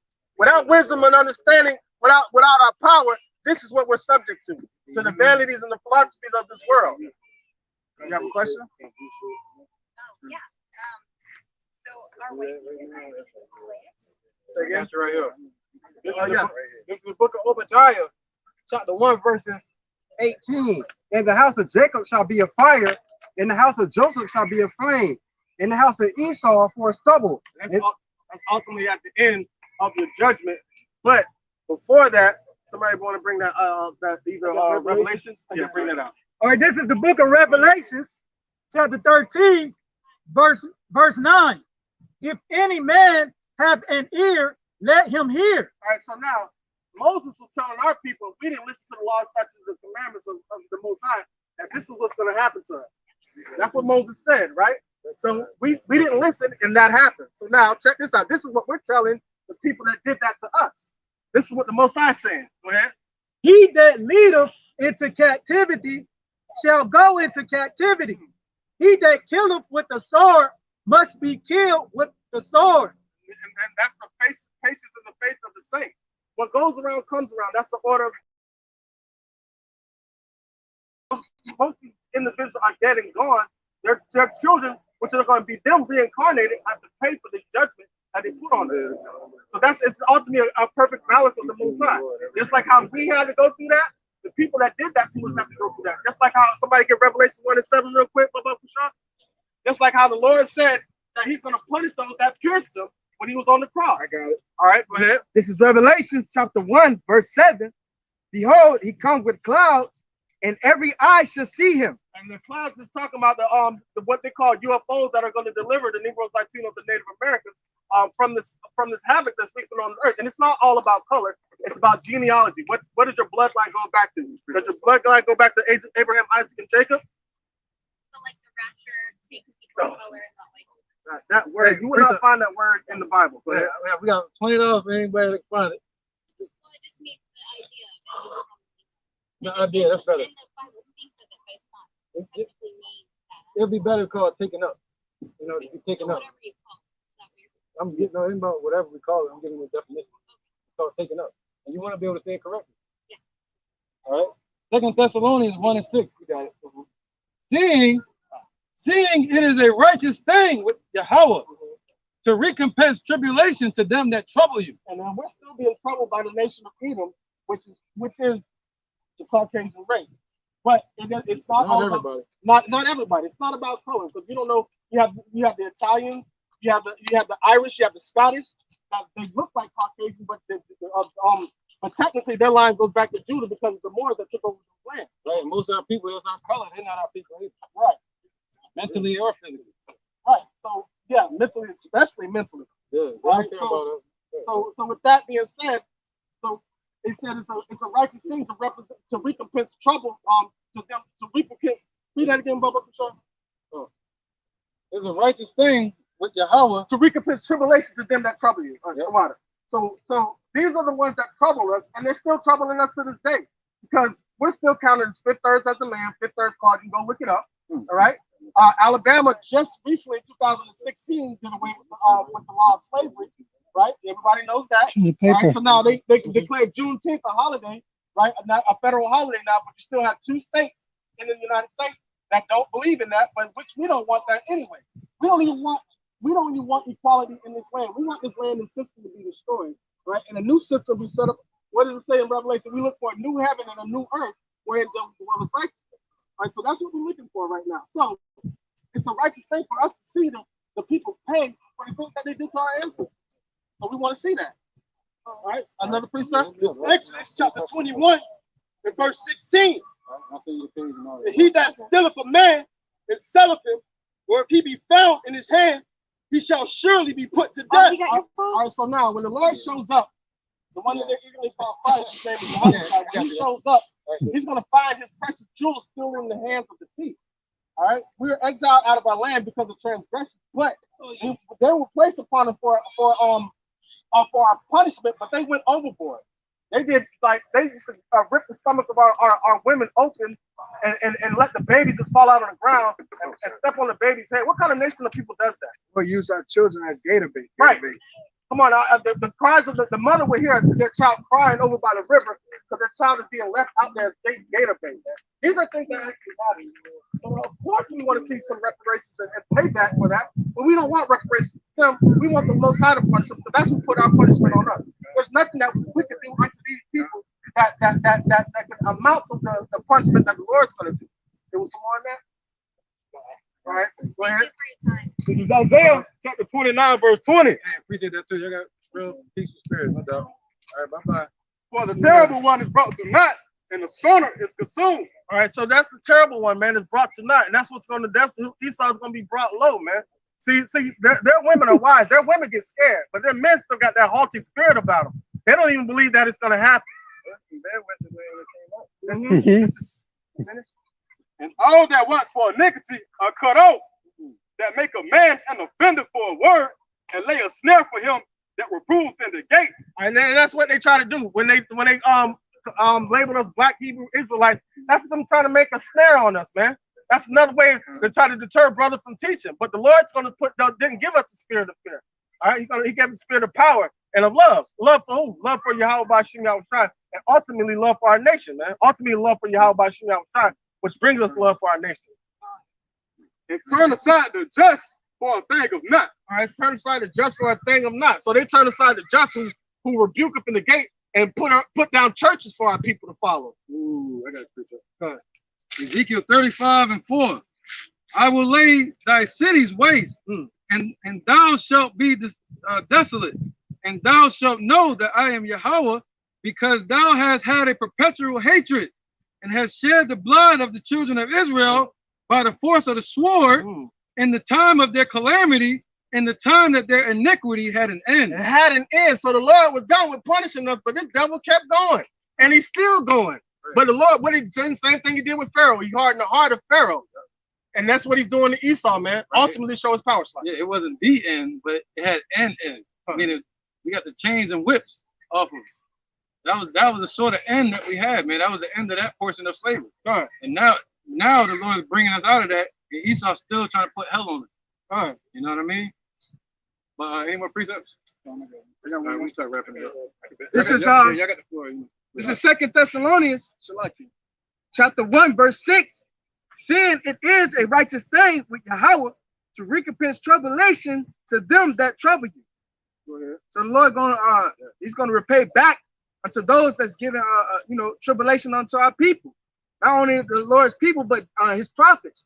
All right, the Lord said he's gonna avenge his holy apostles and prophets, man. All right, the Lord is tired of you damn people, man. And he's gonna avenge the people that pierced him. He said, he cometh in the clouds, and all eyes shall see him, even those that pierced him, man. So the Lord's coming to bring judgment.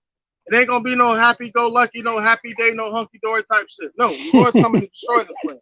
1, 2, 3, 4, happy day. No, none of that. This is Galatians chapter 6, verse 7. Be not deceived. Yahweh is not mocked. For whatsoever a man soweth, that shall he also reap. Well, it's a whole bunch of wicked seeds sowed in this earth right now. So they're going to have to reap the reward for that, all the wicked seed that they planted, man. So guess what? 2/3 of our people are still under the mental yoke of Esau, and Esau has to pay for them. And Lord set it up like that, man. The Lord set it up like that. So he's not going to let Esau turn from his wicked ways. He's going to continue to let Esau be even more wicked until the day of judgment. And so therefore 2/3 of our people are going to be even more wicked because they're going to follow the wickedness of Esau. Right. Even if, yeah. Yep. You got Jake and these women, man. All right, the men, they follow off of envy, just being wicked in general, being niggas. You know, that nigga mindset, I don't care what tribe they're from. Niggers meaning ignorant. But then you have the woman stuck on her goddamn jealousy. It was like the woman said earlier. She said, I'm too jealous. The other one said, I'm jealous. Let nobody give a goddamn about y'all jealousy, man. You got all this shit going on in the world, all hell breaking loose. You got them talking about World War III. You got all kind of shit. They pushing, sticking shit in people's arms and shit. But we got to care about your goddamn jealousy. You got to care about your fucking feelings and shit. How much you don't like something. When a lot of these women can't even get their fucking mind together. When they've been with multiple men. They already had their damn fun. A woman that has sex with multiple men, she had her fucking fun. But we can't have our righteous fun when the Lord tells us we can have multiple women. We gotta worry about their goddamn jealousy.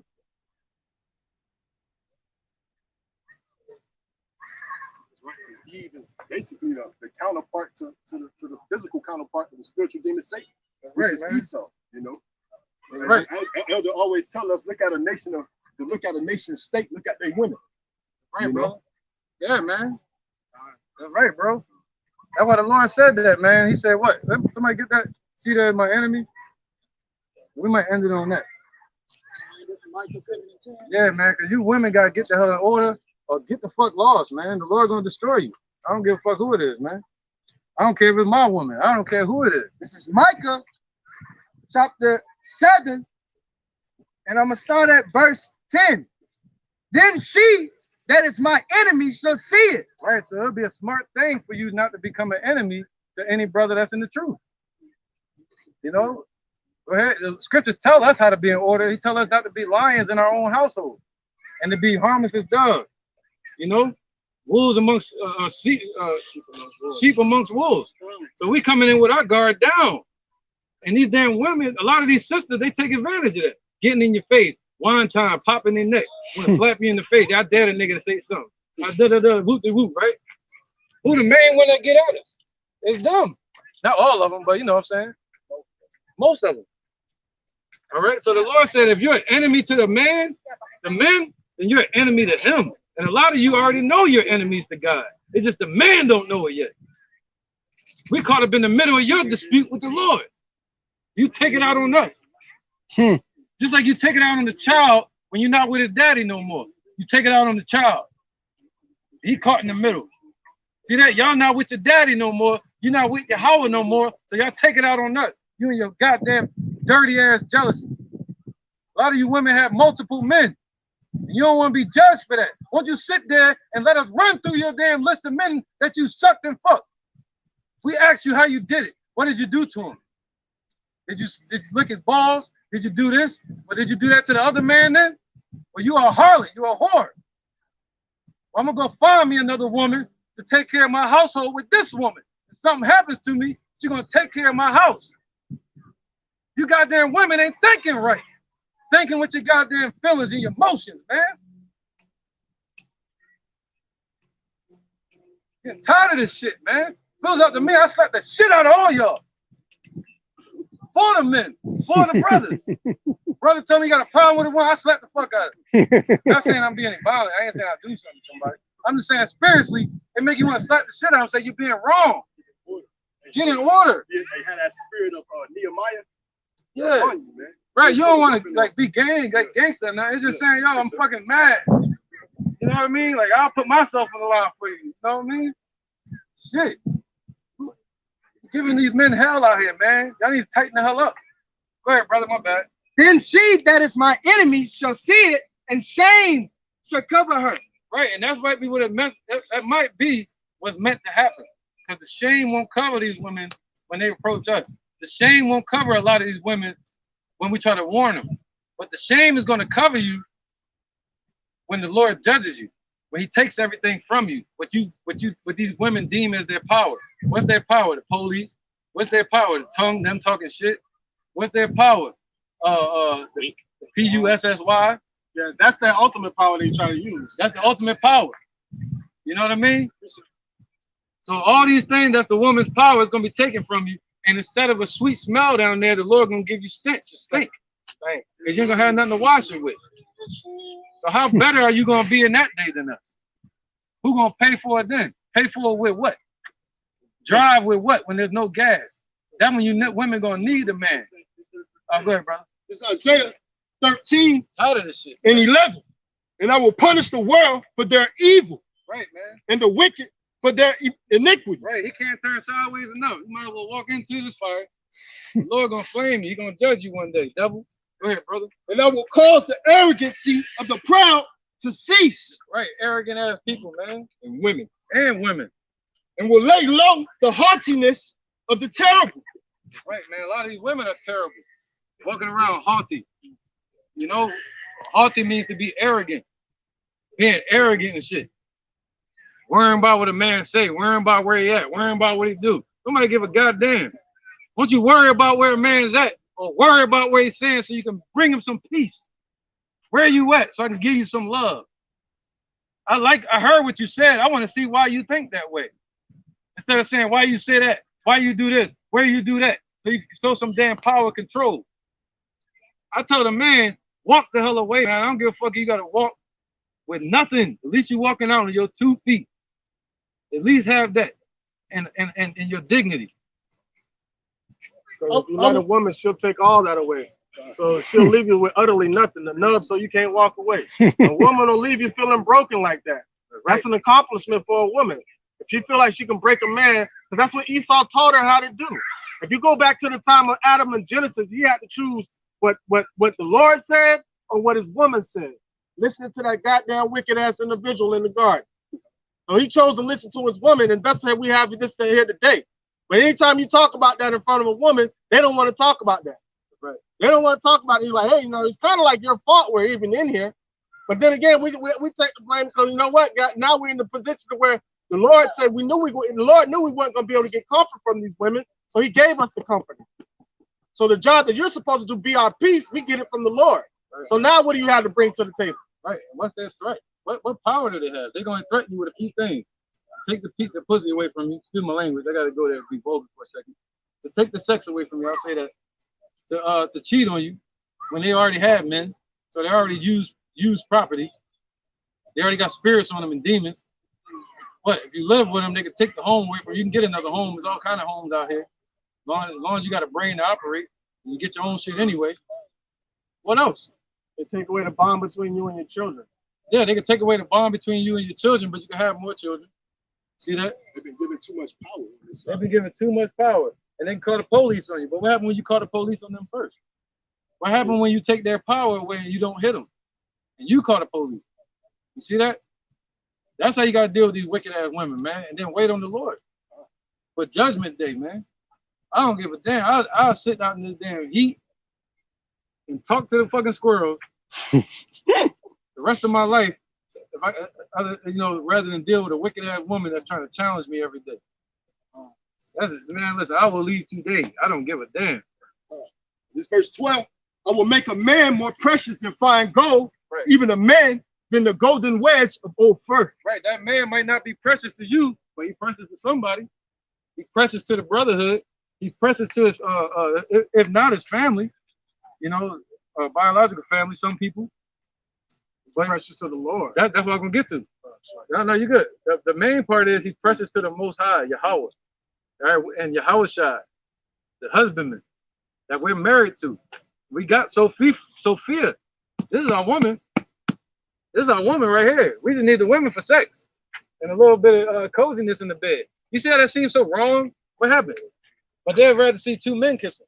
See that? Right. But a man talks about having sex with a woman, they giggle like it's funny. That shows you that the women are in a mindset of a man. They're out of order. They're out of order. All right?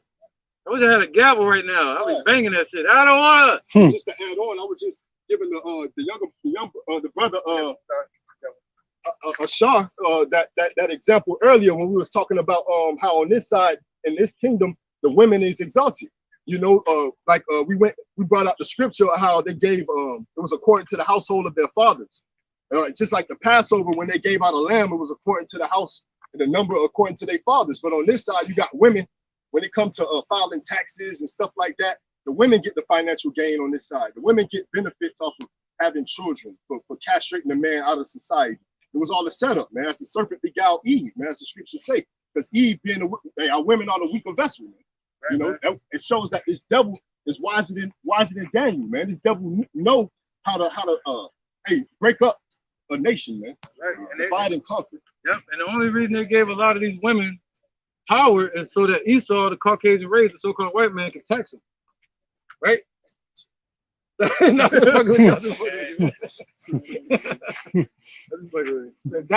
the whole women's live movement. Yeah. All right. That's when. All right. So when I think it was World War I and World War II, one of them, where all the men had to go into the draft, and the women had to go take the place of the men in the factory. So then the women got in their mind, oh, we could do exactly what the man could do. We could do exactly what the man could do. So now, boom, that's how they set it up. Like, oh, we want our equal rights. We want our equal rights. And what our women do? They follow right behind it, knowing that they treating the man, their head like shit. Right. So these women are walking, not even knowing that they walk around with like a chicken with their head cut off, because you got the system that's set up that you falling behind, persecuting your head, and you don't even know it. Own damn children who you supposed to be so-called say you care about. But when you kick a man out of the household, or you don't treat that man right in front of those children, all right, you just as guilty as these damn devils. That's the heathen, man. Yep. They're just like serial murderers, but I call them serial relationship killers. A woman will kill a relationship, treat a man like shit, as long as he's silly enough to stick around it, treat you like shit. The next thing you know, after she's done with you, she got to leave like a rocket and burn everything under it. You see that? She got to burn you up, talk shit to you, down you, so you'll be damaged for the next person. It's just like America, man. Yeah. You know, it's a whore. Just the whoredom, man. And a wife, a woman that wipe her mouth as she done nothing, man. Oh, can you get that? Say, you know? Get that? That's right, man. Because a lot of these women, they're not to the sincere sisters out there that's trying to change and that's looking for repentance. It's to the one that's going against the Lord and the men of the Lord. All right. We don't care what you do to 2/3 men out there. You know, y'all can give Lil Weezy and them all the hell in the world. I don't care about that. Some dudes say it. What they were saying, they like a toxic chick, right? Yeah. That shit, I'm like, damn. You got beta males. That's it. Beta males, all kind of stuff nowadays, man. You accept that way. You accept that way of living, man. Yep. They want it now. Yep. Go ahead, brother. Whoever got it. No, go ahead. You got a few of them? Yeah. All right, bring one, then we'll go ahead and back here. This is Isaiah chapter 3, verse 12. As for my people, children are their oppressors, and women rule over them. Right, children are their oppressors. Esau's a goddamn child. That's a child giving you your dream. Yeah, I can give you anything you want. I can give you science, technology, whatever you want. See, that's them. That's Bill Gates and them. And they giving the women booties, lips. I was gonna say shit. Let me see a woman have a baby like a man would. Damn, they doing that too. But guess what? The Lord got the kicker every time. Well, let me see you get wisdom. See that? You can get everything a man can get on the earth. You can even work like that. You got some women that can lift 350 pounds now. Can't even say that no more. Let me see you fight a man. They beating dudes up. I seen a woman knock a man out. You know what I'm saying? So let me see you work and take care of family. They're doing that. Or can you get wisdom to save yourself and your nation? That's what the Lord didn't give you. That resets the order. That gives us power again. Go ahead, brother. Oh, my people, they which lead thee, cause thee to error, and destroy the way of thy paths. Right, so Esau's leading our people, and the women are leading the household now. All right, and that's destroying the path of the men and the children. All right, you just heard the sister up here. She was sincere, but she said, yo, she likes to give the children snacks and candy on Halloween because it's for the children. All right, that's a woman. They love their children. They nurture them. Right? You need a man to have order, but it has to be a man of the Lord.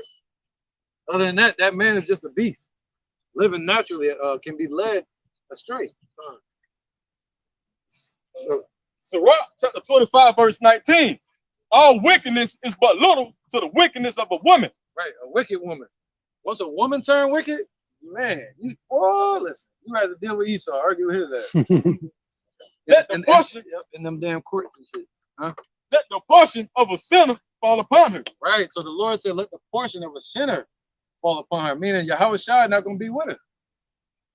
He's gonna let the same judgment that's going on for the wicked, same judgment on Esau, the Lord gonna put that on her, on that woman. Say, hey, you know what? Let the portion of a sinner fall upon her.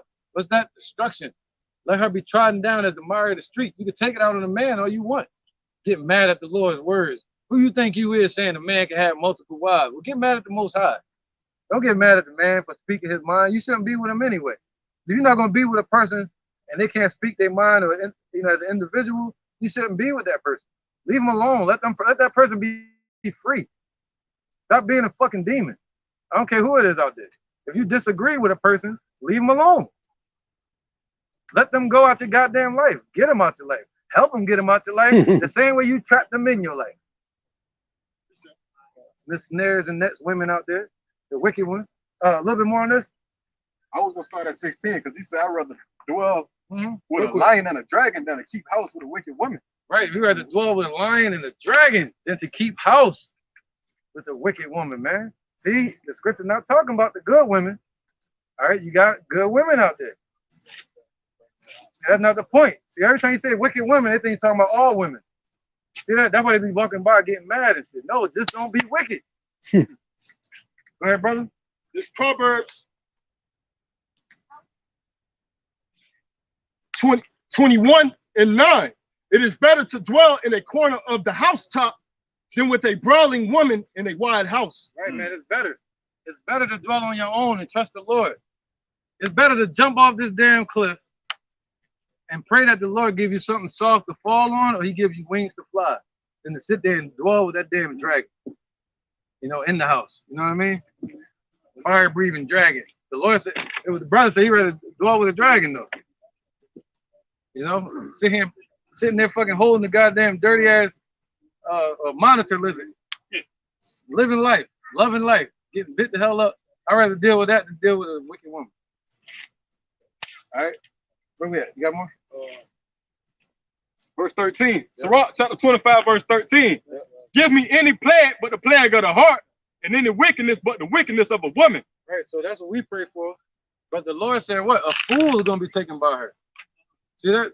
So it say, may it please the Most High for that man to escape her. So it got to be done on both parts.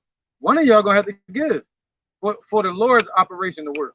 The man going to have to get away and trust the Lord and start over, or the woman's gonna have to break her pride and her jealousy and give in to the man.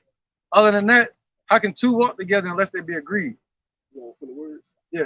All right, Let's get a couple more. Sirach chapter 25, verse 20. Right. As the climbing up a sandy way is to the feet of the aged, so is a wife full of words to a quiet man. There you go, man. That's like it's a sand dune, right? Sandy way, It's like an old man. Yeah, it's like an old man doing laps up a damn mountain that's sandy. You know how hard it is to run in the sand in the beach at Jacksonville. That's a straight plane. But imagine going up a damn hill, man, and being old. See that's how bad it is dealing with you goddamn wicked women. And you probably laughing and shit, but well, look, you ain't gonna be laughing one day. You can say, yeah, I'm gonna get that motherfucker. You ain't gonna do shit. The Lord got a whole plan for you, damn. You rise up, the Lord gonna smite you down. The Lord getting tired of this shit too, just like we getting tired of it. All right, men gotta stand the hell up. Keep your hands off these women. Don't be violent. Don't be a lion in your own household. Be willing to get the hell away from them. Always stay studying, building your mind up in the spirit with Sophia, and the Lord gonna send to you everything that's yours. If a woman is yours, the Lord gonna choose her for you. Why? Because he's gonna choose that woman that is equipped to help the man, that's gonna help the man meet his duties that he got to serve with Yahweh. Ain't about no damn relationship, no love connection, right? It's about the Most High's setup. So which one of you women are going to help these men meet their duties for Yahweh? If you're not doing that, you're out of order. You think it's all about sex and all this shit? That's not what it's about, man. All right? So the Lord will send a man or woman. I don't care what color she is. I don't care what size she is, ugly or not, or beautiful. It's about, is she going to be kind to that individual and help him meet his duties for the Lord? All right? That's all we need in this society. You know, you women get old, that beauty is gone. You women turn wicked, that beauty is gone. All we gotta do is get over the sex. Practice something called semen retention. All right, semen retention, where you can stop having sex so much, man. Stop giving these women all your energy. You sitting down, laying down, tired, taking a nap from popping, and she up living her life, cussing you the hell up. Now all this damn energy from you now. Right? Practice semen retention. No. I don't want that right now. I'll see you tomorrow. I'm reading. Good, man. Psalms chapter 37, verse 4. That's right. Delight thyself also in the Lord, and he shall give thee the desires of thine heart. That's right, man. Delight yourself in the Lord, man. Don't delight these women. Delight in the Lord. You know? Delight in the Lord, man, and he shall give you the desires of your heart. Whatever you desire from now into the kingdom. You know, so if you desire love, you desire a feeling of satisfaction, that's what you're going to get. But the devil can give you that too. So you got to know what you're looking for. What do you want? You want a woman for sex? You want a woman for the thought of having a woman, or what a picture may look like a household or a family?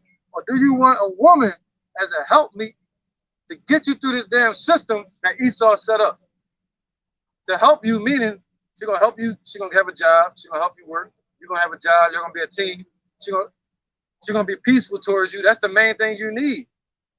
Everything else can work itself out. You need a peaceful woman. And that's what we should seek. So we have stability in our house to be able to do the Lord's work. All right? I tell brothers, man, never move in or move with a woman that's not in the truth. And even then, you got to have a backup plan. Always have one foot in, one foot out the door. See, they don't like that shit. See, they want us to talk like little puppies. But we big dogs. You women are kittens. Go ahead, brother. This is Psalms chapter 113, verse 9. Right, man. He maketh the barren woman to keep house, to be a joyful mother of children. Praise ye the Lord. That's right, man. What was the first part? You make a what? He maketh the barren woman to keep house. A barren woman? Barren woman. A barren woman. Yeah. To keep house? Yeah. Yeah. It said barren woman? Maketh the barren woman to keep house. Oh, yeah. So even if you can't have kids, you're still supposed to keep the house. Period. There's probably some more on that, though, but yeah. That was another. All right, let's go. This is Proverbs chapter 31, verse 30. Favor is deceitful and beauty is in vain. But a woman that fears the Lord, she shall be praised. There you go, man. Can you read that first part again? I'm going to cut you off. Favor is deceitful. Favor is deceitful, man. All right, go ahead. And beauty is in vain. Beauty is vain. Why? Because it's here today, gone tomorrow. And a woman could be a whole man with a beautiful face. Crazy, right? Crazy, man. She a whole man inside, but you look at her like she beautiful. She like, what's up, dude? What's up, bro? What's up, bro? That's how they talk. But she pretty as hell, though. So it's the spirit inside what's important. It's the spirit. Judge a tree by its fruit. That's the best way for us to walk in this society. You judge that tree and something ain't right, get away. Get away. If you're gonna pop her, you better be like bee stinger. Be like a damn bee sting. You know, the stinger and run. Just to add on, you know, like I myself, you know, I got a woman, you know what I'm saying, but she's constantly on trial, you know, every day. Every day. Even if she's in order. In order, yeah. She's constantly on trial. You know, you gotta throw jabs, throw little jabs and little notes in there here and there, you know. Why? Because look, what did the Lord say? He said once a man deals with a woman, you become one. one flesh. All right, but the Lord also said to what? Examine yourself whether you be in the faith. So by examining your woman yourself, you got to examine your woman as well. You got to examine your children on a daily basis. All right? Oh, go ahead, bro. This is 1 Corinthians chapter 7, verse 29. But this I say, brethren, the time is short. It remaineth that both they that have wives be as though they had none. Right? You wonder why a man moving the way he's moving? It's because our God commanded us. Oh, well, go with your God then. We will. We will. I just gotta get this damn snare off my leg that you put on my leg. The trouble in the flesh. Yeah. So that's ultimately what the box. When she give you that box, that's what it put upon you, man. The trouble in the flesh. Right, because sometimes men, when they fall into the box, they fall into the box. They like in the box, like in their life and everything. Yeah, it's twofold. You know what I mean? That's a woman's job to pull in, and a man's job is to go out and be erect. All right? Go ahead, brother. That was you? Read that again. 1 Corinthians chapter 7, verse 29. But this I say, brethren, the time is short. That was you. No, go ahead. It remaineth that both they that have wives be as though they had none. Right. So that's why men are moving the way they move now. Because it's the times we in. You got all this shit, they're going door to door soon. Let's see how tough you are then, you women. Open that damn door. Well, you know what? Nah, they're gonna be, I'm getting it. That's gonna be their toughness. I'm gonna get it. You scary ass. You ain't gonna get it? See that? That's gonna be their toughness. They're gonna flip it. You know what I mean? Yeah, you got it. You got that player. You won. Yeah, but it's time. These are the times that those that have wives be as though they have none, man. Stay busy, stay in the truth, you know, stay in the spirit, and stay working. You don't like what you see and dealing with, stay busy. Something try to interrupt that, get away from it. You know, and pray for the Lord to end that shit. You work to end that shit. God damn these people, man. Fuck them. Excuse my language. I'm trying not to go there, but it's bullshit. You know, it's vanity. Yeah, go ahead. It take time. It takes time, man. If I fall down, sorry, if I fall down in a bear trap, or if I fall down and I get tangled up, it's gonna take. Might have got tangled up real quick, but it's gonna take hours to get untangled. See that? You walk down the path that you know is wrong. It's gonna take just as much, even more strength to walk back because you ain't got weak going that way. So you gotta turn back at some point and realize, like, yo, I'm tired of this fucking tunnel that I'm walking down. And turn the hell around and see what the Lord telling you to do. And ignore the whispers, ignore the haunts, ignore all the talking and jabber jabber and threats. Ignore all of that and pay attention to the king of terrorists. All right, go ahead, brother. And they that weep as though they wept not. Right, weep as though you wept not. Don't cry over these people. All right, wipe away those tears, man. Who was that? Ezekiel, I think it was. When his wife died, it might have been Ezekiel. I think it was Ezekiel. If I'm wrong, it's Elijah. When his wife died, he told him, he said, yo, now what I want you to do is wipe your tears, put on your mitre and your garment, and go out and teach. He told him to wipe his tears like nothing happened. You see that? So that's how we gotta be. You know? Go ahead, brother. And they that rejoice as though they rejoice not, and they that buy as though they possess not.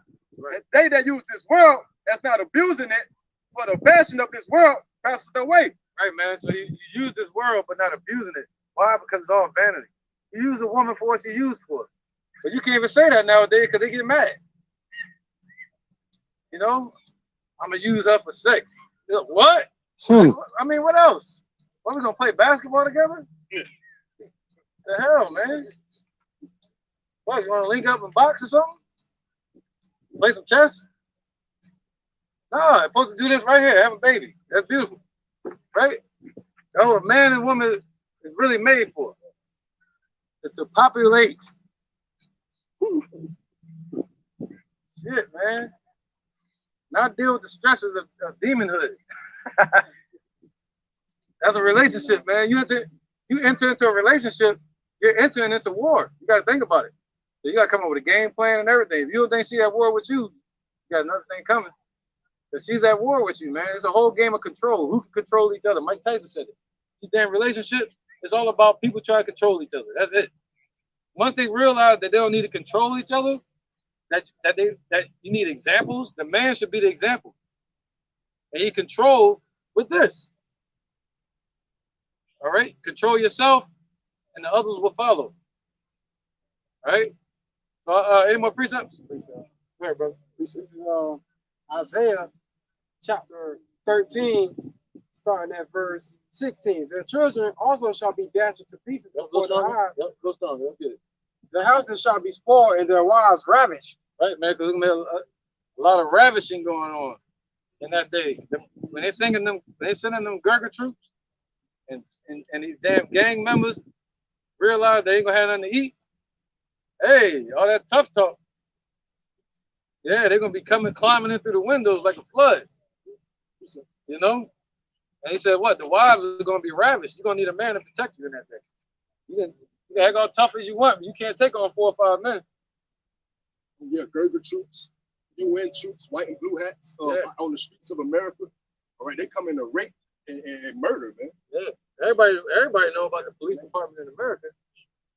They peons to what's coming. Yeah. So this Proverbs 6:23. For the commandment is a lamp, and the law is light. Right. So the commandment is our lamp. That's what we follow. We don't need to follow no women. All right, go ahead. Twofold, man. And reproofs of instruction are the way of life. Right. To keep thee from the evil woman, from the flattery of the tongue of a strange woman, lust not after her beauty. Right, because the word evil just means bad, a bad woman. You got good women, you got bad women. And he said, what? A strange woman. That's a woman that's in the world. That doesn't know about the laws. That's not following Yahweh Shema Shai. She's a stranger. All right, go ahead. Lust not after her beauty in thine heart, neither let her take thee with her eyelids. For by means of a whorish woman, a man is brought to a piece of bread. Oh, man. Yeah, that's right, man. So we can't follow these queens. We got to call our women and our daughters princesses.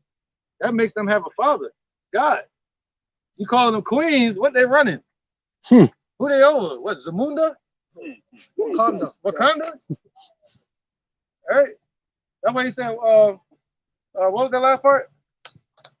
That was stroke my mom. It says, for by means of a whorish woman, a man is brought to a piece of bread. There you go, man. By means of a queen, a man is brought to a piece of bread, man. You deal with it, you're going to be left out there. At any moment, she's going to threaten you. You get with her, if she take care of you, what it say? Bear? He make of the barren woman to keep house. Yeah, but it was a scripture you had. Psalms 113 and 9. He sitteth among, what it say? It's in Ezra about the woman. Change her countenance as a bear. Oh, that's the rock. It's a rock. That's what I said, right? You think so? Whatever you say, player. That's what you thought? Oh, that's what you thought? Yeah. La'av has been changed through the philosophies of this world. La'av got her thinking she's a man. Yeah, man. It's out of order. Too much testosterone. They're career-oriented women. Too much zinc. Too much zinc. I like how you said that, bro. Testosterone. Sirach chapter 25, verse 17. Talking about the bear. Oh, brother dwell houses. Say countenance, change the countenance. Yeah, this shit right here, 17. The wickedness of a woman changeth her face and darketh her countenance like sackcloth. He's going. XP going to do about this. Her husband shall sit among his neighbors, and when he heareth it, shall sigh bitterly. Oh, no.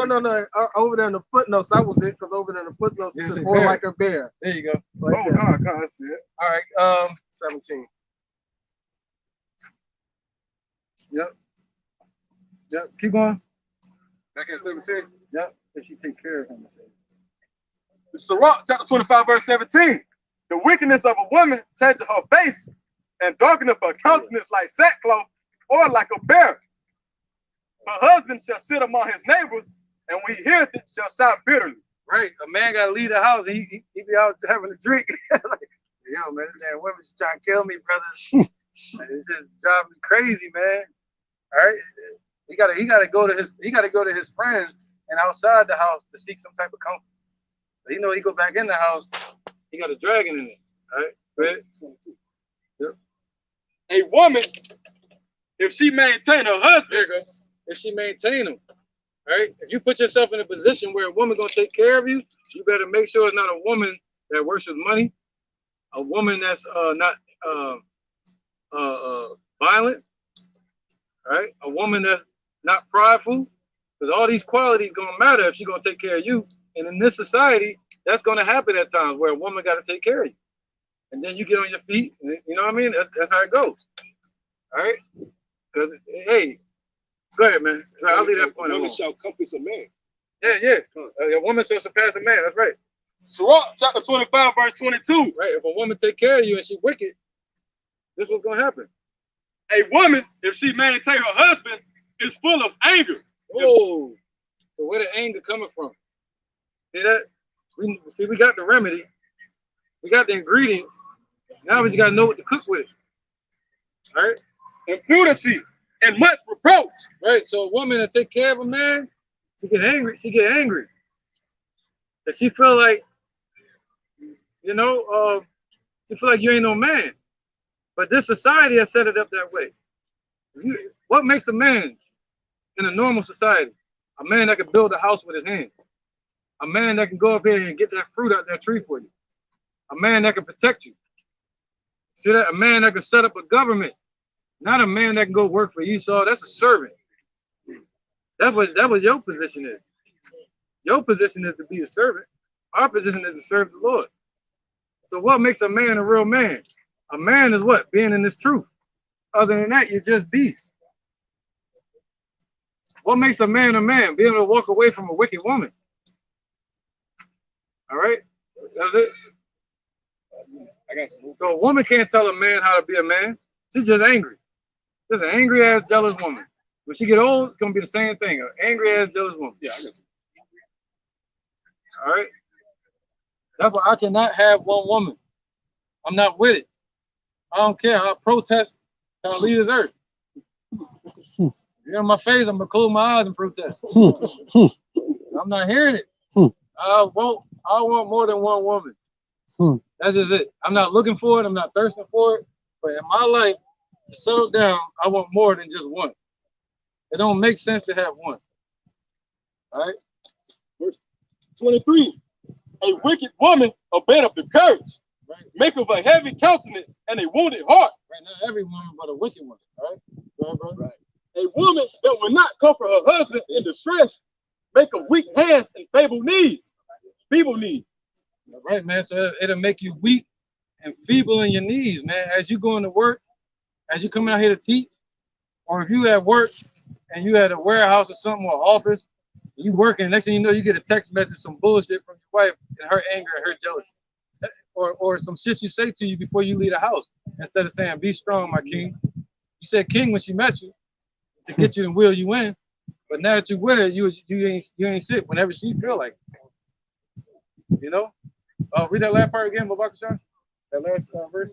Sirach chapter 25, verse 23. A wicked woman, a bed of the courage. A wicked woman is going to abate your courage, man. What does courage deal with? You being that lion. That courage comes from your confidence, your faith. So it's going to what? Abate your faith. It's going to mess with your faith, man. That's why I say it's going to destroy kings. Don't give not that strength to women. All right, go ahead. Make of a heavy countenance and a wounded heart.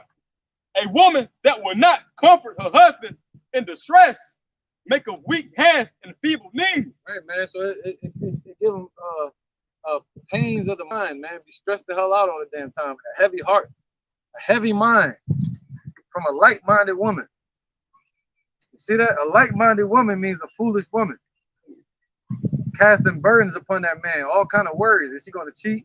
Is she going to be this when I get home? It's going to be some drama. Is she going to try to fight me? She's going to try to do something in my sleep. Is she going to leave me? Am I going to have to leave her? Is she going to take this from me? And blah, blah, blah, blah, blah, blah. So many worries, man. Then you got to come out here and deal with Esau. Shit, man. What you got to do with?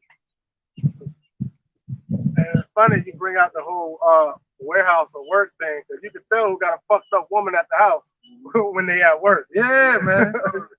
Boy, it shows, boy. Work don't get done that day. Sirach chapter 25, verse 24. Of the woman became the beginning of sin. Through her, we all died. That's right, man, through the women. So we can't trust that, man. We can't trust their opinions, their thoughts, their emotions, their sadness, their reactions. You can't even trust your eyes when you're dealing with a woman. You gotta close your eyes. You gotta be on some Neo from the Matrix type shit. You gotta just feel the force and shit. Feel the spirit. Like, is this a wicked one? By her reactions to you, you feel a punch to the face, you know she wicked. She's talking shit to you, you know she wicked. You get what I'm saying? You see her talking to other men, she wicked. Give the water no passage, neither a wicked woman liberty to get abroad. Oh, don't allow it. Don't allow women, even though they took my video down with saying women can't get her abroad. It's like, come on, man, right? But anyway, it's all good. You can do that with this one too. If she go not as thou wouldest have her, cut her off from thy flesh, and give her a bill of divorce and let her go. You got balls for a second. Yeah, they can. Oh, no, never mind. You know, you two got motherfucking shit, bro. You two, bro. Great, bro. Oh, that was it. All right, any other points, man? Any other points, man, brother? Hey, remember Lot's wife, man. There you go. Remember Lot's wife. Hey, but it's better for those brothers without women, hey, to desire a woman, for brothers to have women, and to be at the end game and have to make that split decision right on point, man. So, hey, don't be be sober, man. Right. You know, be vigilant, be sober, man. That's right, man. If you got women, you know. I mean, this is all about wicked women. Once again, the scripture says, if you got good women, don't depart from them. The Lord gonna deliver them too. You got children, don't treat your children like shit. The Lord said, if you love children or wife more than him, then you're not fit for the kingdom, right? Well, the Lord just saying, don't listen to them if they try to pull you away from the truth. If a woman is against you and your God, you're going to have to pull away from her at some point. I mean, you got to show that you love him more than her. All right? But if you got women and children that are at peace with you, they don't have to be in the truth. They just got to be at peace with you. The Lord said, be at peace with them. All right? If you got a combative, violent woman, the Lord said, don't be a lion in your own household. Don't try to prove nothing in this society. All right? Be wise as a serpent, harmless as a dove. You know, don't be a punching bag, verbally, spiritually, or physically. Know your worth, know your importance. Make your choice, choose God, he'll choose you. All right. If the Lord be for you, who could be against you? Right. To them that try to be against you, the Lord for you. Right, man. Worrying about these damn women and they stink box. And most of them don't even know how to take care of that darn thing. You know what I'm saying? I play some chess. I'm gonna play with my homie. I'm gonna have more fun with my brother than with a woman. I play chess with a woman the whole time. I be thinking about popping. I'm like, yeah, this game good. Yeah. Made that move, huh? What about this next move? Like the one I'm gonna do later. Like that. Yeah, I can't even talk to a girl. She like this big. I'm like, you like that? You can't really. A man and a woman are two different species. You stand in front of each other, you can see it right off the rip. She got boobs, I don't. She got a vagina, I don't. So that means if the outside is different, the inside is different as well. It's a whole different makeup and a way of thinking, man. All right, any man and woman together, they either fruit, you know, a happy bundle of sticks. Yeah, they either pride life, you know, or the other option is that dude is playing the friend rule so he can get to that box later. You gotta watch out for them people. Hanging around a bunch of chicks, he trying to get to some, you know what I mean? So you women gotta watch out for that. This 1 Corinthians chapter 6. Oh, talking about my daughter. So like this 1 Corinthians chapter 7 and verse 13. And the woman which hath an husband that believeth not, and if he be pleased to dwell with her, let her not leave him. For the unbelieving husband is sanctified by the wife. And that don't mean to sit there and focus all your time trying to change a woman that don't believe. If you have a non-believing woman and there's still peace in your house, that's cool. But a non-believing woman will still believe and push her man for what he believes in. So you got to get it right. Don't get it twisted and think you can fuck with these women that's shitting on you. Oh, but I can sanctify her through my believing. Nigga, she gonna give you hell. Like straight up, bro. That's you being an ignorant nigga trying to think like that. Because a woman, even if she don't believe, if she believe in you, she gonna push you towards what you believe in. Right. Hey, because a woman ultimately believe in whatever her man, her Lord, believe in. If she claims herself to be his. Right. If she's committed to that man, and she's not committed, she gonna believe whatever. She's gonna be committed to her goddamn self, and she gonna push her own agenda. At the end of the day, she gonna push her own motherfucking agenda. And then under there, you walk around like this and shit. Verse 15. We can't see it, but it's there. But if the unbelieving depart, let him depart, or her. A brother or a sister is not under bondage in such cases. But Yahweh, by Shem Yahweh Shai, have called us to peace. So he's called us to peace. So if you dealing with a woman and that situation ain't peaceful, depart from that woman. Right, man. He calls us peace of mind, man. Sound mind. He's calling us to that. He's calling the men first. He's calling us to peace.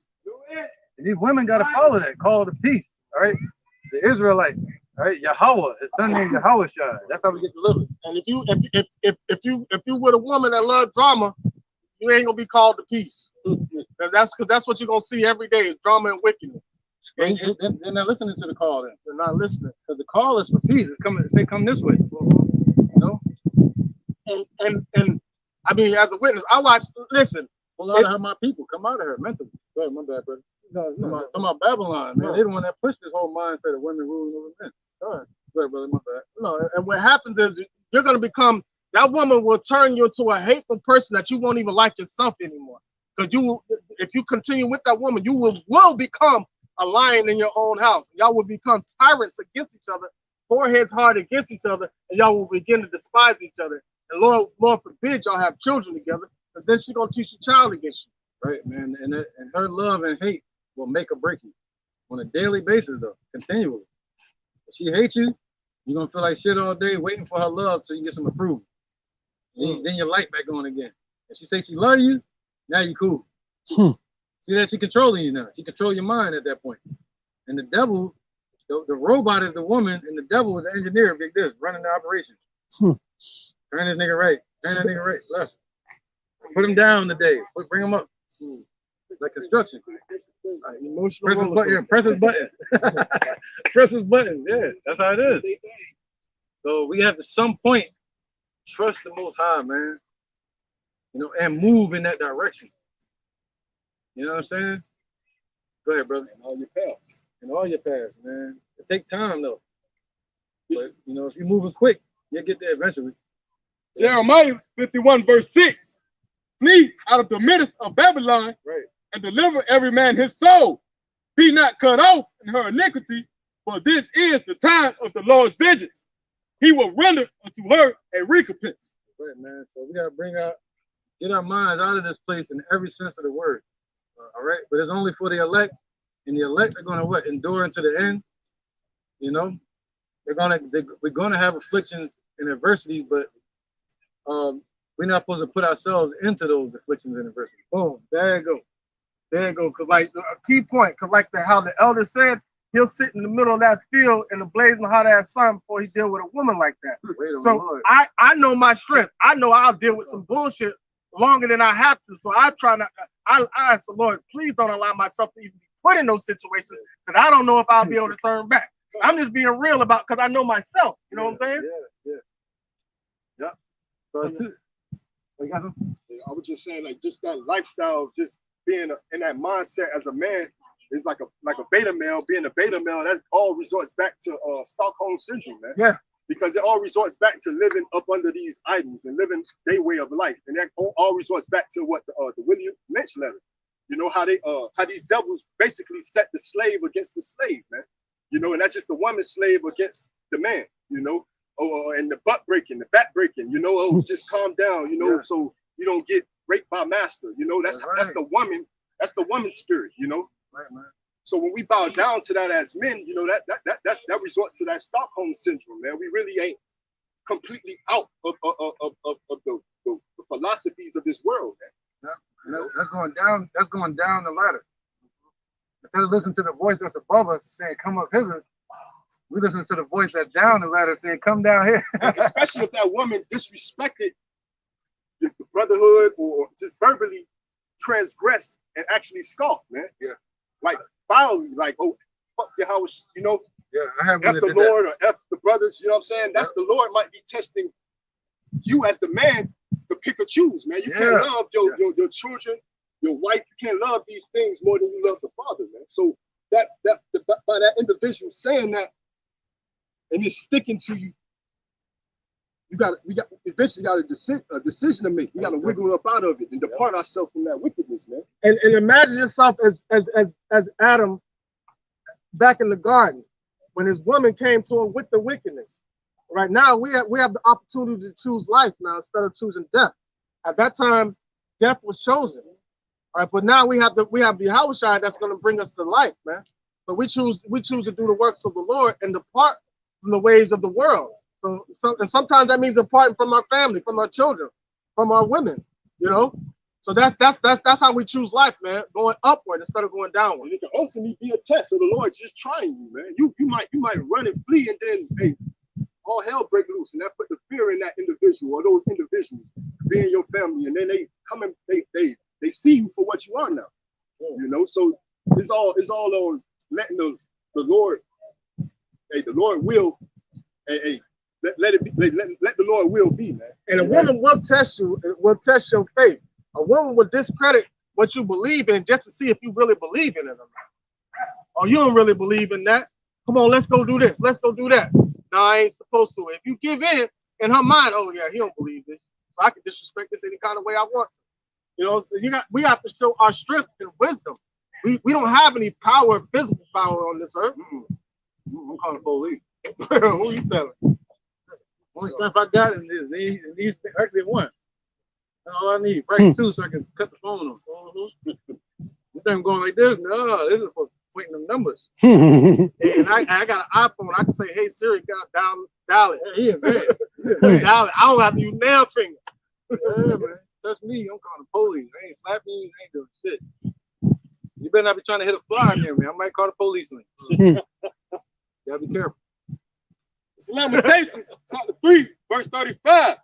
To turn aside the right of a man before the face of the Most High, to subvert a man in his cause, the Lord approveth not. And that's what some of these women do, try to pervert a man in his cause. What is our cause? What is our calling?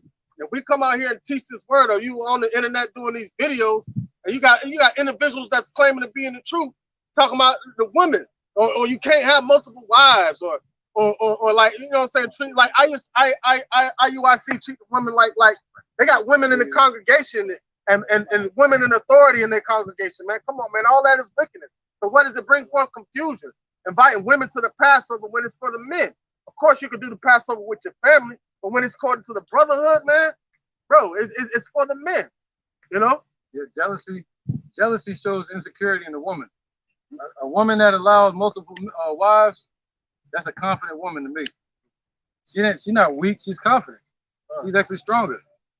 So, you know what I mean? I bring up my woman a lot. She's a confident woman. That's why I mess with her a lot. Because she be trying to tell a lot of these other women, like, yo, you need to tighten up. There's other women out there saying the same thing. I'll use mine for an example. She wasn't always confident. But she changed. Yeah. She changed. I'm gonna tell you why she changed. The Lord changed her. Ultimately, the Lord changed her. But her main beef was she was afraid of me leaving her for another woman. First of all, if you know I'm a man of the Lord, once I get a wife that believes, I'm not supposed to put her away unless she's being wicked, unless she's committed adultery. So first of all, if you don't do none of those things, if you're doing right by the Lord, then you have faith in the Lord, you shouldn't be worried about that. And if I do leave, I was not supposed to be there in the first place. So once she realized that, if you believe I'm a true man of the Lord, and you believe that the word of the Lord is right, you should not be in fear of anything like that, because the Most High would put you in that position. Right, man. Right. It's not about fun and man getting his. It's about the kingdom. It's about the kingdom. Yeah, and fun. I try to use that as an example. Like, you know, you're a leader. I try to tell my woman, hey, you gonna be a leader of other women. You know what I'm saying? Like that. Yeah. There you go. Yeah. Once you women can think about it, that's choosing the path less traveled. And you're gonna be the minority in that number. That makes you the leader. So which women get into the water first? There you go. That's right. Get the water, baby. So if a woman with you, and you got a bunch of women come to you in that day, they're gonna have to turn to this woman to see what you like. So you're like the factory now. They work for you. Right? So they gotta come to this manager, the woman that manages the household, and ask her everything that pleases you. Does he like ketchup on this? Oh, he don't like that. No, he don't like that. Don't put this on that. You see that? He don't like when people bother him doing this. See that? The woman knows that's with you. Now, if you're not holding your the only reason why another woman would fear, if you're not holding up your end of the bargain, and another woman come in and she's doing better than you doing, that's where your insecurity, because it's all about you. You fucking up. Right, so you're afraid for somebody else to come do better than what you're doing. But if you up on your shit, you ain't gotta worry. Another woman would be nothing but an addition. You get what I'm saying? Right, man. So, chapter 7, verse 9. Oh, let the wickedness of the wicked come to an end, but establish the just. For the righteous God triumph the hearts and reigns. So let the wickedness of the wicked come to an end. So if we out here being righteous, and it's a righteous thing for a man to have multiple women, let the jealousy come to an end. That's a part of wickedness, man. You can't have that within the household. When Yahushua shows up, are you going to tell Yahushua, hey, man, listen, he around here with this woman, he got that woman, he got that woman. Yahushua ain't going to want to hear that. Yahushua going to say, I gave him those women. Yeah. Right. Yeah, man. Everything fake on these women. They got weave, all kinds of shit. Yeah. They pass is fake. You ask them how many men they had sex with. Why you want to know that? How'd you do it? Why'd you leave them? You know? Did you cheat on them? That's what you're supposed to do. You gotta judge these women, man. Ask them questions. That way you know who you with. And if a woman will answer you, I asked my girl all the questions. I kind of got upset that I asked the question because he told me straight up. But that is what this woman. A woman that's willing to bear her shame in front of you. Yeah, you can accept her. You can accept her. Yeah, man. She can get her reproach taken away by dealing with you. God. Right, she's really forgiven, and she's gonna get a new body in the kingdom. So hey, man, with that, man, it is what it is, man. You know, they say only the strong gonna survive. And they ain't talking about muscle. He's talking about spiritual strong. Right. All right. That's right, man. Male or female. So we're gonna end it there. You know, we're gonna give praise to our King, our Father, and His Son Yahushua, and we're gonna, you know, say thank you for the blessings and the wisdom and the true comfort that we have, right, in the Holy Spirit. So with that, man, I'm gonna say we're gonna say Kal, Halayim, La, Yahweh, Hashem, Yahushua, Hashem, Ha, Rakah, Kodash, Ma'amah. All right, double honor to the elder apostles, the GMS and the elders. Shalom to you, Shalom. that believes in sin and truth around the four corners of the earth. That's it. So